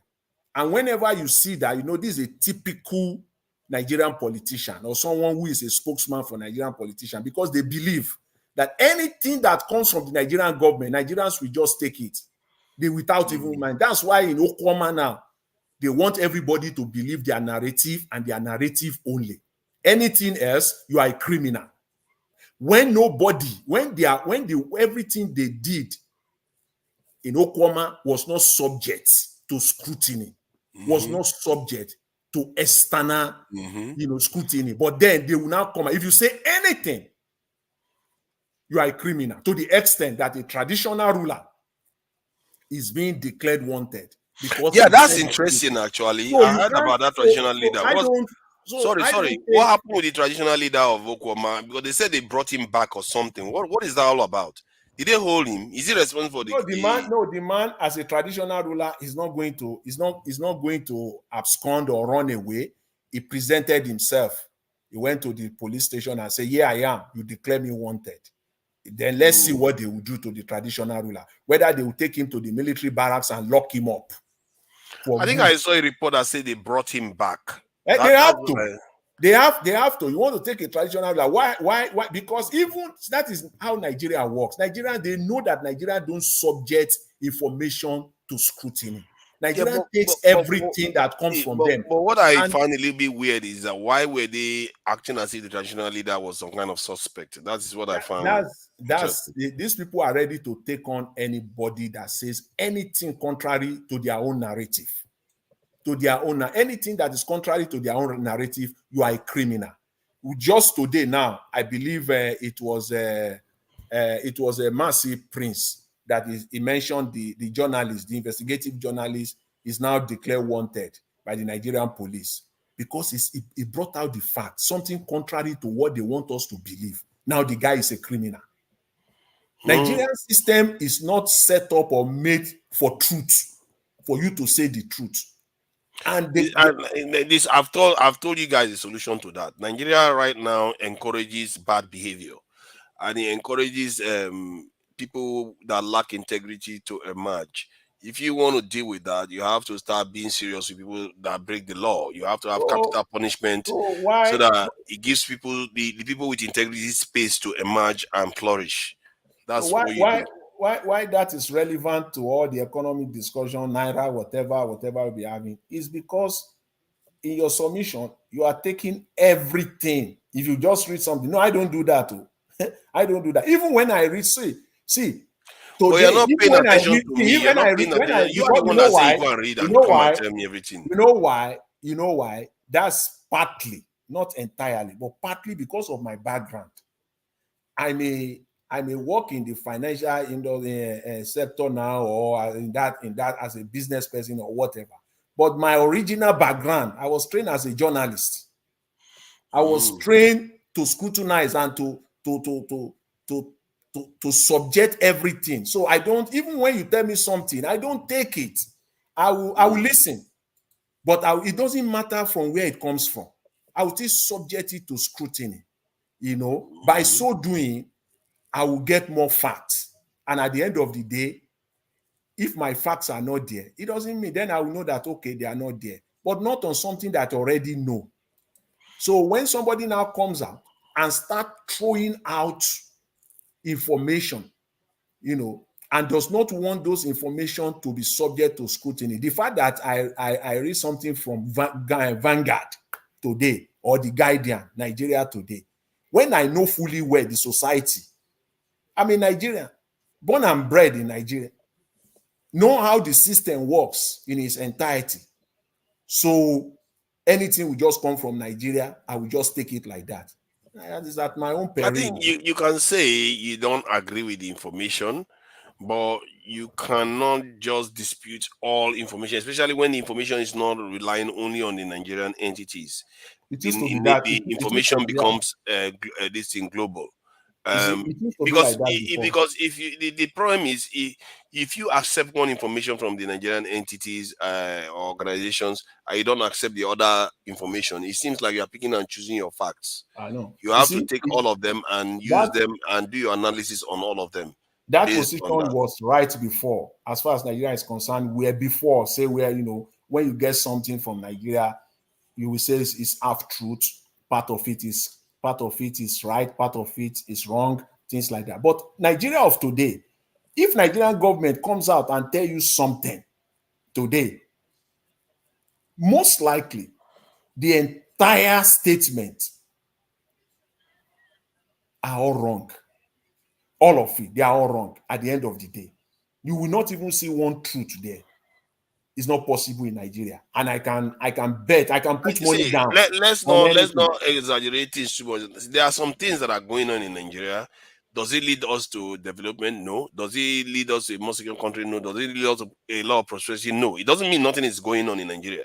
Some things are happening in Nigeria. Like I said before, I've seen somebody that has gotten some money to start fish farming in Nigeria. So the government is involved with people. And there are some young people are gaining from it. Some people are not getting. In short, they are basically standing still in the end. So it's not When like you even so. It's say not if those things are the point I'm trying to make is that if those things are happening, that probably means not every single thing they say is false. The roads that you walk on in Nigeria, somebody paved it. Not everything that they said is false about that road that was built.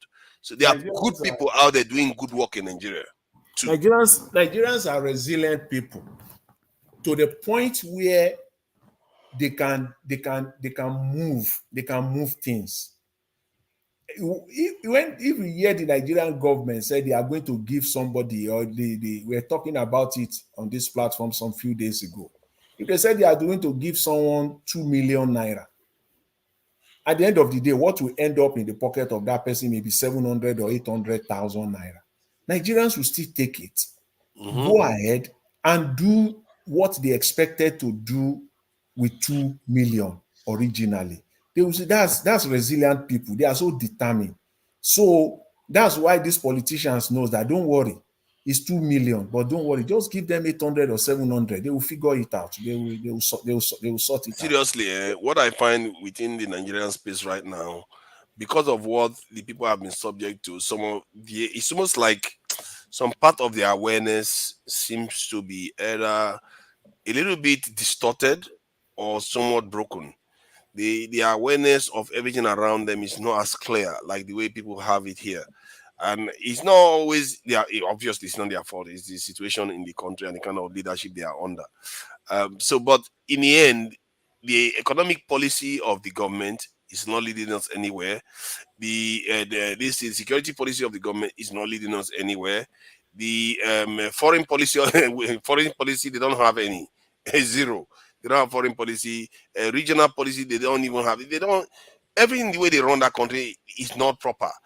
And I really need to find the picture of that hall in Kaduna where they brought those rescued hostages, those children, because that Mm, hall that shows the colonial rulers of the country, the territory that they used to call Nigeria before, mm. and to include that amongst our head of states is crazy. That lack of awareness, for me, I think I need to address that No, point strongly. that you can see that much more in northern Nigeria. In Yes, northern Nigeria, not it's in the because north. I don't think I've ever seen it in the south. what the north in Nigeria, what they have today in Nigeria, or the level that they had in Nigeria today, they hold it to the British. You know, Okay, now if the not for point the you make is British, very interesting. Actually, they will that's an not be interesting there. point. Let me just add this. Could it be argued that they probably what you said just now is true, but I worry that the reasoning is a little bit distorted because the British just fancy them and did some stuff with them to help them control Nigeria. But I think the reason maybe they have um, a kind of gratitude towards the British is because for them that northern region of Nigeria, especially when we talk about northern, I'm talking about even just above Kaduna. If you look at other African countries, they don't have access to the sea. Most of them don't have access to the sea. That's what we call the Sahel. And Nigeria gave them that access to the sea in a big way. And also Nigeria is also a massive country with a lot of oil resources. So you can see, compared to their neighbors and their cousins their neighbors in Niger, Mali and all that, they are doing better here. So you can see why maybe for that reason they may owe the British like they will feel like, oh yeah, you must have done some good for us. Otherwise, we would have been like Niger right now. You see what I mean? They would have been like Niger if the British allowed them to just go on their own. They would be landlocked. It's good. It's good. It's good. It's good to recognize the fact that what the northern Nigerians, especially the Hausas and the Fulanis, what they are enjoying in Nigeria today was given to them by the British people. Isn't that how it all happens? That's how nations are created. That's the truth of it. Was given to them. That in the first place, it was not balanced. The arrangement of Nigeria was not balanced, and again, part of it was our leaders who agreed to that arrangement. Because I would have preferred a situation where 1960 Nigeria was still it was still not an independent country, so that probably Nigeria will still be there, like the likes of Zimbabwe, who was the former Rhodesia, that got their independence in 1980, maybe around that time. Nigerians will be more Yeah, Nigeria developed would have fought Nigeria would have fought for because freedom then. the British people will probably not go easy if the Yeah, that oil would have been bloody, and that would have made us stronger for it. if the oil was in full stream. They see that the oil was in full stream by 1960, 65, 64, that wow, they've seen the oil. They won't go. They will not just walk away like If we that. had fought for independence, it would have made us stronger. However, I think because Nigeria came together, the way Nigeria they put Nigeria together. If you look at North African countries, the way they created them, they created North African countries the way they didn't do the Southern Western African countries, because North African countries, they start from the Mediterranean Sea, and they gave them every nation in North African country. I think it's only Tunisia that doesn't necessarily have access to the desert as far. Look at Algeria, goes all the way to Mali. This in Libya goes all the way to Sudan and Niger.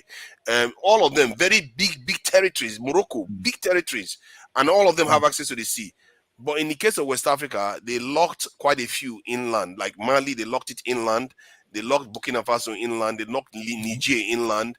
But it's only in the Nigerian space, to an extent, they allow some of them that normally are locked inland to be to have access to the sea in a big way. And you can argue that that is probably why they That's feel not a that's bit not of the only gratitude towards the British, that's which not they the only shouldn't reason. really, because that's not how it's supposed to be. I Uh, believe that Nigeria should have been created like from Nigeria to, like, if they are going to be created at all. I don't subscribe to the idea that the British people should come and even divide our territories at all. But if that was happening, if Nigeria was created from Nigeria to Niger, to the end of Niger, it would have been better off. Because right now, Nigeria is so populated. It's like we are jailed in Nigeria. All the nations surrounding us, we outnumber all of them put together more than twice. at the How minimum, ridiculous is that? at the Yeah. minimum, Nigeria should have been the British should have at the minimum, it should have split Nigeria into three. And that is minimum as at the time they are living. But that would mean we would have taken more territories. We have, see, our big problem is not that we are Nigerians in this space. Our big problem is that we have a small country for such a lot of people, a tiny territory. Can you imagine if we own Niger, if we own Cameroon? Why?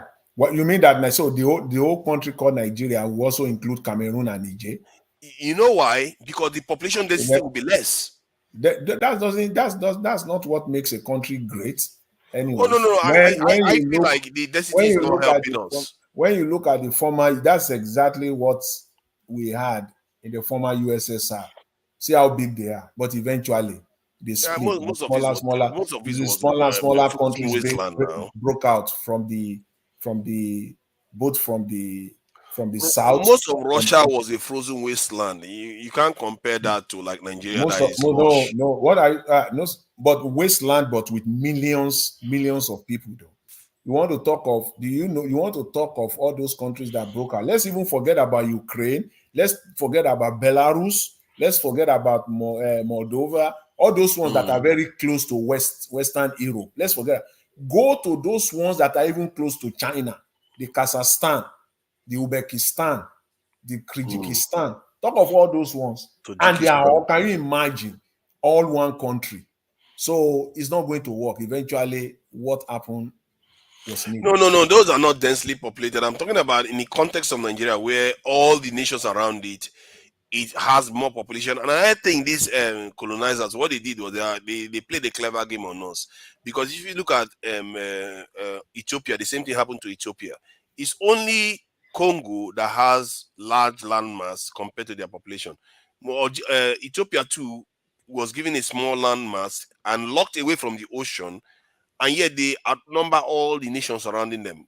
All the nations surrounding them, they outnumber all of them. And the same thing is like in Nigeria. Nigeria is the most densely populated nation in Africa, the most densely populated territory in Africa, and and yet we have areas that are not densely populated all surrounding us, which doesn't seem fair. When Niger it comes Republic, to we should own that Nigeria, territory. We should own the Niger Republic, and we should own Chad. the issue in Nigeria is that the population is not evenly spread at all. It's not evenly spread. So some area is so densely populated, you have so many people. Whereas in Nigeria, you can drive in Nigeria 2-3 hours is all land. All you will just be seeing is just land. The area you do that is not that big. That's the problem. Even, It's even not. in It's the not big. West, even in the West, even for about the North, where there is massive land there, in the West alone, you can. That's why you have all these big forests. The people are not there. But if it were to be a country where there is development and they are spreading it across board, you know, people will not Let me be. check Nigeria population density and compare that to that. Density, Nigeria population density is quite high for an African nation. It's really quite high. I think they said the population Is it density per? is Are you talking of density per state per or square density mile. per Per square? square mile. Okay. Versus the overall landmass. So we have 636 people per square mile. So, but if you go to like a country like Niger now, what do you get?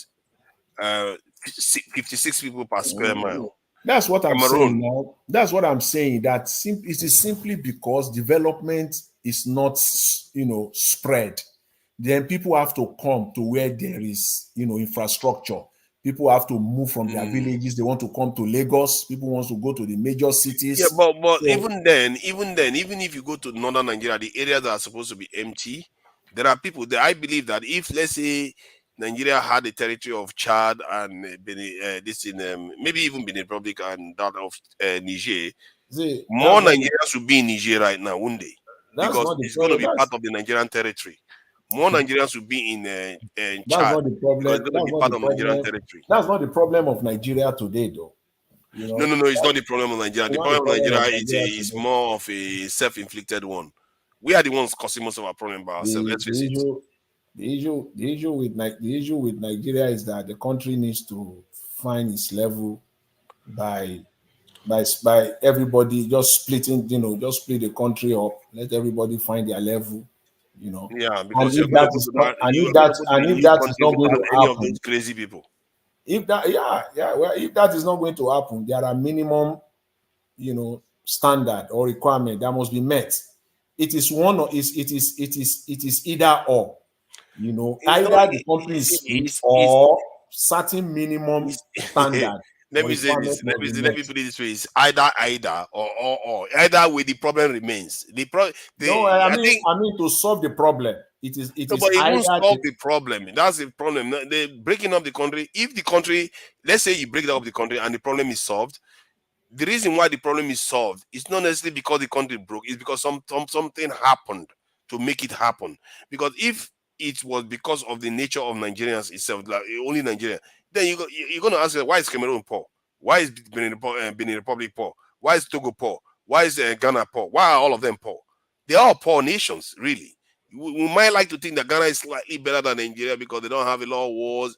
Yeah, but they are all still poor nations compared to other parts of the world. So it tells you that our problem is not that majority of our problem that is making us really poor is not coming from all this stuff we in like the to associate with in the Nigeria, that position, at least you directly know, anyway. that position, hold very strongly, maybe 4, 5, 3 decades ago.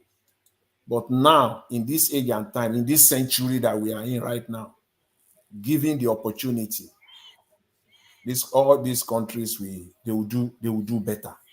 But the problem is that the damage has been done.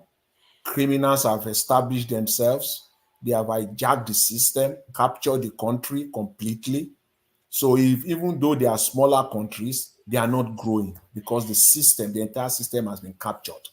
They have created this It system remain where captured, and I think the mistake we made as Africans is that I don't know whether it's a mistake. It's almost like the mistake we made. I think the real critical mistake we made, especially the people, and it may not have been avoidable. It's like something you cannot avoid. Is that we believed it was a great mistake that we believed we are actually free, and because we saw our leaders as our own leaders, the mistake that was a catastrophic mistake that our leaders, when they actually interacted with foreigners that they see as an extension of us, they are not necessarily representing us. They just go there and kowtow to everything that the other people want without defending any of our interests at all. And that has been that's a grave mistake that we made. We don't. How can you know that? You can't know that if your leaders don't tell you. How are you supposed to know? that has been on for decades. And those ones amongst the leaders, I'm talking of 40, 50 years ago, those amongst the leaders that have that kind of possibility of actually doing the right thing, they eliminated them. They did not allow them to really grow or give them the Mm, room because they know, yes. talk of Patrick Mulumba, they got rid of Patrick Mulumba. Mm. Even in Nigeria, they brought all this division even among the leaders, those that fought for you know And the thing is, the thing also is that I think the ones that emerged, they did try to emerge, but it's like when you plant a seed in an environment that is very hostile to life, and that is what they did. They emerged at a time and in an environment that didn't enrich them enough to be able to know exactly what to do. Because I feel like Patrice Lumumba, the way he died, he shouldn't have died like that. I feel like the even way even Thomas Sankara. Sankara, the way he died, he should Yeah. have done like that. He should have been very, very.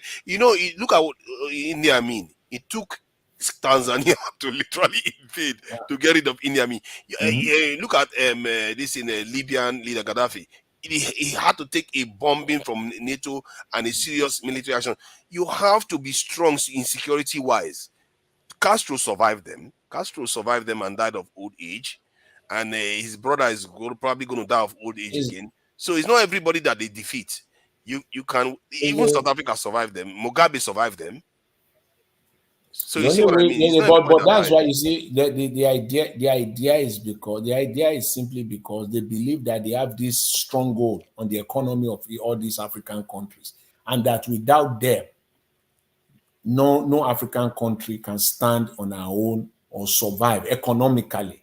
So if you look at any country that is ready to suffer, pretty much have your people suffer, like almost eating on the street, eating on the garbage, then you can now do without us. You And they see? use Mugabe, they use Zimbabwe as an example.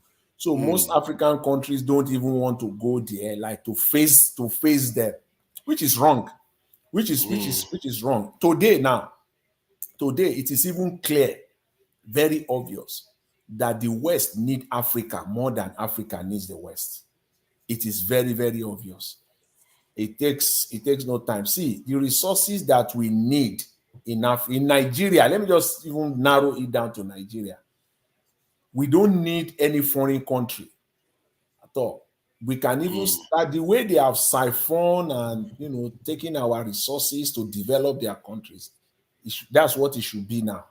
We now, this is the time for us to start taking it from them and bringing it back. That's why I advocate to for Nigerian leaders that, look, all this project that you want to do, you don't even need to borrow money to do them. You don't need to borrow at all. Yeah, yeah, it doesn't make sense. You have everything. You don't need to borrow. In fact, in addition, you start taking their resources and bring it back home. to develop our country. Just the way they have been using all the stolen billions, if not trillions of dollars over the decades that have been stolen from Africa to all these Western countries, they have used it to develop their countries. The same way now you can, start taking their resources and bring it back I to think Africa. to take their resources and bring it back, one of the easiest ways to do that is to tap into that 20 million diasporans we have, and have them, encourage them to start returning back and transferring intellectual property rights from the West. Many of them have companies in the West too, and start having them come back to the country to invest. Obviously, you have to secure the country and all the rest, but for them to come, then they can start, because we can develop ourselves twice as fast as the Chinese did. If the Chinese, it took them 40 years, we could do it in 20 years, because we have more technology now available to us to advance faster, and we have more people in the diaspora, more than the Chinese at the time when the Chinese were developing, especially in the most critical countries. Like, we have Nigeria, a lot of Nigerians in America, not to mention the greater diaspora, African Americans there too, that we have. We have them in Europe. So you can tap into all these things for them to assist in developing the continent too. But does our leaders do anything like I that? told, No, I not at told, all. I tell Nigerians now, just small group of Nigerians. I was telling them that, see, look, there is money that you can bring from the West to Nigeria. That this is 21st century. Yes, as you said, we now have Nigerians in the diaspora. Is an advantage to us. And you can, if you compare that to the 60s or the 70s, the class of diasporans that we have now, they are more, they are wealthier, they are more educated, more enlightening, they have resources compared to the 60s, the 70s, where they just go there, they study, and they are just doing regular jobs and all the rest. But it's a different ball game now, that Nigerians can enter into the diaspora. Now, Nigerians currently in the diaspora can bring massive resources. And I give the example of just one example alone, that the Nigerian natural gas, that if you take the natural gas of Nigeria, just take it for example, and bring it to, say, the London Stock Exchange, bring it to the London Stock Exchange and float it there. See, the issue of foreign exchange for Nigeria will come to an end in 6 months or less. Yes. But you know the problem they have, or take it to New York. Why would it matter if you float it there when you don't have security? Nobody is still going to invest in No, a no, country no. that That is why, barely has because it's all rules of about. law. See, okay. Why are they investing in Niger Delta, taking the crude oil? Oh, no, no, they The are West, investing the there because West, they are the going there West to will reap money. invest. The West will invest where the money is. They will even invest on security themselves. It is their money. They will invest No, because they will but not protect their own. officially. I think what I'm saying is Yeah, that okay, yeah, the I stock know, market officially they will but not want to do that. no, see, the way it works is this: is that, see, if you take Nigerian, uh, say, the natural gas, and you take it there, right? And then you said you want, say, $20 billion. They will give you $20 billion right off now. They will give you $20 billion right off. The question is only that, what will Nigerian government? And I tell Mm. people, and I tell people that, okay, for me as a person, me as a Nigerian, I will be comfortable to take my $5,000, for example, and invest it in Nigerian. They can call it whatever name. It's SPV. Call it whatever name you want to call it in London, in London, or in America. I'll put my Mm. $5,000 there. Now, why won't I? Nigerian in diaspora, this, maybe we said, is 20 billion, 30 billion per year or whatever. It will Mm. be times 4, times 5 of that. Every Nigerian will do it. You see, And that $20 they are sending is chicken change compared it's to chicken change, how because much you will of feel. their spending power is. Their spending power is a It's also, lot, like more than 10 times higher than that. yeah, yes, So it's also a sense of nationalism. Nigeria just say, okay, I'm in Nigerian. Aramco they are doing the same thing. Petronas is doing the same thing. I don't know what is I don't. Why are Kuwaiti we oil even is doing worrying the same about? thing. Why do we even worry about sanctions? We don't even need their money. The only problem, no, you need it. Oh, you No, need it. tell me where we need their money, and I will tell you how we can get that same money. Go No, ahead. that is how we can get that same money, because see, your natural resources that you have, either way you have to sell it, right? Oh yeah, there are a lot of people that will buy it without No, that that's what I'm investment. saying. That you will sell. You know what they are afraid of. What Nigerian leaders are afraid of is accountability. Because why? The way it stands right now, the status quo, they can lie as they used to, they can manipulate, they can steal, and nobody will ask them any question. The judiciary has been bought over, nothing will happen. But if you take, for example, set up an SPV, put it out there in London or in America, in New York, see, your responsibility shifts from Nigeria to UK. So if you are the CEO, for example, of Nigeria, say Nigerian gas, they just give it a name, or even they want to disguise it, they just give it a name. You see, they just Aramco. There's nothing like Saudi Aramco. It's just Aramco. Petronas of Malaysia. It's just Petronas. So you can give it a name, and then it's there. You see, the people that manages that SPV or that company there in London, if they do any stupid thing, they will go to jail in the UK. They will go to jail in UK. They are immediately, effectively under the jurisdiction of the regulatory system in United Kingdom, under the jurisdiction regulatory system in United States. So there will be accountability. Even though they may play some games, all companies does that.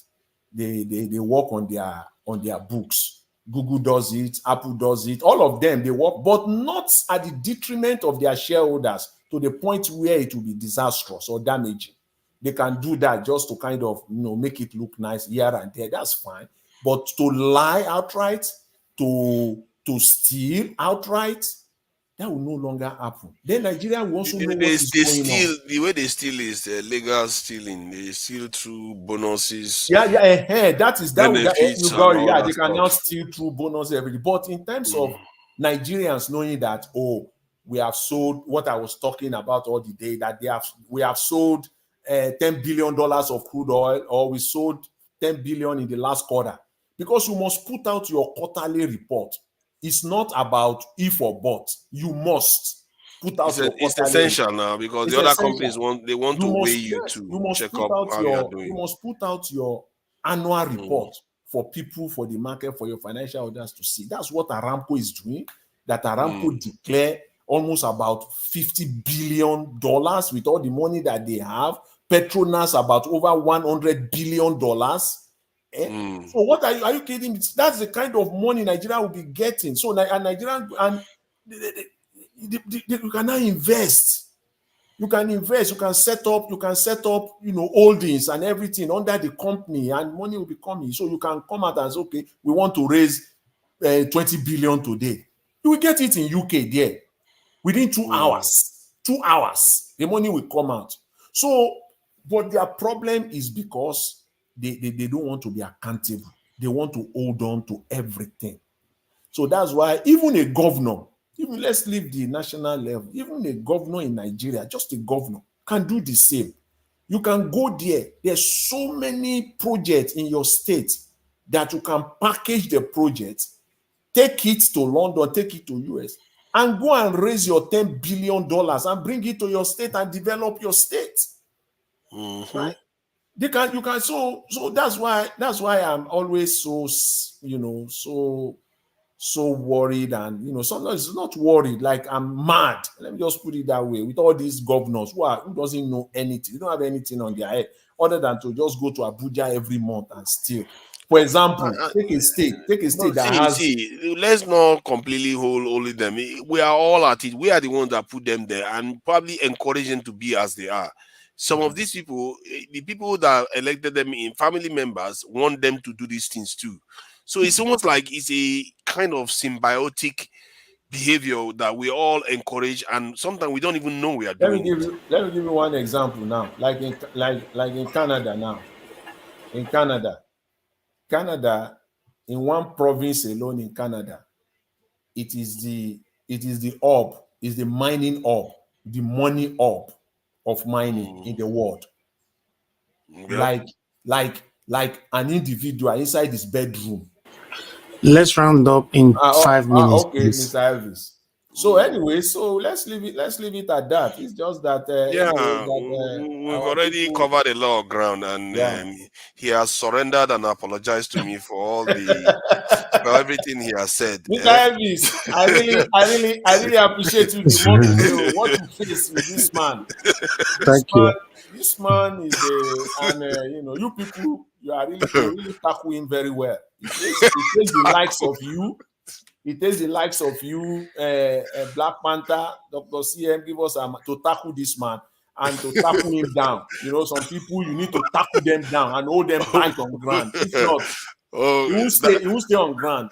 that's the what kind of tackling is that? That And they kind of tackle you tackling when very you are well. They losing, tackle you you think you are very well. tackling somebody. And they tackle you very well. It's All all right. good. It's all good. It's all good. Thank you. Nice Okay, conversation. now. Nice All conversation. right. Thank I you very much. appreciate you, All right. man. I appreciate you. That was a nice session. As you all know, on this platform, we all are learning. That's one beautiful thing about it. So we cannot know everything at the same time. I appreciate every one of you for your time with us today. We've come to the end of the broadcast. We're going to continue again from where we stop later on, 6 p.m. Help us to press that like button, help us to share. For those of you still watching us right now, I appreciate you. Do your part, press on the like, and help us to share. And God will bless you now. Good night, everyone, and bye for now. Thank you.